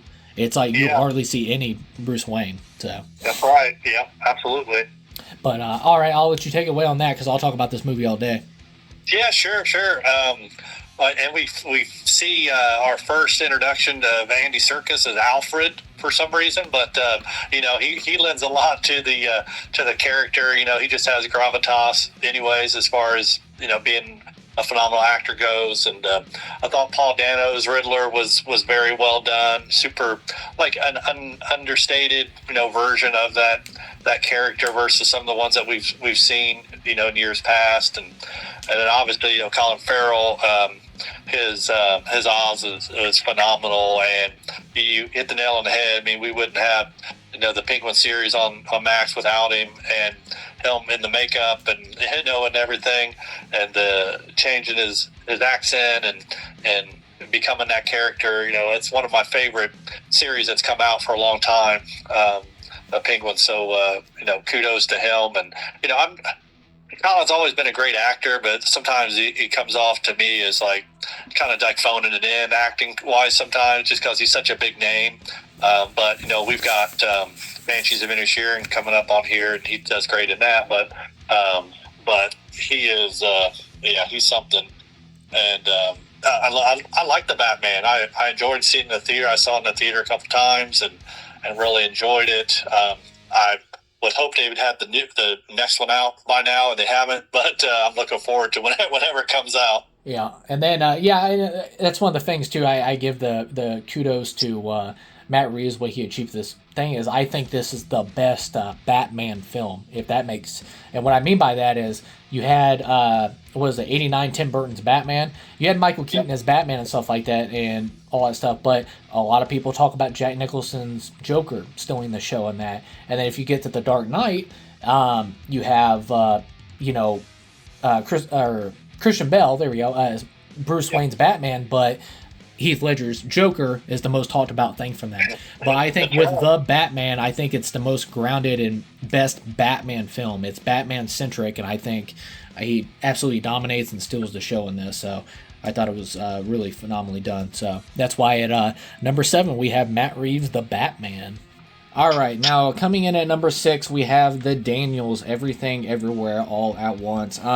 Everything Everywhere All at Once. Many want to talk about the most unique and one of a kind film, and like I said, we're getting into the top 5, top 6 last films here, and just you want to talk about once again just one of the films that's just one of a kind and just completely its own. I went into this movie completely blind. I knew that Michelle Yeoh was in it and all that stuff, and I absolutely love her. And then I knew the guys that did Swiss Army Man did this, which that movie's kind of bonkers and weird and stuff like that in the best way possible. But I wasn't expecting to walk in to probably to my favorite movie of the year, because in 2022 it was a very stacked year, probably my favorite year of the decade so far. And Everything Everywhere All at Once, man, I can't give enough of praise to this film. The Daniels achieving what they did on like a $25 million budget was amazing. This is probably one of the most perfectly edited films I've seen in a while. The script is, I want to say, like it has a perfect balance to it. Like every time you think it gets too bonkers on itself or too crazy, it really tiptoes that line and just nails it perfectly in the end. The cinematography by Larkin Sepul is amazing. And then, of course, every single person in the cast was absolutely phenomenal. Michelle Yeoh, you got Stephanie Sue, Q Kwan, James Hong, and Jamie Lee Curtis. I think everybody was absolutely phenomenal, and it was like one of the most successful films of A24 in their history. It made the most, and then of course at the ended up winning, what was it, 7 Academy Awards or something like that? I have to look up that detail in a second. It was 7. Yep, I happened to just look at it right when you said that. Yep, seven wins. And it's just and we even talked about it too. I was just like, I went out on Black Friday and bought like 10 copies because it was on Black Friday, so for like $10. I ended up going buying 10 copies and just giving them to friends because that's how much I wanted people to witness this film and stuff. It was absolutely just bonkers, and I loved everything about it. And not in a million years what I had thought, bravo, because it just shows like the Academy to give some kind of recognition to this a film like this. Is I was like, man, yes, you have the bonkersness, yes, you have the craziness and stuff like that, but the emotional punch and how the script is just so perfect and all that stuff. I was just so happy to see all the awards recognition it got.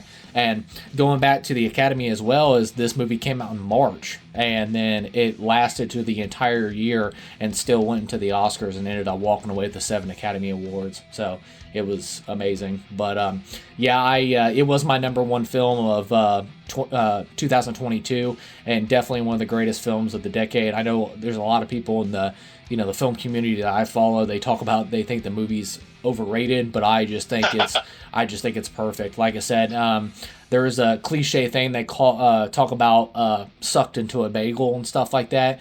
But to see Michelle Yeoh's character repeat the same exact motions and all that stuff in life, it's just like a bagel, just going around in a circle, doing the same thing every day, and what her life could have been if she would have took a different path and stuff like that. So it dives into that, and of course mother and daughterhood, husband and wife, relationships and things like that. It literally, it's in the title, it says everything. This movie has everything, and it's all at once. So I hope I'm doing enough justifiable awards, because it's an amazing film. Stephanie Sue, I definitely think should have won for Best Supporting Actress. That was too bad. Yeah, even though Jamie Lee Curtis ended up getting it, but I'm sorry that Stephanie Sue should have got that. And Q Kwan will probably go down as one of my favorite Oscar wins of all time, because the emotional journey that he took in Hollywood, and then to win an Academy Award. I literally was teared up when he was giving his victory speech and stuff like that, and talking about this is the real American dream right here. And I'm just like, it was so emotional. And then Michelle Yeoh was the first Asian actress to win Best Leading Role, and it's just phenomenal. And then of course the Daniels, what they achieved in the director's chair, it's just nothing short of amazing, unique, one of a kind, just a perfect film. So, Chad.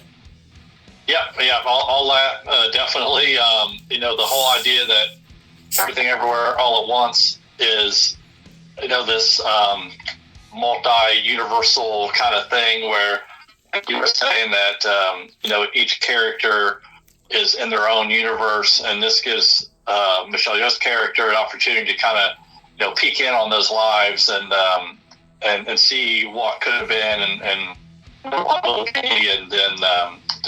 to find in the end that her daughter is the one that's kind of making this ability happen, because she's just been so unhappy with her relationship, and she's this this powerful being that's creating this universal kind of rift for them to explore. It's just awesome writing, awesome storytelling.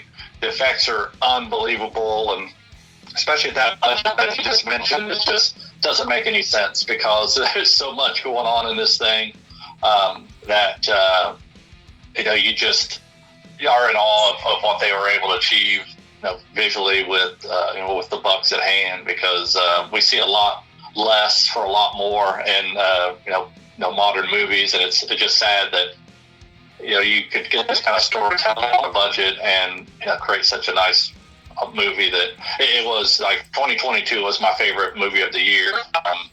Without a doubt, I had a chance to see it a couple times in the theater. Once with James when I was in Indiana. Was I in Indiana? Or were you here? I think I was in Indiana. Indiana. And it was just it was so good. And I've watched it many times over the last couple of years since it's been out, and each time it just blows you away. So definitely, as far as like our list goes, this being one that's in the final the final 6 anyways on our list, definitely it's up there and just the best movies of the 2020s without a doubt. Phenomenal all around. Yeah, and like I said, I know you have it. It's very goofy in tone and everything else, but the action choreography in this is like back to like old school Jackie Chan, like old school style, and just like it's brutal. It's awesome to watch. And then of course Michelle Yeoh, is basically a legend for her martial arts skills and stuff like that. It was like on full display. And just what a film. And like I said, just such a cool story from Michelle Yeoh as well, because originally the Daniels wanted Jackie Chan, and for the lead role and everything else. So they ended up switching the roles to the wife being the lead character and stuff like that. So the hurdles and the changes this movie went through, and just I think it's all for the better, because like that, I think it's a perfect film. I think it is, and yeah, it's great. But at number 6, we had the Daniels, Everything Everywhere All at Once. All right, so moving on to number 5, we're in the top 5. At number 5, we had Martin McDonagh's The Banshees of Inisherin, and I'll let you take that away, Chad. Okay, I know I enjoyed this movie, and I know you enjoyed it more than I did, just from our conversations over the years after seeing it. But it's a very basic, simple kind of a movie, but because of the acting and the environment of it, it really resonates with folks, because it consists of two very good friends on this on this island that for some reason all of a sudden they're not friends anymore, and one of them, in this case, the guy played by Colin Farrell, just can't take no for an answer. He doesn't know why all of a sudden his longtime friend just doesn't want to hang out with him anymore. So he just proceeds to, with help from his sister, just try to figure out, what he can do to make it better and kind of mend this relationship. And we've all been there, done that, with folks that, for some reason, either you're on the receiving end or the giving end of that one, where you just, you grow apart, and suddenly I don't really need to hang out with this person anymore. It's kind of on full display with Brendan Gleeson, who unfortunately has passed away, and then Colin Farrell, and then Barry Keoghan, he's in it as well, and plays a really interesting character in it. But a good fun watch, not high in action and adventure, but a great story, well-written characters, and awesome dialogue that, just keeps you entertained throughout the whole thing. And you just want to, you want what's, best for everybody, but you really feel for Colin's character, how he is just pining for this relationship that just doesn't exist anymore. So, and then there's, obviously we could talk about all the crazy things that transpire, but, in a nutshell, that is, what happened in Banshees of Inisherin. And, I'll let you take it away, because I know your take on it is, I said, different than mine, but I definitely enjoyed the movie, and it definitely deserved a spot. Might want to, you're breaking up real bad. What was that last part? Sorry. Oh, I'm sorry. Maybe I shouldn't have my ears. No, I just said that it definitely is a good watch, and should be in our top 50, for the 2020s. Absolutely. If you haven't seen it, definitely put it on your to-do list. Yeah. So I absolutely adore this film. Like I said, it is very like bottom of the ocean, like very, very dark humor. I think the dark comedy is very sharp in its execution. And Martin McDonagh, I think he just, having the reteam of, in Bruges, the reteaming of Brendan Gleeson and Colin Farrell, I couldn't be more happy to see those two together, because I think they just bounce off each other so well. And, I went into this with high hopes, and it definitely didn't disappoint. It's funny because it's one of, I don't know what that says about me and Jessica, but it's one of our feel-good movies. We absolutely love this thing, even though the comedy is very, very dark. Very dark. Yep. Yeah, and like I said, it's very the dark comedy is like sharp in its execution. The emotional moments are hard hitting, and the twisted dark moments hit their mark home. And to keep such a balance like that is very, very weird, because I explain this to people. If I say it out loud without context, and maybe with context, it's still weird, but I'm just like, yeah, he told him if he doesn't leave him alone, he's going to chop his fingers off, and he doesn't. Yep. He does. That's what I was talking about. Yeah, some crazy things that he does that you're just like, what? And that's one of them. Like, leave me alone, or I'll chop my fingers off. And guess what? He chops them off. Yeah, and it's just so insane. And then of course, the second I got out of watching Banshees of Inisherin, I said, every single cast member should have award considerations, and that's exactly what happened. Was Colin Farrell got an Oscar nomination, Brendan Gleeson got an Oscar nomination, Kerry Condon got an Oscar nomination, and Barry Keoghan got an Oscar nomination. And I even think the Donkey should have got an Oscar nomination because it's so good. And then, like I said, Colin Farrell, I think he's such a talent that we take for granted, because I think he's one of the best today. And like I said, I love all the success he was getting. Like I said, nothing against Brendan Fraser and stuff like that. I thought Colin Farrell should have won the Oscar that year for Best Actor, because Brendan Fraser, his role was based off a book character, so you had something to work off of. And then you had Austin Butler, I know, was a heavy favorite. You have like footage and all that stuff. Not taking away of the talent and the phenomenal job those two actors did on their roles, but Colin Farrell had to craft this from the ground up. So from the body movements, the way he talked, the facial expressions, which is another talent of how Colin Farrell speaks so much just through emotions and stuff on his face without even uttering a word. It's incredible. I mean, like I said, I can't find enough justifiable words of how remarkable he is in this film. And then Mark McDonagh, I think once again, I think the film on every level surpassed my high expectations, and a film that I keep revisiting over and over ever since it came out and stuff like that. Like I said, I think I've watched it 3 or 4 times last year, and it'll probably continue into this year and everything else. It's such a good film and just so unique. I think I'm trying to find the cinematography here real quick, because I thought let's see here, screenplays, dark comedy. There, I'm actually going over my review I did for it.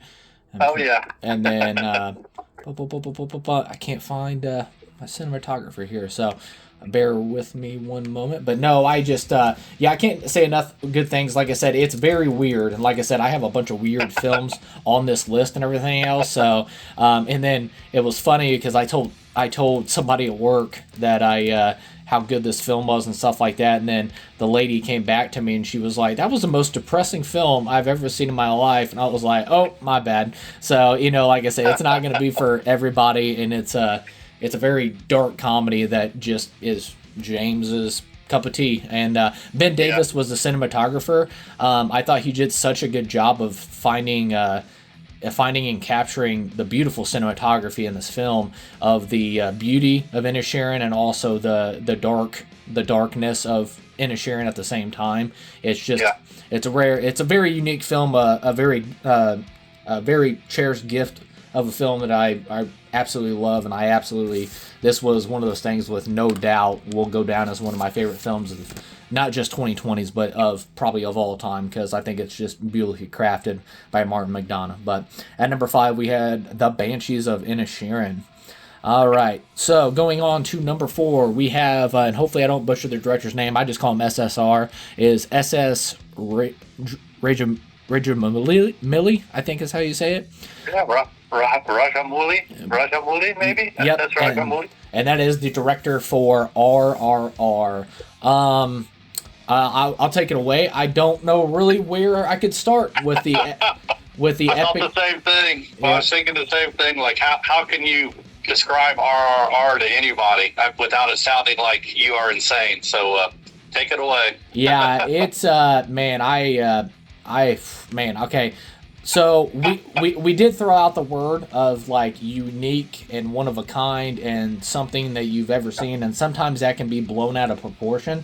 That people say it's a movie unlike anything you've ever seen. Like, people will say that, and that is absolutely the true definition of what this movie is. It's something you've never seen in your life. The action is hilarious. It's epic. It's freaking awesome. I got goosebumps I don't know how many times throughout this film. It's the ultimate bromance movie of all time.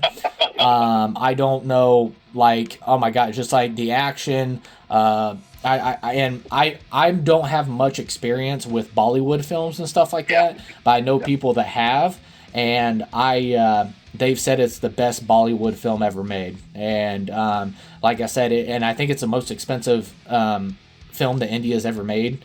But also the box office, it got all that money back to the point they're talking about doing a sequel to this.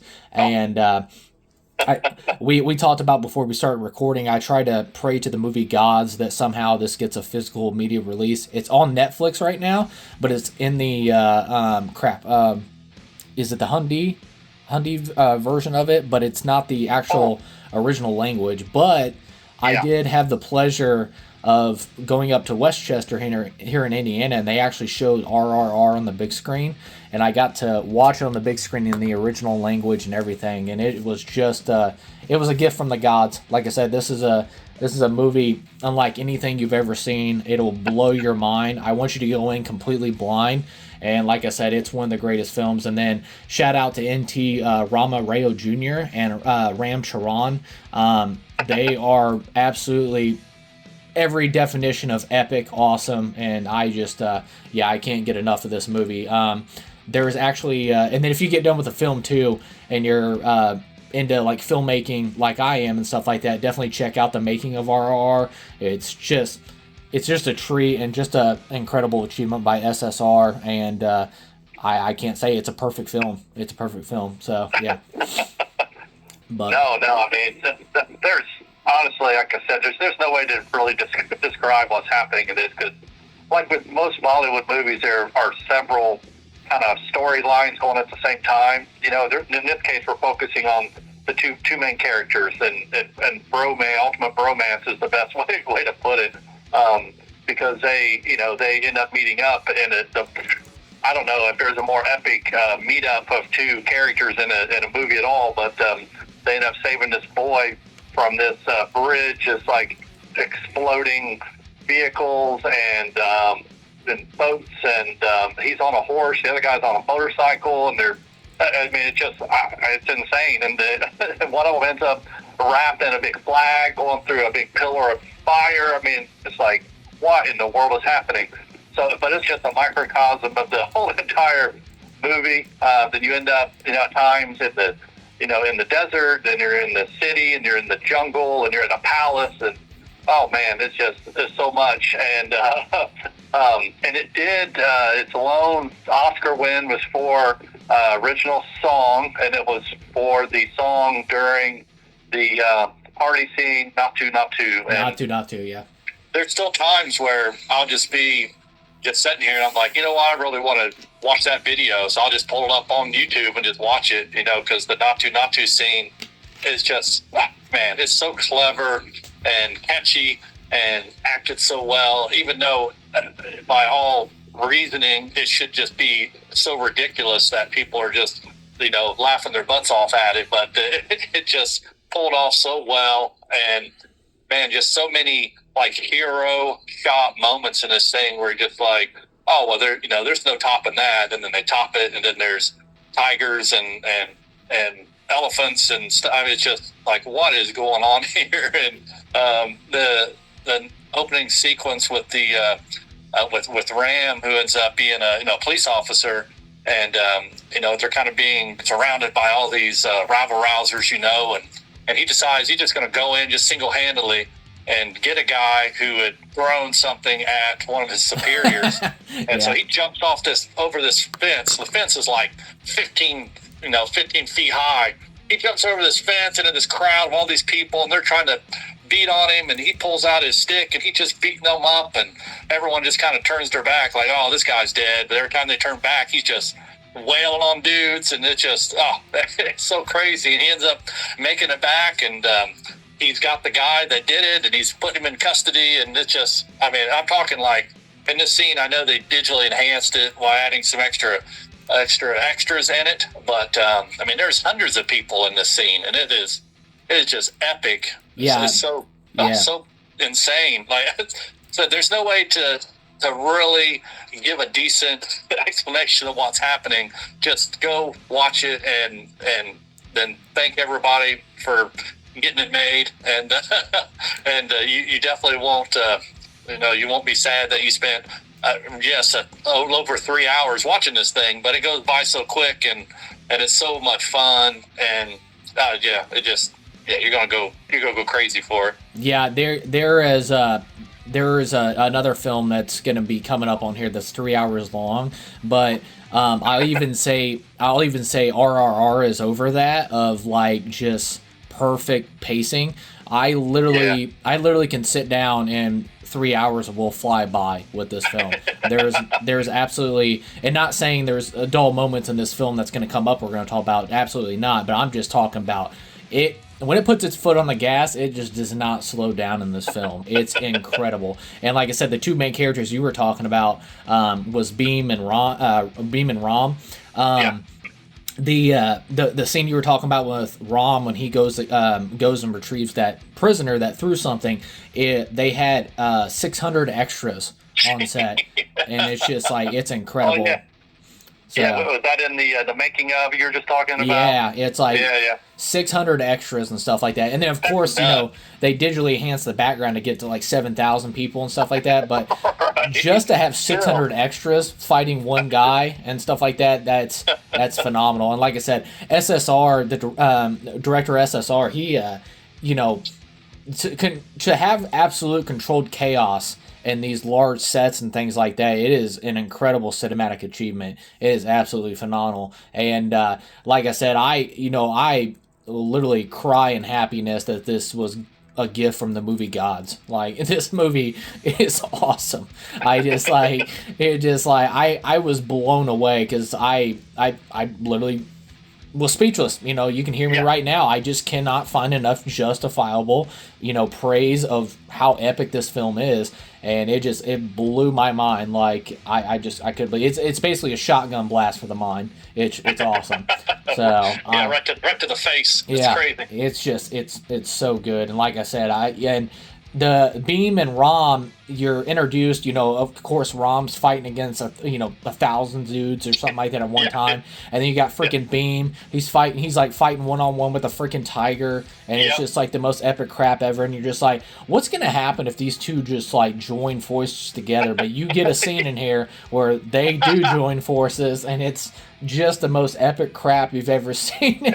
It's the craziest thing probably I've seen on film that is meant to be serious. Where you're watching, you're like, he is on top of his shoulders, and they are kicking butt and flying through the trees and stuff.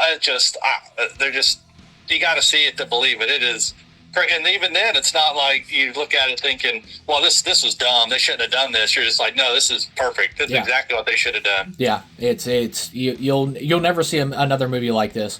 It's just it's a gift from the gods. Like I said, unless he achieves, ×2, or if they do a sequel to this and they do something else, I don't know, man. It's just I cannot put into words how awesome and perfect this film is and everything else. But once again, I'm still pleading to the movie gods and the India government and all that stuff. Just please, just give us a physical release of this film. I want it so bad.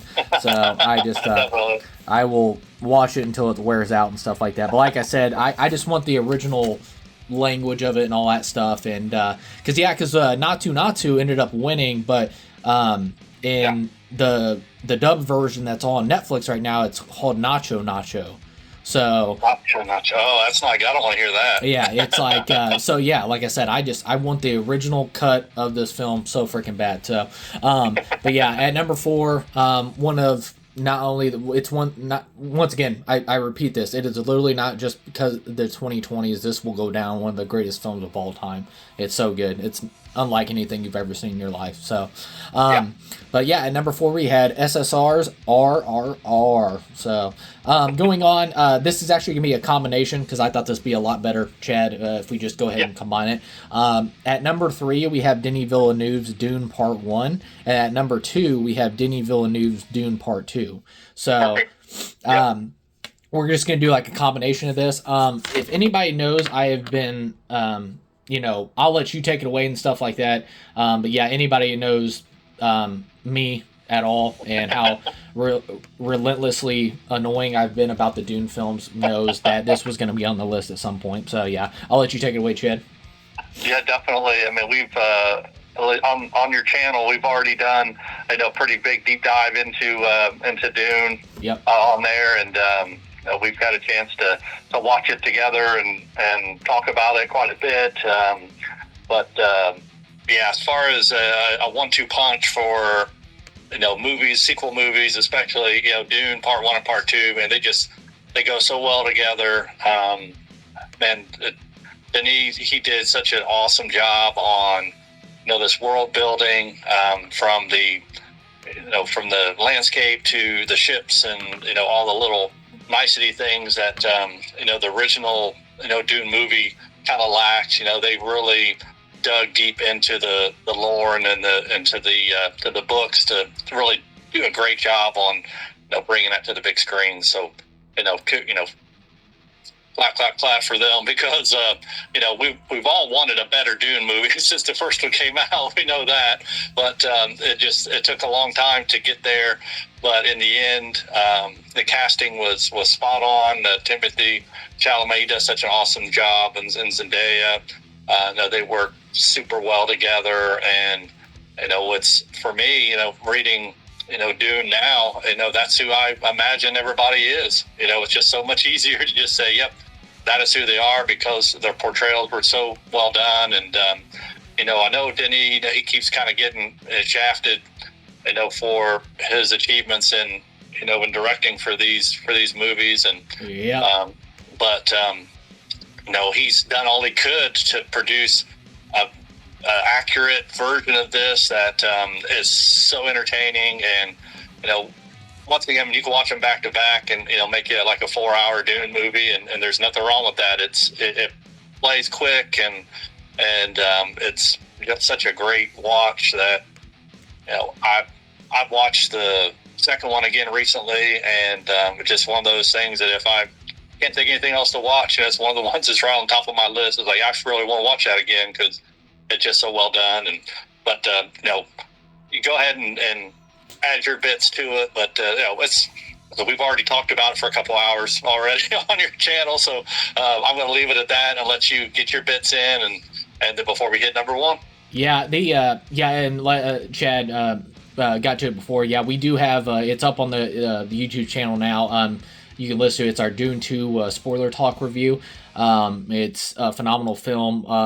Sorry, I'm trying to look at my notes here. But anyways, no, it's just like I think Academy Award winning now cinematographer Greg Fraser, who won for Dune Part 1, which I hope he wins for Part 2 as well. It's most beautiful, stunning cinematography, not only from a beauty standpoint, but also the challenge to find something unworldly, but also relatable to humankind. And it was just an incredible achievement. I know Hans Zimmer, who's a legendary musical composer and stuff like that for many films. His work in Dune, the first Dune film, was absolutely legendary, but I think it was surpassed in Dune Part 2 as well, and we talk about that in our review as well. It's literally to a level, an epic level that leaves goosebumps on your soul. I know Jacqueline West, who did the best costume. She did the costume design for both films. I just think she achieved something of making the costume just look absolutely gorgeous and out of this world, and I mean that in a literal sense, like something that's not even part of this world, and also at the same time it has little details and threads of like it was human made, you know what I'm saying? And it's so good. The special effects from spacecraft, sandworm riding, the galactic scale, ornithopters, action sequences, they're all breathtaking and jaw-dropping on a god tier level. I mean, you're never going to see anything like it. It's absolutely phenomenal. And then the action choreography is outstanding, especially in the hand-to-hand combat in Dune Part 2. The final, it's very legendary in the book, but it's even more legendary to witness the action of it. And on Dune Part 2 is the knife fight between Fade Ralpha and Paul Atreides, because that's one of the things I was very disappointed. I know it's the 80s and stuff like that, but the action choreography of the knife fight was very disappointing in the Lynch version of 84. Even though, rest in peace to David Lynch and stuff like that, but also David Lynch doesn't even like that movie, of how much the studio interfered with it and stuff like that. But but no, I just it's one of those things like I just thought the action choreography was absolutely incredible. If you're supposed to show and express, not through even details that are described by characters in the film, but how deadly the Fremen are, and also the Sardaukar and all that stuff. I just think they did a phenomenal job of getting the brutality of these fighting styles, and they just feel very raw and real, like down in the dirt. So I loved it. I think from the cast, what was it? Jason Momoa as Duncan Idaho. You have Oscar Isaacs as Duke Leto, and then of course, Rebecca Ferguson as Lady Jessica. I'm sitting here trying to think of everybody's characters' names now. Florence Pugh as Princess Irulan. You've got freaking Christopher Walken as the Emperor. I mean, the cast is just so perfect. Like, I would say near perfect, because there's some characters that I wish they would have let flex a little bit more from the book. Sure. Especially like Doogie Howard. I thought I love the actor playing him, but I just wish they flexed that. But and then we can't forget Stellan Skarsgård as the Baron. He's absolutely phenomenal. And then the final two that just absolutely blew me away was of course Timothy Chalamet. I think he's just perfect as Paul Atreides. The emotional aspects and everything that carries along with that, and the horrors that the character has to face. I just think he did a phenomenal job, not only in part one, but definitely in part two, because I think he's basically playing two different characters. And once again, we get a more in-depth of that review. And then my favorite and then we can't forget about Josh Brolin, Javier Bardem, Dave Bautista. I mean, the cast is just ridiculous. It's so good. So, and then of course my final one is Austin Butler. I just think he was viciously badass as Fade Routha. I think he completely went all in to the voice, the combat training. I think when he spoke, it had a like hair raising voice. I just loved it. And then I talk about in our review too, but I think he just had an effortless demonic nature to the character that you have to capture. And I just think he was, absolute evil perfection. I think he was just awesome as Fade Routha. And that was a guy too that was very iffy about that, but man, it goes. But and then absolutely. And then I just, the entire cast too, we talk about it in our review, is like, I just feel like the bleeding dedicational love and drive from everyone, not in both films, like to get Denis Villeneuve's cinematic vision of the film is just like perfectly displayed on screen. And I loved every second of it. It was like a dream come true to see this adapted this way. Like I said, I know this sounds weird. I don't think it's a perfect adaptation of the book, because I think you would need like a freaking 10-hour movie to get the perfect adaptation of the actual novel. But I think it's a masterful adaptation for the cinematic screen by Denis Villeneuve. I think for years people said this book was unadaptable, and I think he achieved it. It was it's just incredible. And like I said, if we want to talk about greatest sequels of all time, definitely Dune Part 2 is one of those. And it needs to be clarified again that Denis Villeneuve continues to be one of the most sensational filmmakers of our time. I think bringing the pages of Frank Herbert's novel to life cinematically was, it's an incredible achievement. And also at the same time, every minute feels like a love letter to Frank Herbert's work and cinema at the same time. And I just think as a lifelong fan, to witness something like this on the big screen, it was a dream come true. And what Peter Jackson cinematically achieved for the fantasy genre with Lord of the Rings, I think Villeneuve has masterfully achieved for sci-fi with Dune Part 2. I think Denis Villeneuve is like, it's the epic of our time. I'll say that, and all that stuff. So, but yeah. Good thoughts. Yep. At number 3 and 2, we had Denis Villeneuve's Dune Part 1 and Dune Part 2. All right. Let me set my notes up and everything else. But yeah, we are finally down to the final film of the 2020s. This was a long list to get through, and this was a total blast, and we are finally at it. So here we go. So coming in at number one of our favorite films of the 2020s, and that is Christopher Nolan's Oppenheimer. And I'll let you take that away, Chad. Oh man, well, yeah, Oppenheimer. It's based on the book, and obviously, Cillian Murphy's in it. We talked about him already a few times on here, but it's an epic telling of the story of Oppenheimer, who helped create and to facilitate the building of the actual conception of the atomic bomb, which was eventually dropped on Hiroshima and Nagasaki to end the war, World War II. So this starts from his kind of introduction into this like theoretical physics and him as a student, and takes a very cool like meandering kind of journey into how he ended up where he did, and creating this these bombs and putting together the team. And it's got a killer cast, a killer soundtrack to it, the sound design in it when you get the first testing of the bombs and things like that. I mean, I saw it in the theater, and I've watched it here at home a couple times. You just can't say enough about just the technical aspects of the movie, just visually. They did some things there to represent the bombs, and then the building of the giant sets for Alameda, and getting all the the pieces in place to design this thing and make it happen.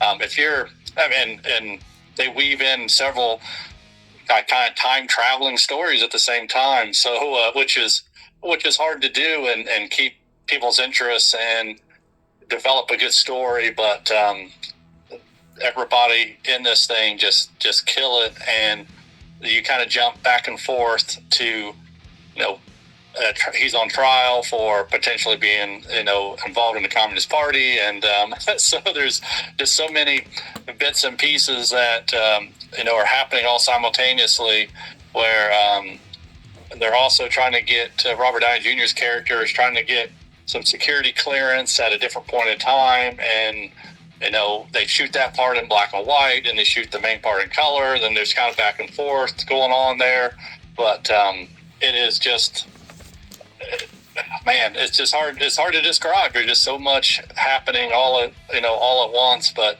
the storytelling is well done. Acting by everyone is well done. There's a huge cast of characters in it that obviously includes Cillian, but then you've got his wife is played by Emily Blunt, and already mentioned Robert Downey Jr.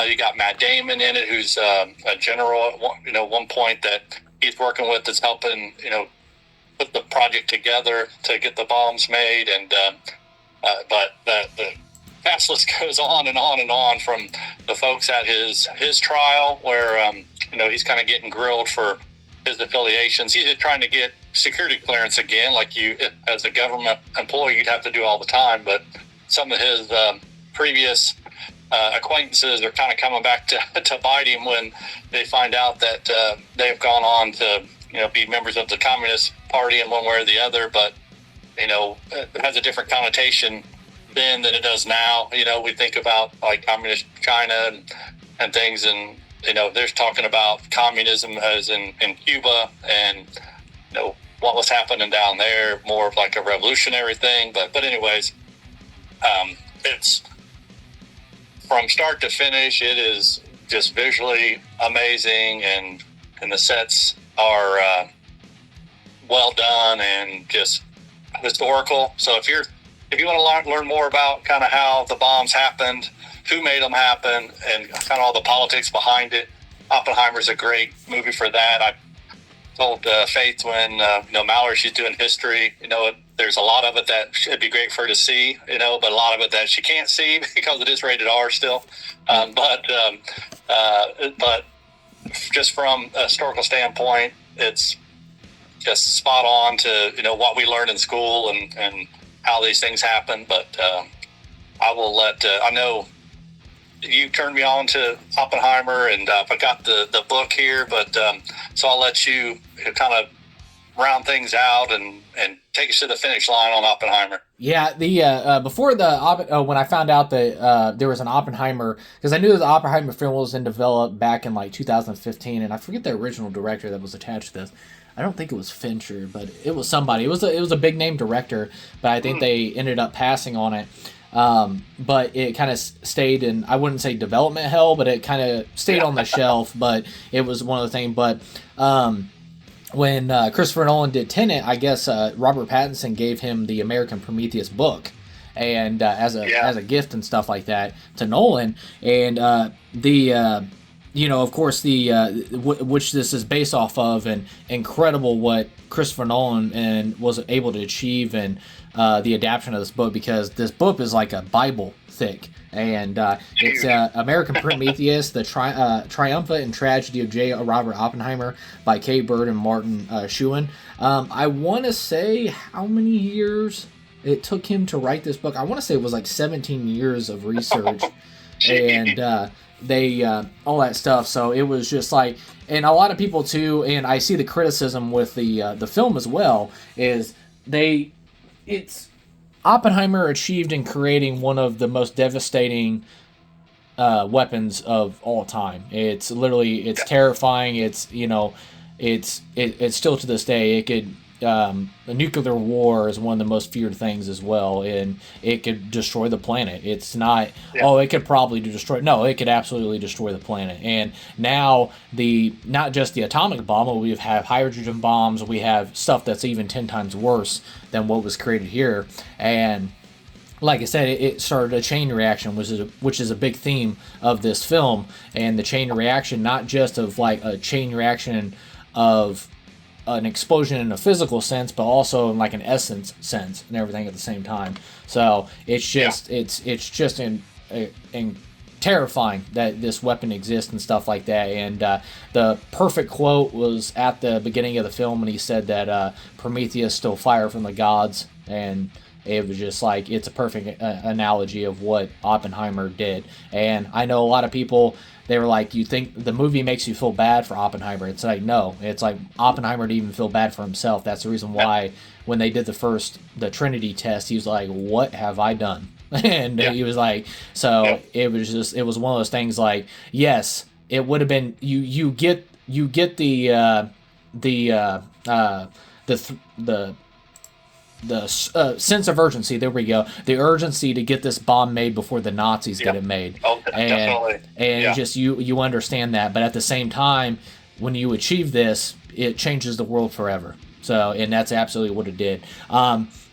As far as like breaking down the movie, I think from the stupid, ridiculous cast in this: Cillian Murphy, Emily Blunt, Matt Damon, Robert Downey Jr., Florence Pugh, Josh Hartnett, Casey Affleck, Rami Malek, Jason Clarke, and Kenneth Branagh. The list goes on and on and on and on. It's just like the freaking cast is absolutely ridiculous. And like I said, I got to it with Denis Villeneuve. You feel the mutual dedication and heart and respect of how much everybody really respects their director, and you don't see it better than on this, because every single actor in this, from minor to main to supporting, or just even a few minutes of screen time, every actor is given the career best performance in this film, that you feel the driving heart of the project from everyone. And I just think that's a rarity, and it just shows the respect that Christopher Nolan gets, not just as a filmmaker, but as just as a person, that they're trying to create something special here, and that's exactly what they did. Every single frame of cinematography done by Hoyt van Hoytema, who ended up winning an Oscar for this film as well. I think it's just poetic art in every frame. Like I said, the devastation, the beauty, the characters capturing the mental state of what Oppenheimer goes through. You're just like, you're in Oppenheimer's shoes. It's riveting and terrifying at the same time, but a character study at the same time, like fused with an epic historical biopic in the tone of a psychological horror film is the best way I can explain what this film is. And that's good. That's great. That's good. That's a good way to put it. I mean, Oppenheimer, when it comes down to it, he's a flawed person. I mean, he cheats on his wife. He's not, perfect by any means. He's smart, and he comes up with this idea, and you get to see it kind of play out, and, all its, warts and all, that he's discovered that he's not great, but he's doing this, and it's going to be his legacy, whether he likes it or not. Yeah, and and it's one of those things too. It's like the music score done by Ludwig Göransson. I always get his name wrong, but his score is absolutely nothing short of phenomenal, and I think it's almost a character itself in it.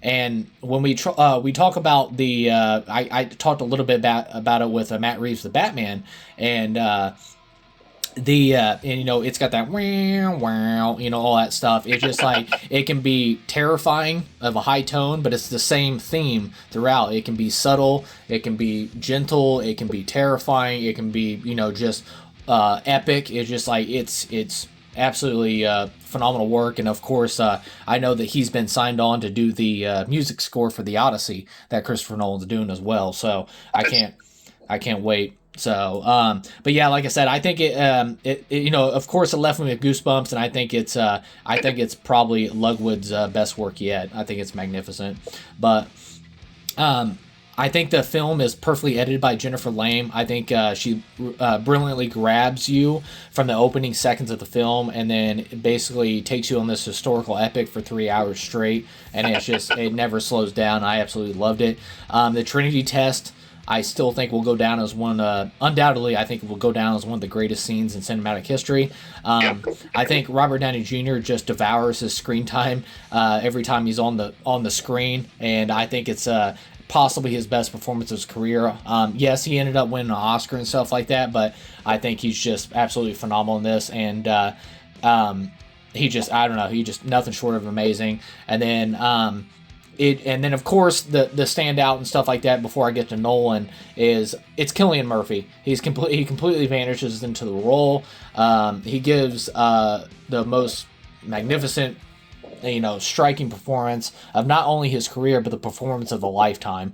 I said it when I walked out of the film. I'm like, you're looking at your best actor right there, and he went on to win the Academy Award for Best Actor, and well deserved. Like I said, he completely disappeared into the role. I never seen Cillian Murphy. I just seen Oppenheimer, and I was obsessed with the American Prometheus book and the Oppenheimer story, because it's such a fascinating and terrifying creation and stuff like that, but also the godfather of the atomic bomb. It just it's such a crazy story and stuff like that. But yeah, definitely I recommend to read American Prometheus. It's a phenomenal book.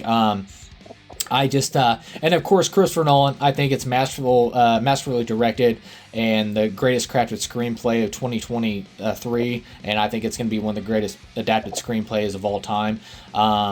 It's a staggering historical and cinematic achievement of a film for the ages. Christopher Nolan, I think, me personally, I think he has his masterpiece, because I think this is his best film, and he has an incredible filmography, but I think Oppenheimer is his masterpiece. So, but yeah, without a doubt.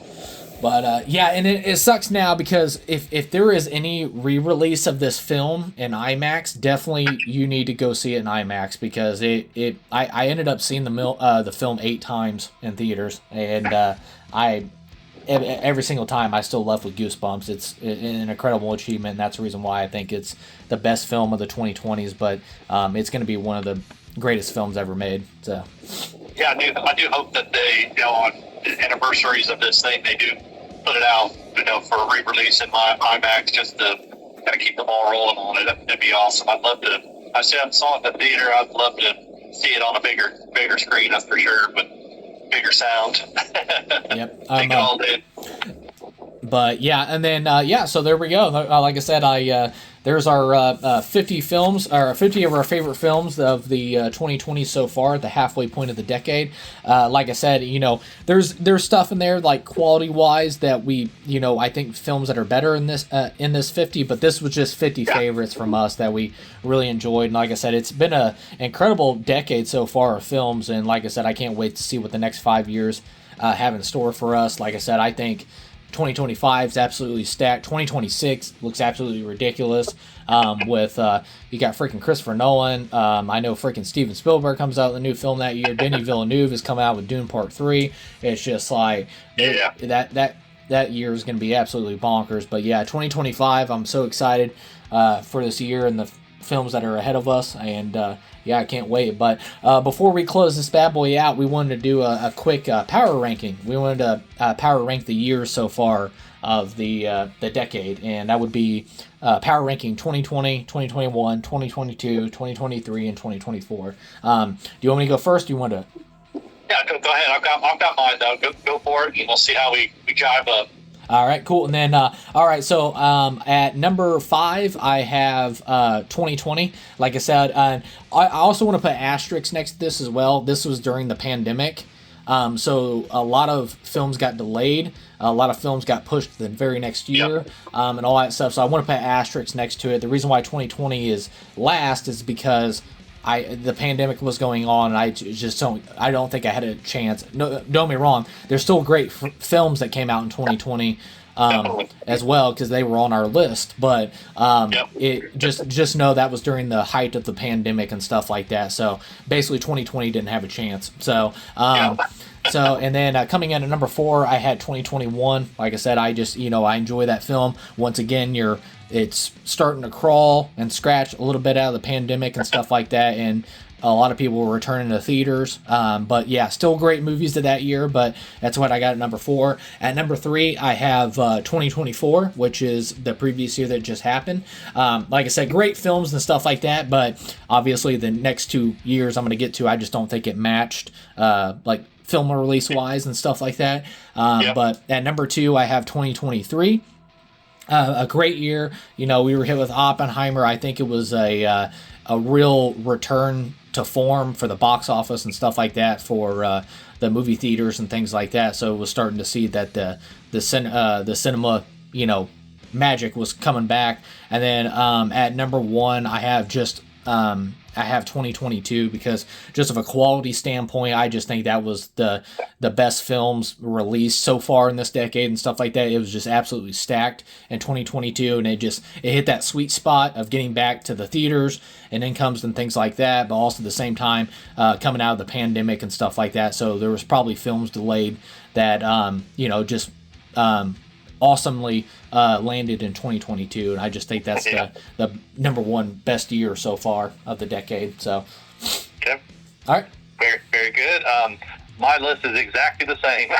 Oh, is it? I got number 5 at 2020, and I listed a couple of the movies from it, including Tenet, #Alive, Palm Springs.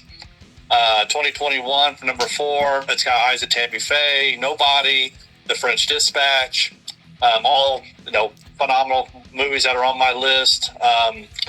But I'm agreeing with you wholeheartedly of kind of why these fell the way they did. I've got 2024 at number 3. That includes Maxine, the Deadpool and Wolverine movie came out. But I put 2023 at number 2, and I've got Barbie and Oppenheimer as my examples on there that came out that year.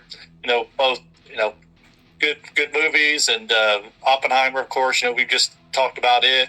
A phenomenal movie, but I've got 2022 as my number 1 year. Everything Everywhere All at Once came out. RRR came out that year. Weird, the Al Yankovic story came out. I mean, it just the quality of stuff that hit in 2022.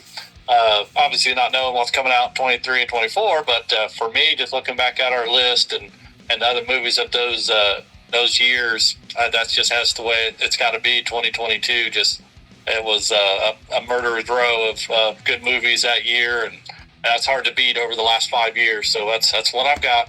Yep, and like I said, guys, and that's what I love about movies. I've said it before. Everybody has their own corner in the movie universe. Like I said, there's always films out there that is going to relate to somebody. Like I said, I don't know anybody that just has never gotten to any films, and that's what I love about it. But like I said, it's been a great decade so far, and like I said, hopefully we put. We just listed off 50 movies there, but hopefully we put some films on your radar, some kind of genre that relates to you, that sounds interesting to you, and hopefully we did enough justifiable things of why we think it's our favorites of the decade so far. And like I said, I'm so excited for the back half of this decade, but also at the same time as a father and just in general in life and stuff like that. Can time slow down a little bit, because I can't believe that we're already halfway through this decade, so it's insane. Yeah, absolutely. It's been crazy, and as you get older, like I am, it goes by that much faster, and I enjoy taking time to do this, where normally I wouldn't even be thinking about my favorite 50 movies of the last 5 years. So it was nice to take that time and look back on those and think about them again, which is great, which is why I enjoy spending time on here talking to you about this stuff, because otherwise I'd just be sitting there watching TV mindlessly. So it's good, or working. So it's fun to spend time in the past a little bit thinking about these. Yeah, and like I said, I have an absolute a blast and awesome time. Once again, not enough words can describe how I love doing stuff like this with you. It's I love having these conversations, especially about movies and stuff, and getting to movie nerd out with you. So it was awesome. And then like I said, I want to thank you guys. I know this podcast is probably going to end up clocking in around like 4 hours, but I hope you guys had an awesome time. Like I said, it's a long one, but like I said, I love discussing film, and we get kind of carried away, but it's in the best way possible. And I can talk about films all day, but I'd love to go in depth. Like I said, I would love to get together and do a Nosferatu breakdown, things like that. But and then of course I would love to do I already did it, but up on the channel right now is for the 50 plus films that I was most anticipated for 2025 with Silas Massoff and Chloe Parks. That is up on the channel right now, and of course we have other videos up there right now on the Movie Nerd James YouTube channel of our top 10 80s films, top 10 90s films, and then right now I'm in the editing process. I will get it done as soon as I can. Is me and Chad also did our top 10 movies of the 2000s and stuff like that. So I'm in the editing process, so I'm hoping to get that done. And then, but yeah, like I said, I had an awesome time. Once again, make sure you guys give this video a thumbs up. Make sure you give this subscribe in the Movie Nerd James YouTube channel. Make sure you go over to the Instagram page, where I'm very active on there, more than the YouTube channel. For my longer format videos, I put a lot of that on the YouTube channel, but as far as like just discussing news and things like that, a lot of that activity is on my Instagram page, which is also by the same name, just at Movie Nerd James. I hope you check it out. But once again, thank you, Chad, so much for joining me for this. It was an absolute blast. Yes, sir. My pleasure, of course. And anytime, I talk about movies all day. I'm good. Yep. And then, all right, guys. Well, take care of yourself. Take care of each other. And we'll see you next time. Later.